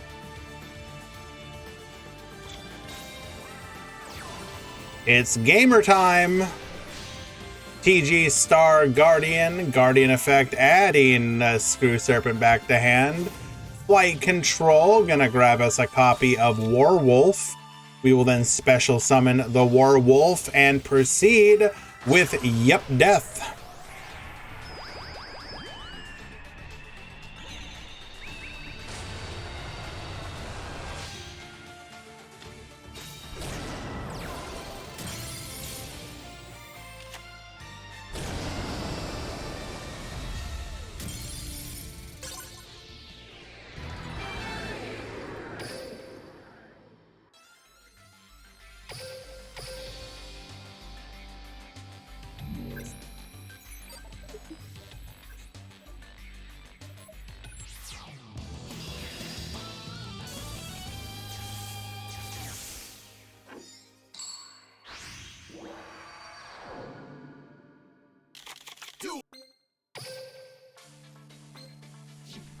Here I go. My turn. My soul reaches heights unimagined.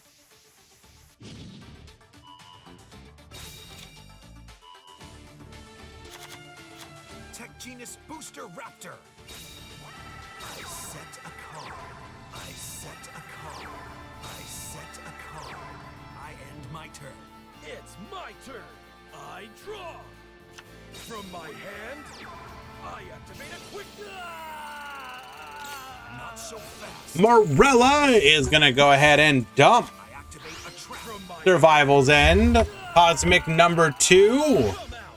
An IDP, good hit. My monster's effect. Mageline is gonna go ahead and add Petting Cessor. Petting Cessor. I activate my. Okay. I special summon my monster. Here I go. I build the overlay network. Are we missing some TG support, or do we have it all? I think we have most of it. I don't think the link is playable though, is it? Because like you have to summon to the zones it points to. That won't work. This is the card I set. I activate a trap. From my hand, I activate a quick play spell. I activate a trap. Watch this. I special summon a monster. Due to Booster Raptor's effect, I add a Tech Genus to my hand. Like, I'm pretty sure for the link to work, they would have to change the arrows. I end my turn. There's nothing you can do. My turn. I draw. Tech Genus Screw Serpent. Screw Serpent's effect activates. I special summon a level 4 or lower Tech Genus from my graveyard. Tech Genus Booster Raptor. Remove Unreleased 5 TG support.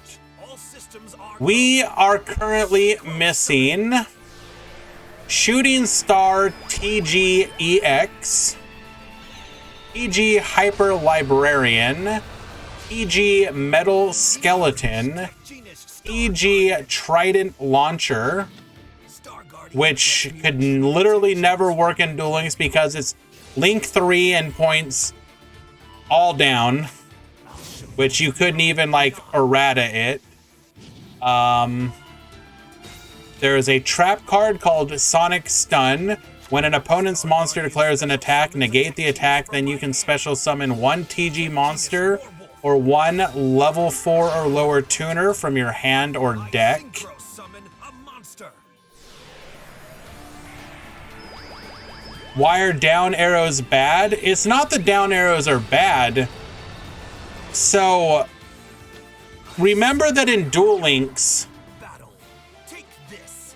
I attack with my in Duel Links, you have your extra monster zone here, right? Here and here. So, in this case, the arrows for this Link monster point to the Petting Cessor zone, this zone, and then into nothing.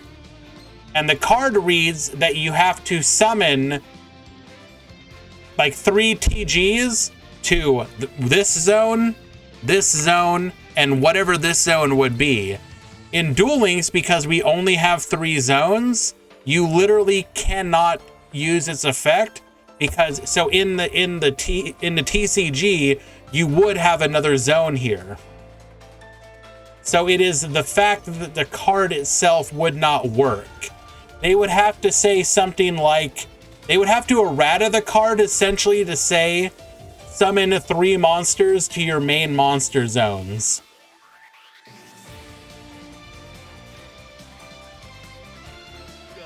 Now's my chance. I activate. They probably won't do that though, so it's kind of whatever.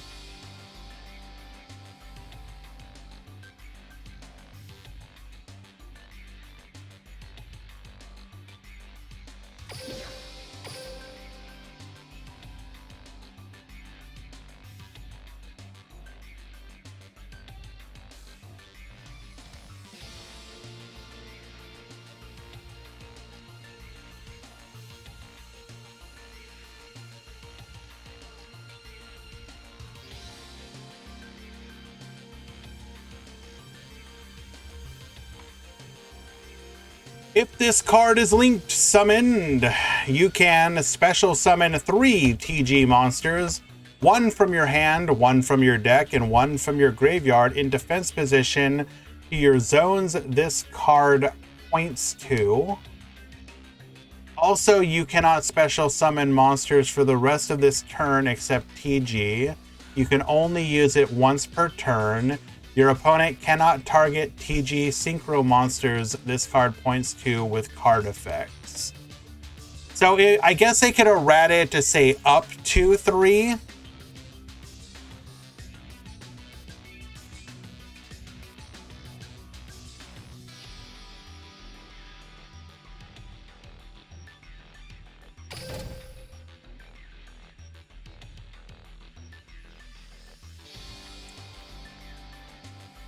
Well, you're in luck, Alien HR, because it's literally the only duel left that we can watch at the moment.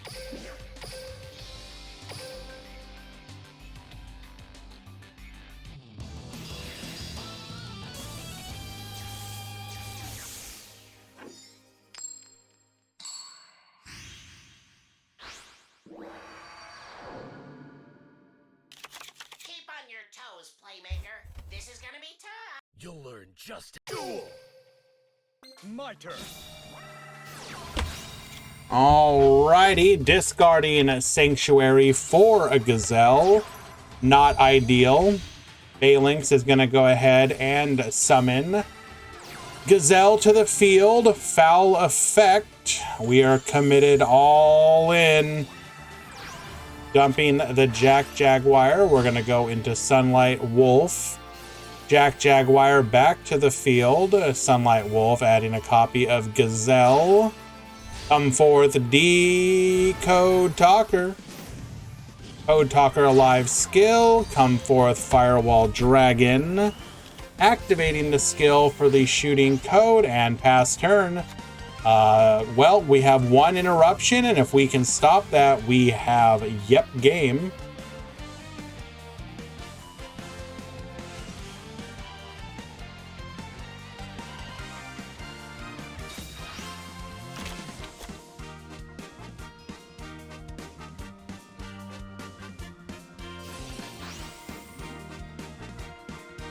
When are we getting Magical Cylinder? Whenever the 25th anniversary campaign starts, which should be sooner rather than later.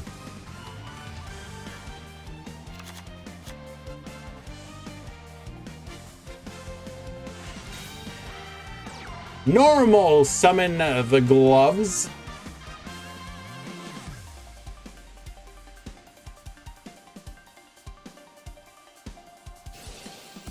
Firewall Dragons is nope.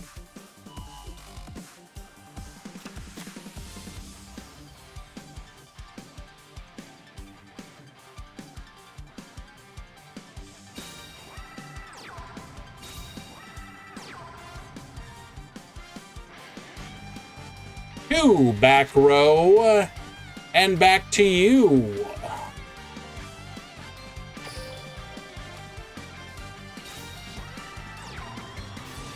Salamangreat Foxy effect. Well, who doesn't want dream tickets? I mean, that's kind of a given. You want change of heart. You're joking, right? You realize that they put Econ to 1 because of how broken it is in this game. And you want change of heart.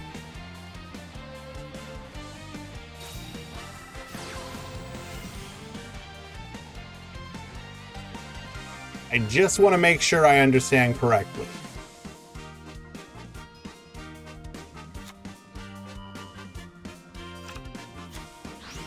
You wanted change of heart instead of mirror force. What is wrong with you? Duel Links is bugged anyways.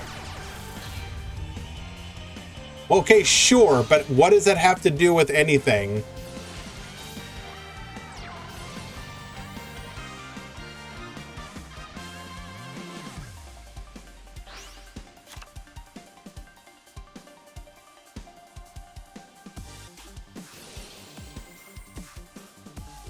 Change of heart limit 1 is fine. Ah, okay.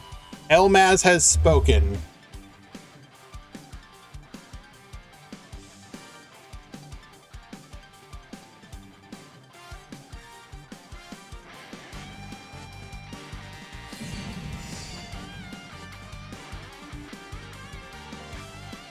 Says, screw it, we're going to battle phase.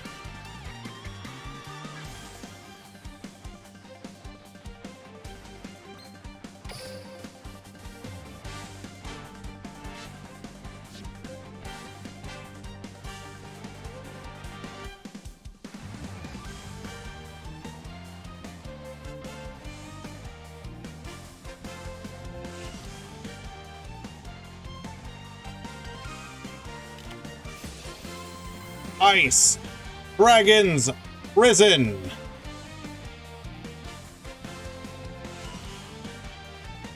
Come forth, Jack Jaguar.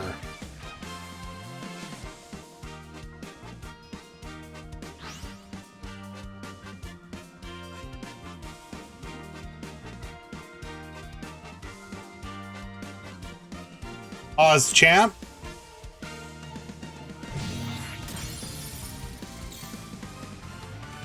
Huh?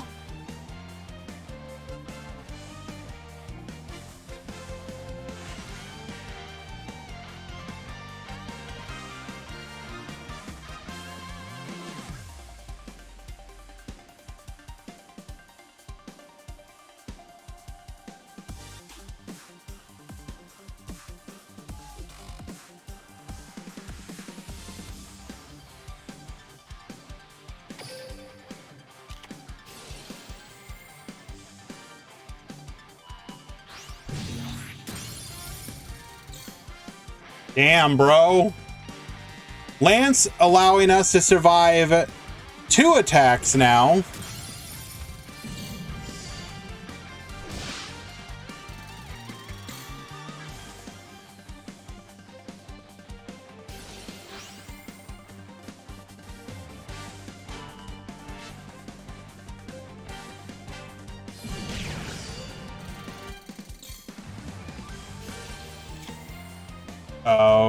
Okay, could we have done that any differently?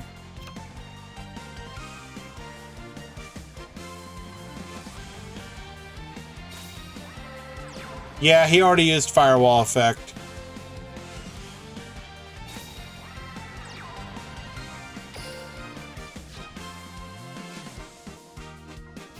Oh yeah, we're absolutely giga dead.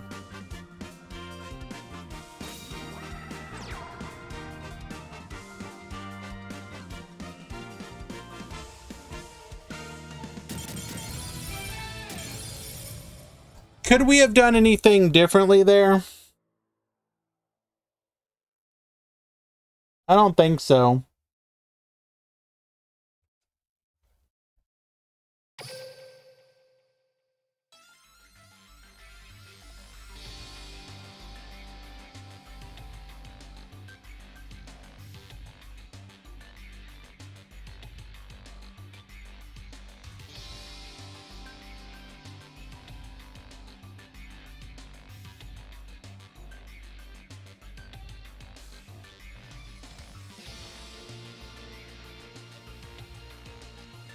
Okay, but what would a different attack order do? What would be the correct attack order that leads to lethal?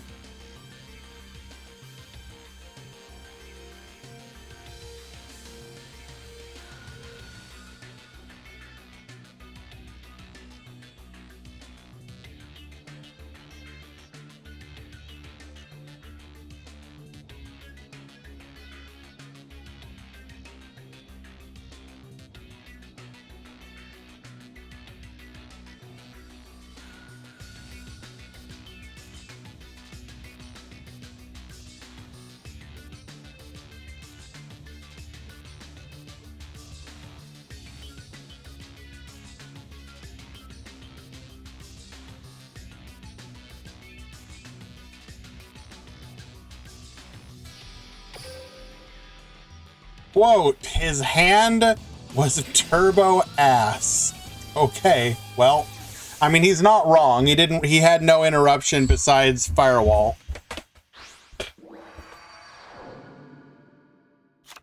Duel!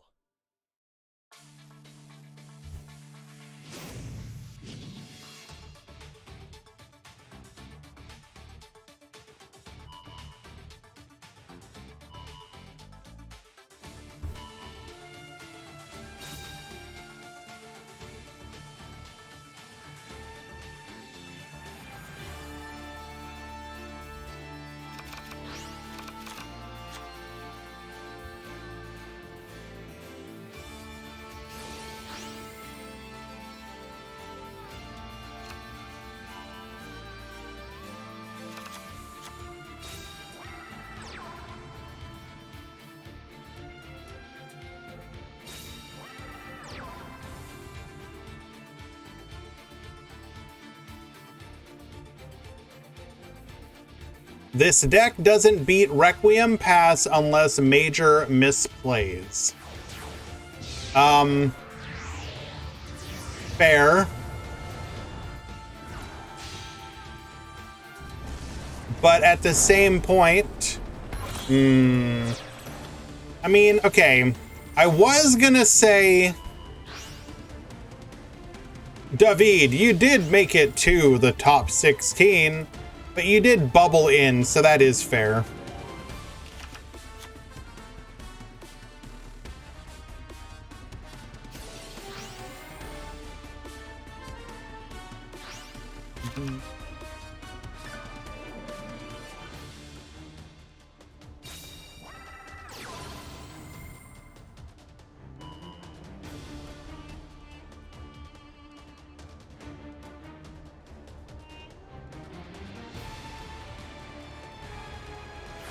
Yo, what up, Jigglypuff? Requiem Dragon to the field. Setting 1, do we have another? Setting 2. All right, good luck, David.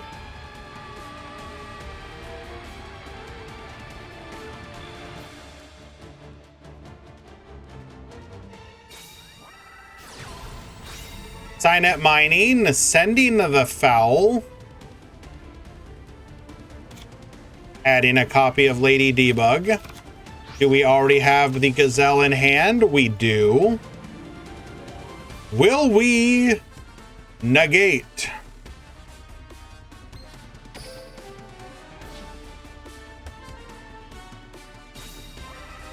Gazelle to the field. Gazelle effect. Gonna send to the graveyard. A second copy of Foul, gonna normal or special summon itself on the activation of Gazelle.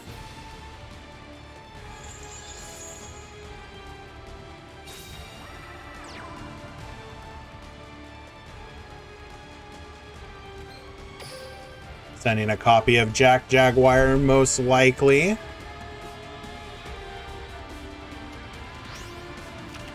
No, okay, we are sending the Falco. Interesting.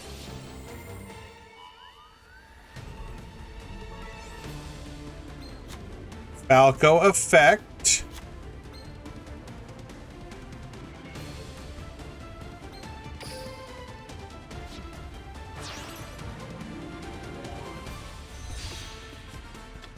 We're gonna go ahead and go into Balinx. Balinx effect.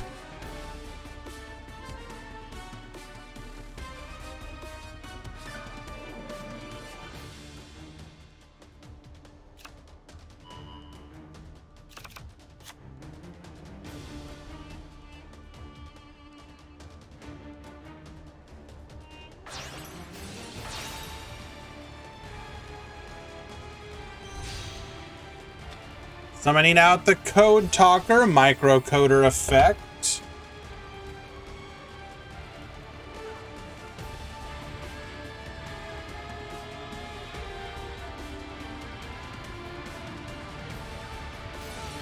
Here is the negate.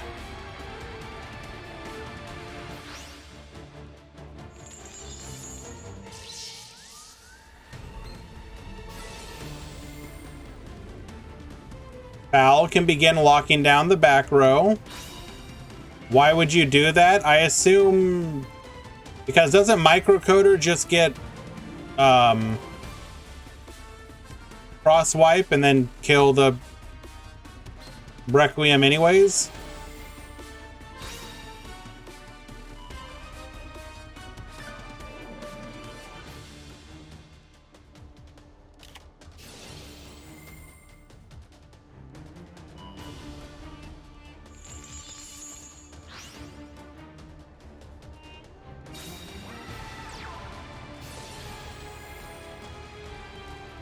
Finally committing to the normal summon, getting a Lady Debug.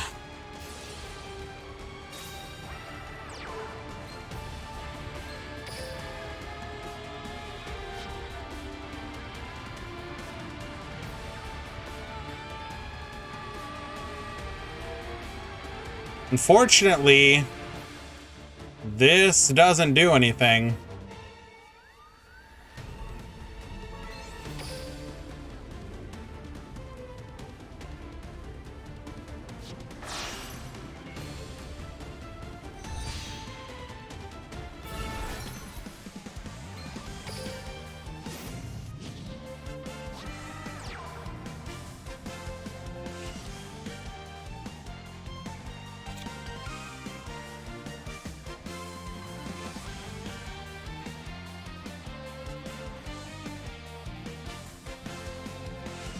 No security yet. I think this is suggesting no security dragon. Most of these builds have kind of, the Salomon Great build in particular has given up on security dragon.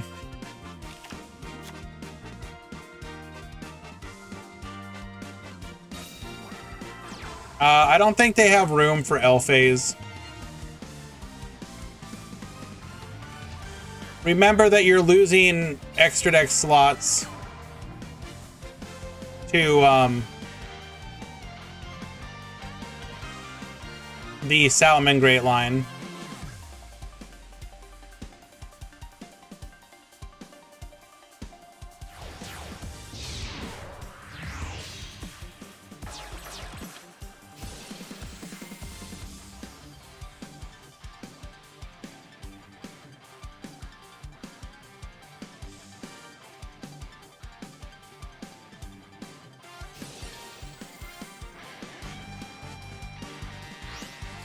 We needed one more, like, was there a world where we could have somehow gotten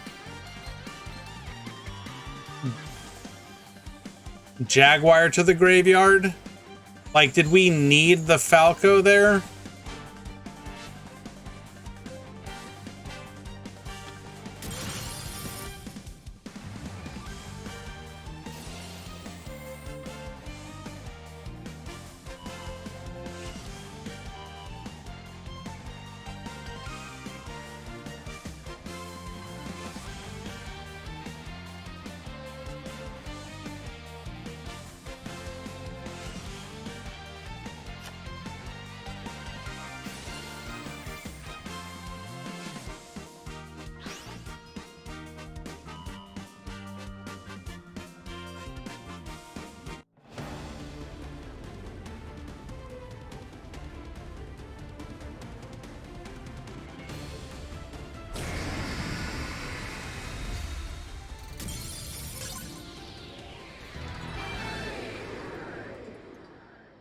Alrighty. King will win it in a 2-0 victory, defeating David and moving on to the grand finals.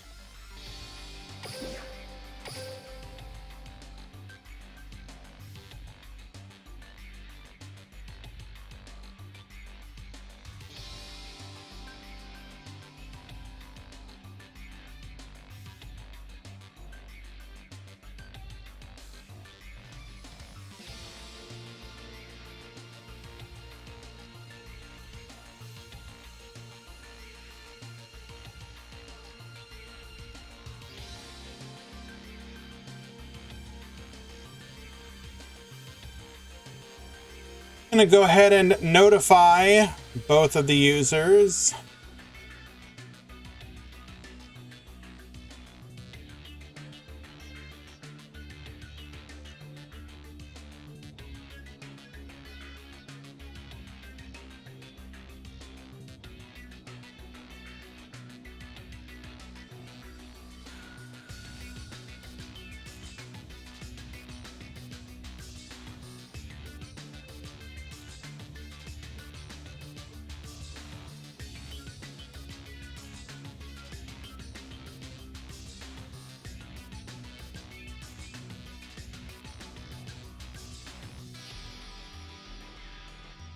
All right, guys, I will be right back. I'm going to take this moment to use the restroom, and then we will have the finals match. Stick around. Be right back.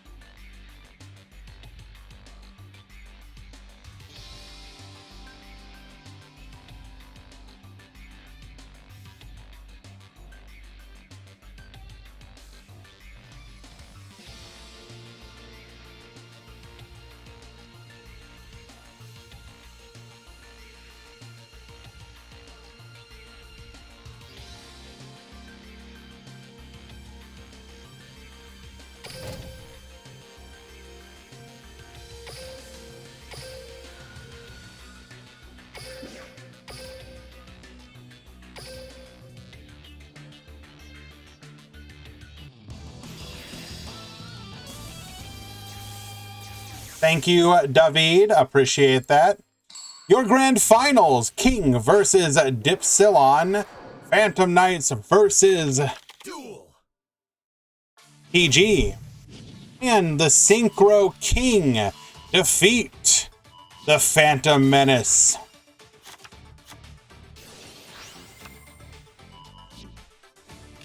Sending Cloak to Graveyard. We have gloves plus boots.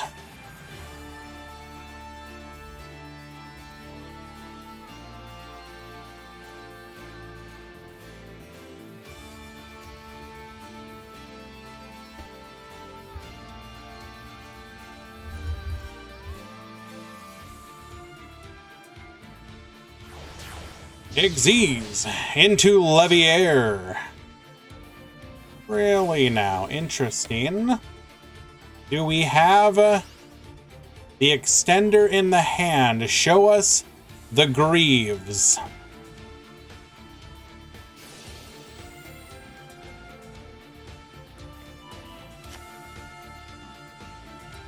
We do not have the Greaves, so instead we will activate to grab a copy of the Wings to Hand. Hello, Stephen Freshy. Thank you so much for joining us. Set 1, Set 2, Set 3, a true Phantom Knight gamer. Back to you, Dipsilon.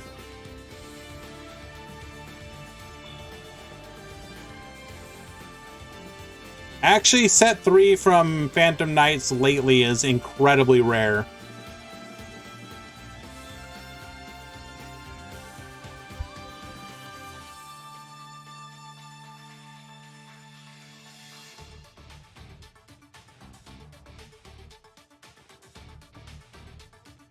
And you crack the board.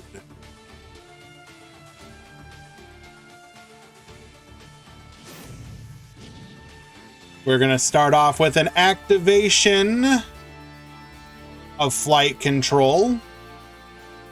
1 wing, 2 DPI. Do you mean IDP? I'm gonna go with 1 wings, 1 IDP, 1 expendable die.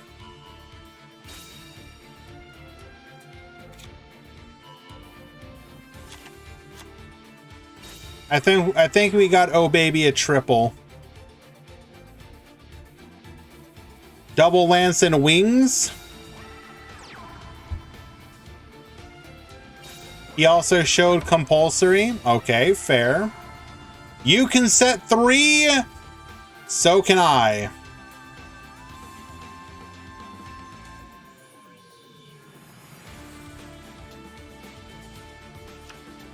Ah, thank you, David, for that very concise commentary of the, like, 100 different cards that it could be.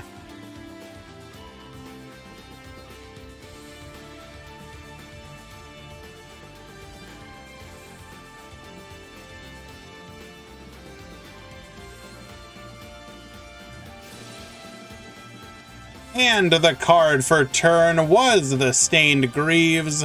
Welcome to the field.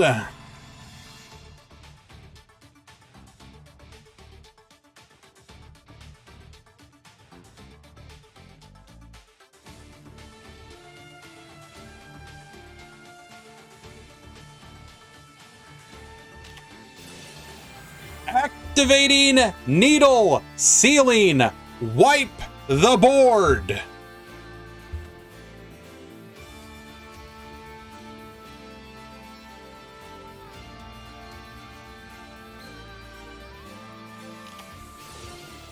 Phantom Knight Wings will protect the newly summoned Greaves.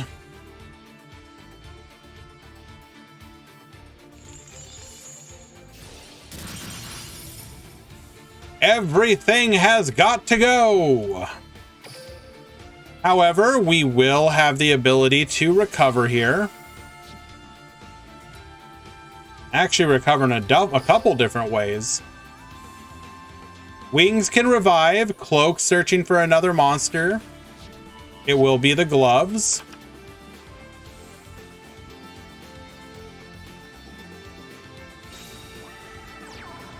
Gloves to the field.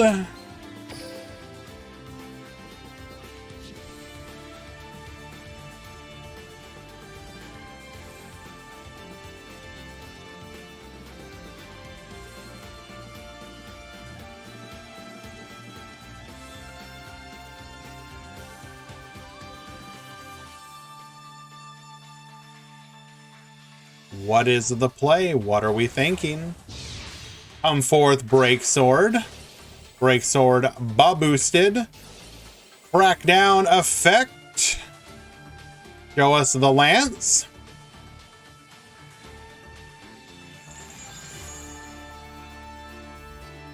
No lance.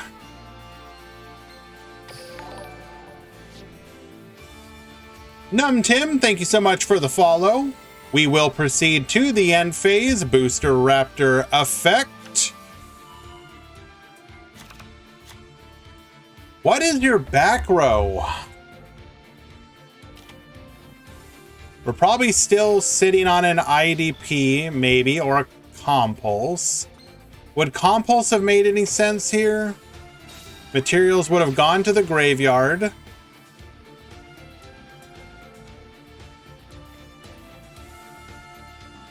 We're going to go ahead and revive the TG Booster Raptor.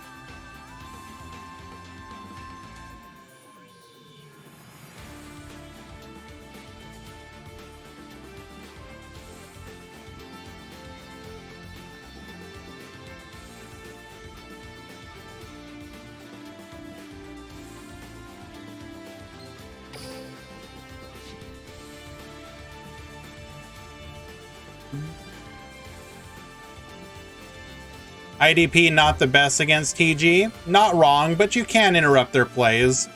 Especially like the resummon effects.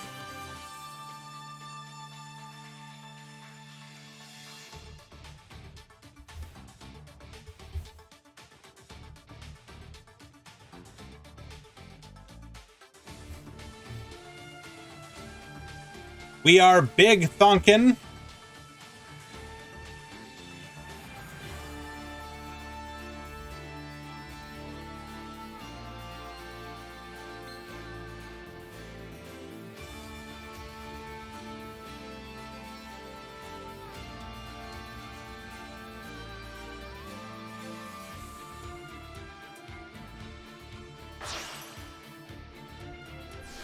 Come forth, TG Star Guardian.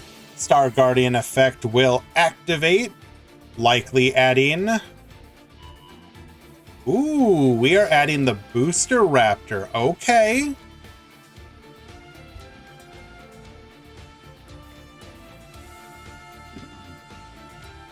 This could be setting up for a Vulcan play.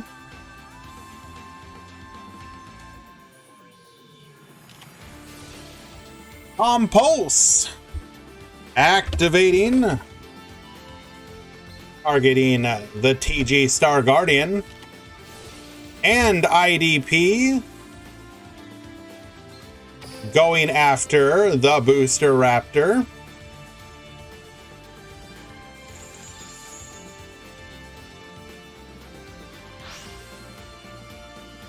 Fully disrupted the play at the cost of all of our back row. We will set one. We will put Break Sword into defense on the off chance that our opponent can go into Requiem.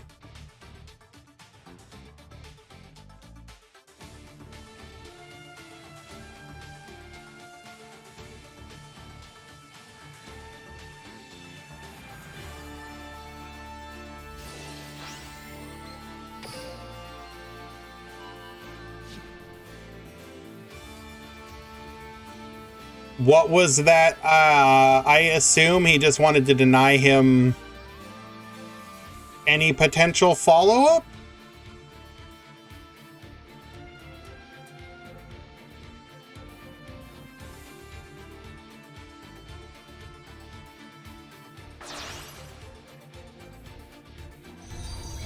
Link summon Nightmare Phoenix. Oh, well, now you have your answer. Goodbye, Crackdown. Break Sword returning.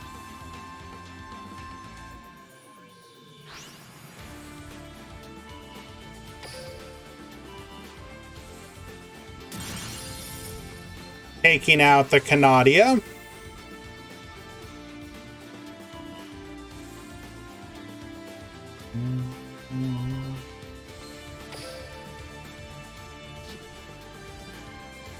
Looking like the comeback here. We are going to be able to put another body on the board in theory, assuming we run another copy of Wings.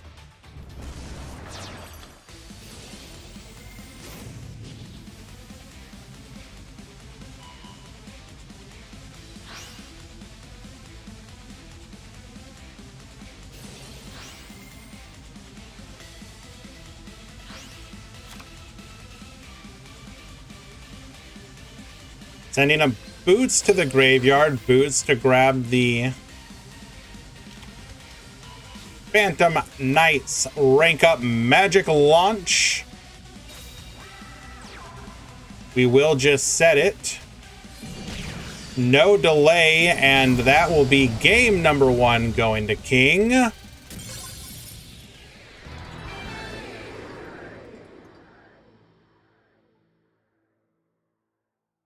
Well done. To game 2.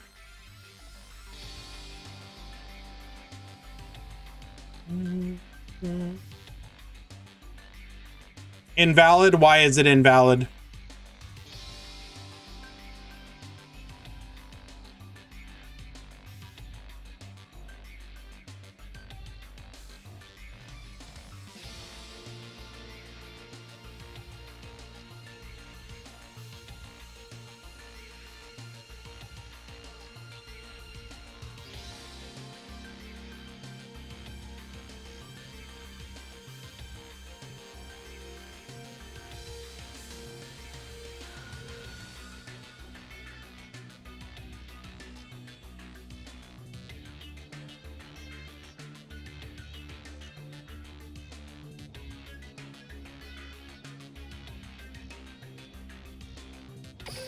To game 2.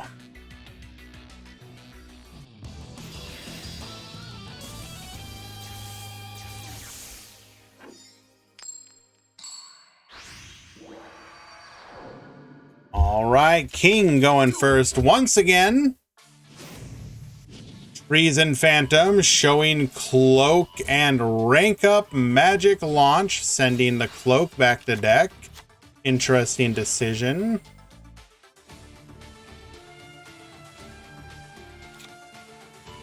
Means he likely wants to be able to go for the Wings play.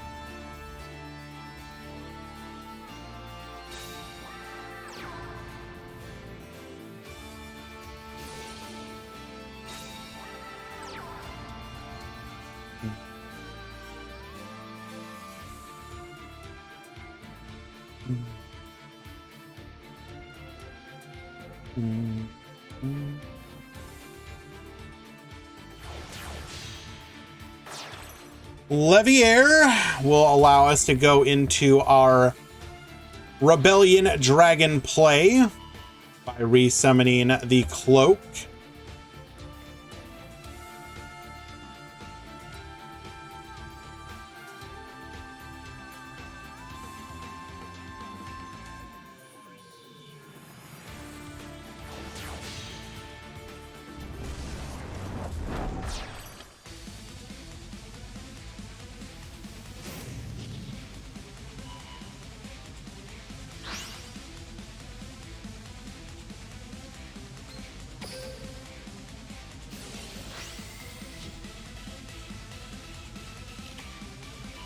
So we will add the Wings as expected. Launch, rank up.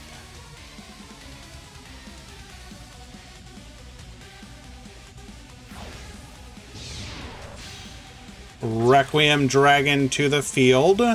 Set the trap and pass to our opponent.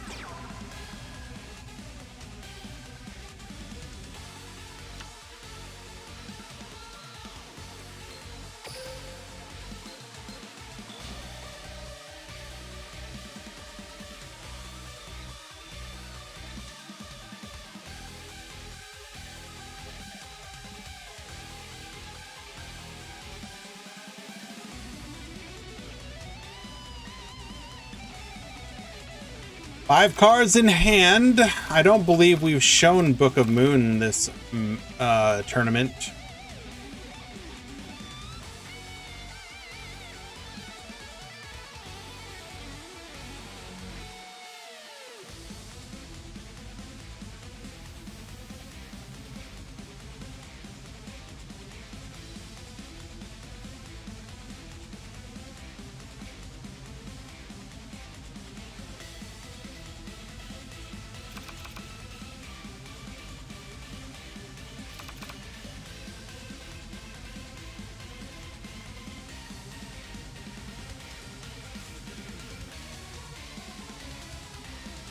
What is the play?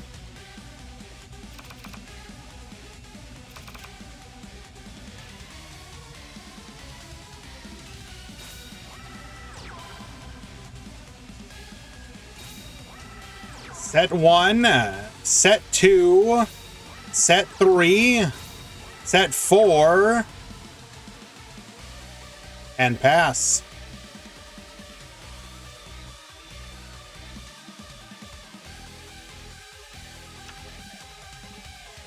Alrighty. Back to King. One card newly drawn. Gloves and Cloak in the graveyard. One more activation of Leviair. Returning Silent Boots to the field.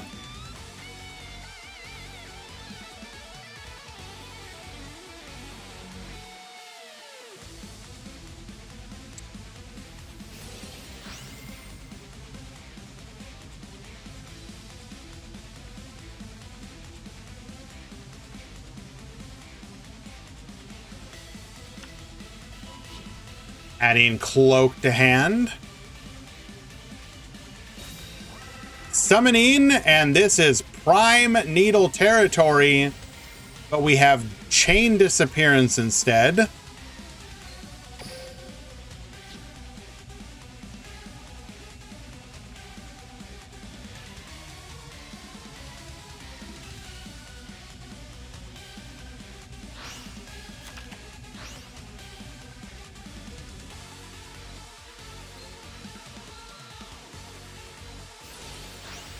Unironically, we could have wings negated there. That would have been pretty funny.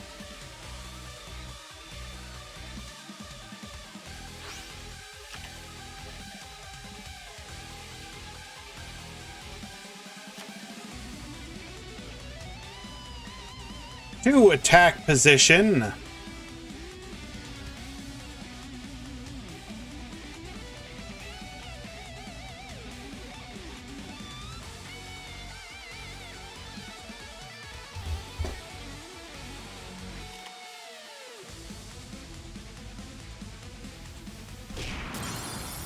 Taking out the booster raptor.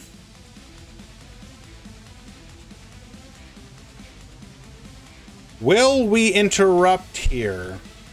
We are threatening a whole lot of damage. We do have the crackdown. Get yoinkin'. MST on the final. Nope, we will take out the crackdown. Fair enough. In that case, chaining Canadia.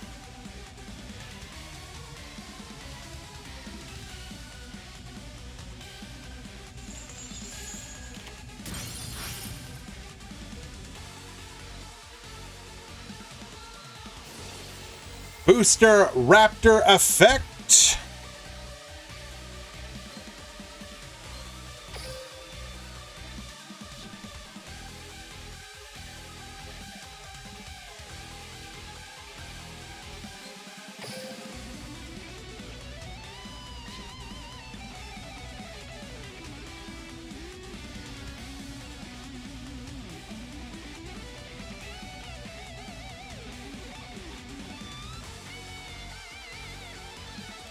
Would that wings play have changed the entire course of the duel? Had we wings the gloves, we don't lose it. We can go into a break sword. We would have been forced to crack down. We would do the same play, but we'd have the Requiem face up still.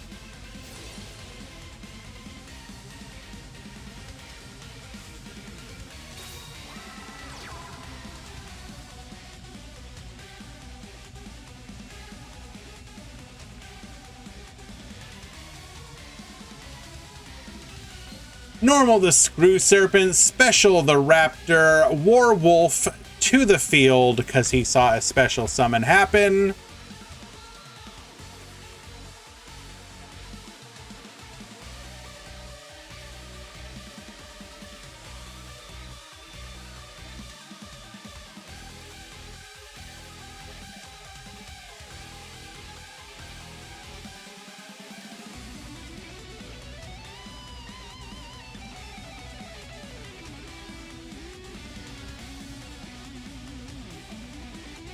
Chaining wings would lose to a possible set needle.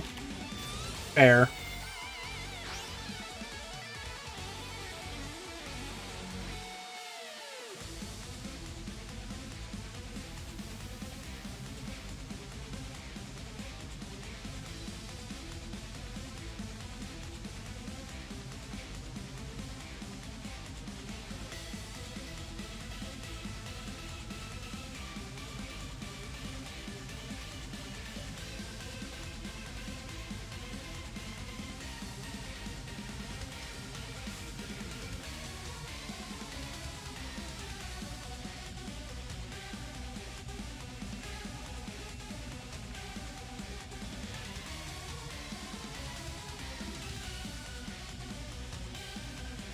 What are you talking about? What's wrong with the text?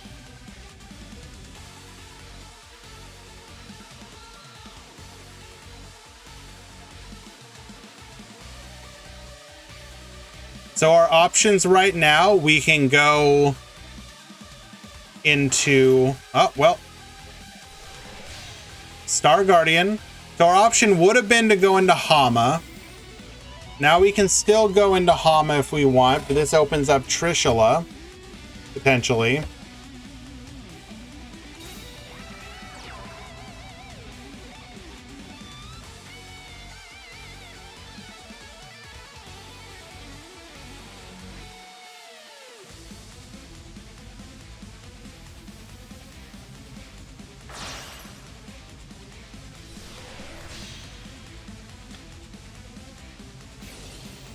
Trishula activates.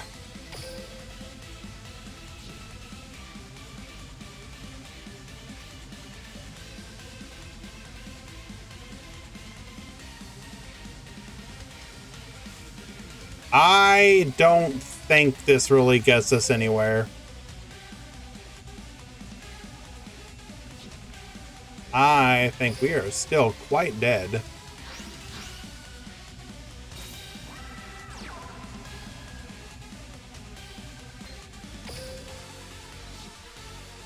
Setting one back row.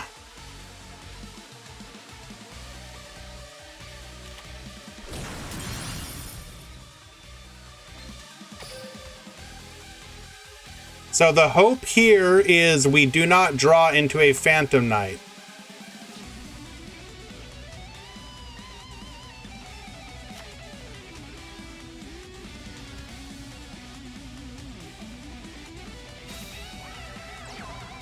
That is a back row, that is not a Phantom Knight.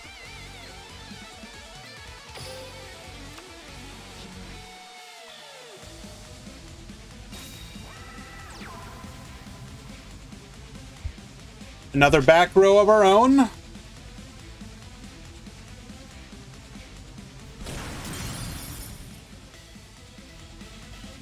Clearing the way for an attack directly next turn. Back to King once again. Dipsilon is going to be hoping, but oh, we have the summon. Activating Wings, bringing out the Stained Greaves. Stained Greaves to the field. In the draw phase.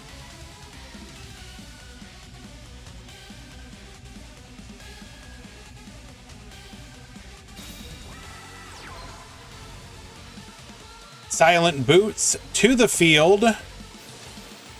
Canadia will activate. Targeting the boots, not today. And Canadia will chain from the graveyard.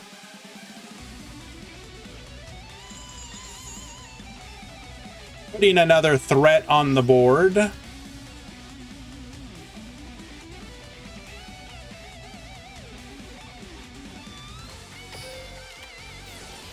And during the end phase, showing that we have a survival's end.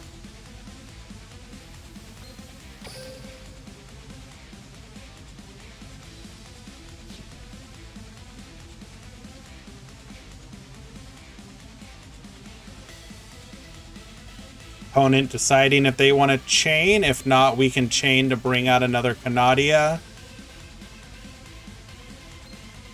Get two Booster Raptors to the field. Book of Moon.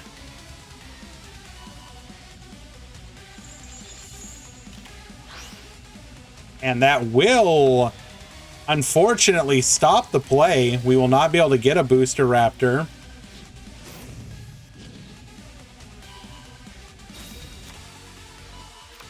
Drawing a Booster Raptor, however, will allow us to get a Screw Serpent to the field, bringing back the Booster Raptor.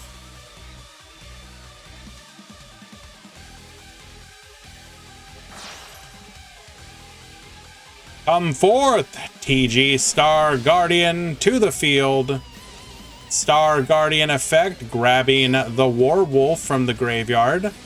We will then special summon the Warwolf. Come forth, the boss monster of the TG archetype, Ama, the Conquering Bow.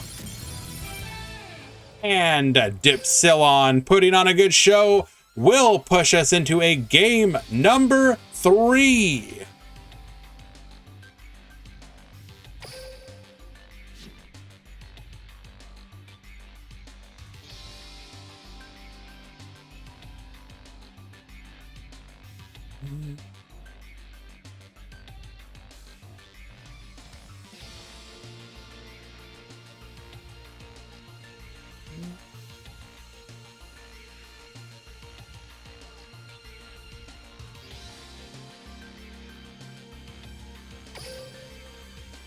And this is it.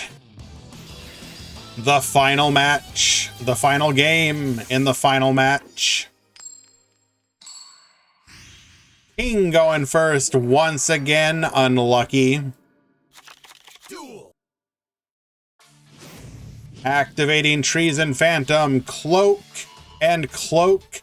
Sending a cloak to send a cloak.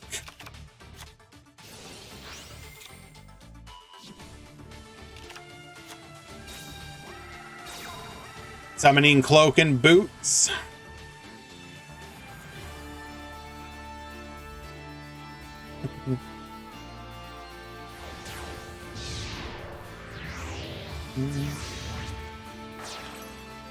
Levier to the field.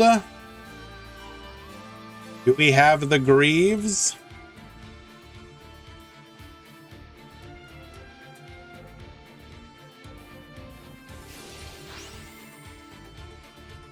Doesn't look like it. So we are going with the same game one play that won us game number one.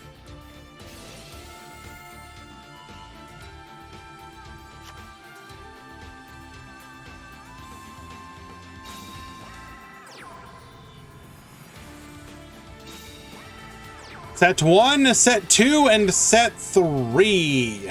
Unlucky.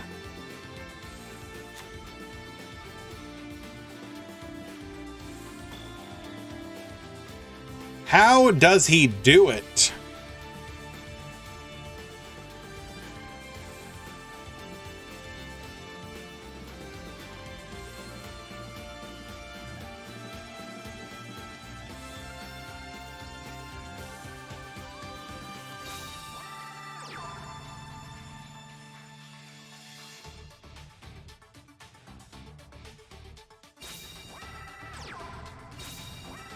All right, I see you. Set 1, set 2, set 3. Kindly do not highlight your message to post an emote easy. Thank you very much. Hello, John.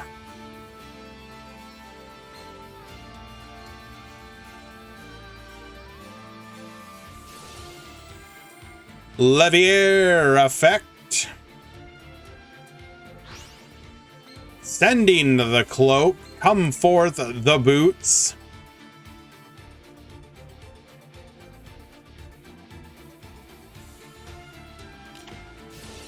Chain disappearance activate. No amount of gloves will protect you, or no amount of wings will protect you here now. However, the Forbidden Lance will. Okay.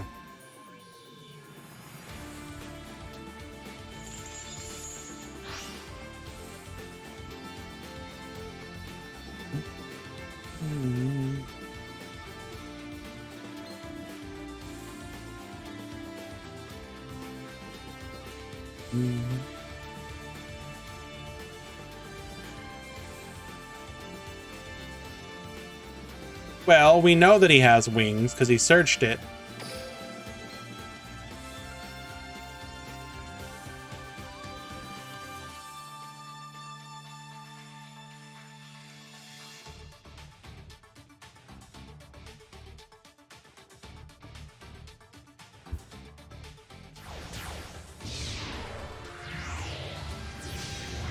Break sword to the field. Any responders? Crack down. Get yoinkin'.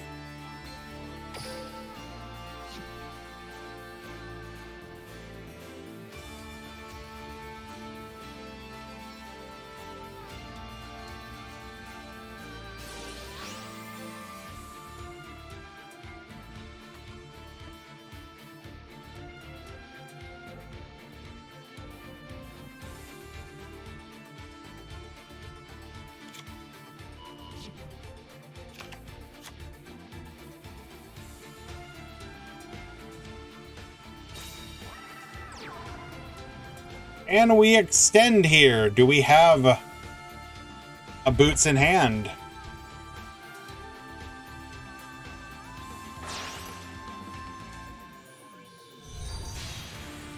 Nightmare Phoenix activates.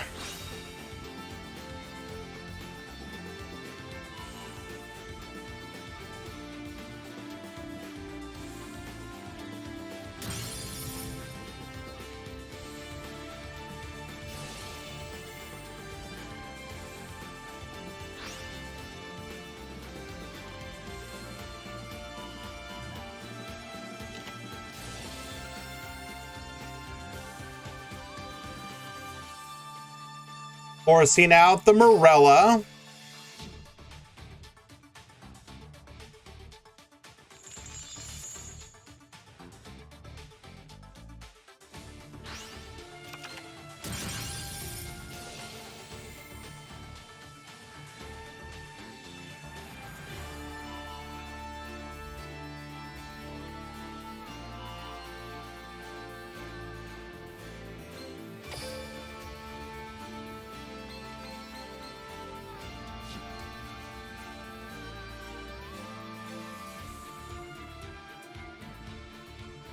Yep, we are just dead, unfortunately. We could pop, however, whatever we would attempt to pop can just be protected with the wings. Come forth, Malevolent Sin. Sin get boosted.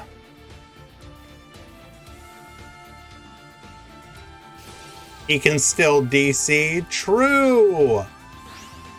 That's his win con.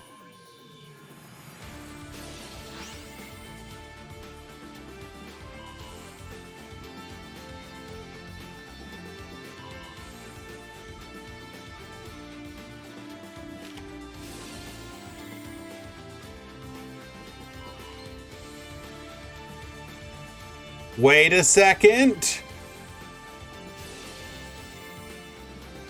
Hold.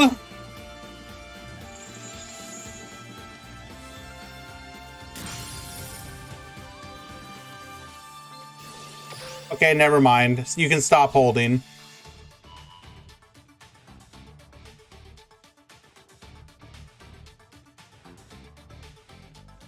Hush. Oh, wow. Going...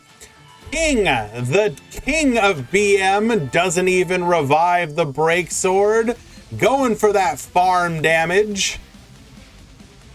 That would be a sphere Karibo'd.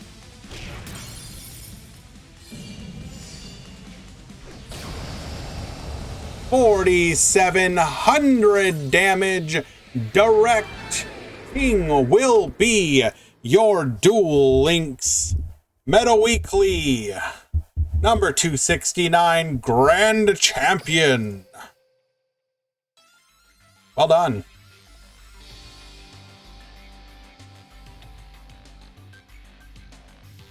That said, it was a good match. We had a fun run watching Dipsilon fighting his way to the finals.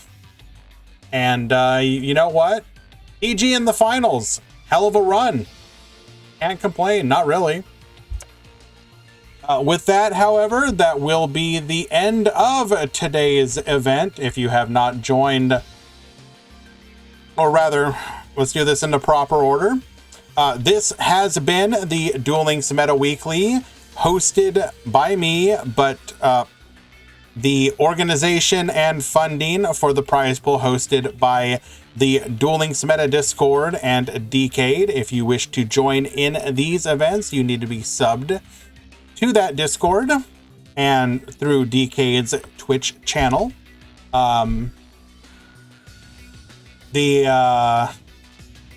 In addition to that, I also host my own events. You can join by joining the Discord here. We typically do 2 to 3 events per week. The signups for this week's will go up later today. As soon as I get off of here, I'm going to go ahead and put those up. This week's schedule will be on Wednesday. We will have our Swiss event. On Thursday, super early, we will have our single elimination event that is primarily aimed at the Asian region and technically EU because it works out that way. On Sunday, we are likely going to have our Turbo Duel event. That should be single elimination as well. So feel free. We did a Legacy Duel event yesterday, which was a lot of fun. If you are looking for like a rotating series of events that are not standard and you just want to try them out and have a little fun, I do highly recommend it. This was, let me see if I can pull it up. This was the Legacy Duel that we did yesterday. The finals were Harpies versus Clown Control. It was actually quite fun. Who made that chart? I have no clue. I found it on the internet. But yeah, so the one for this Sunday, instead of Legacy Duels, will be Turbo Duels. So please consider joining that one when the sign up goes up. We will go ahead and raid Quantum. Appreciate you guys. Give him some love. And I will reach out to the winners of the tournament in just a few. Thank you, everybody. Who won? It was King 2-1 versus Dipsilon.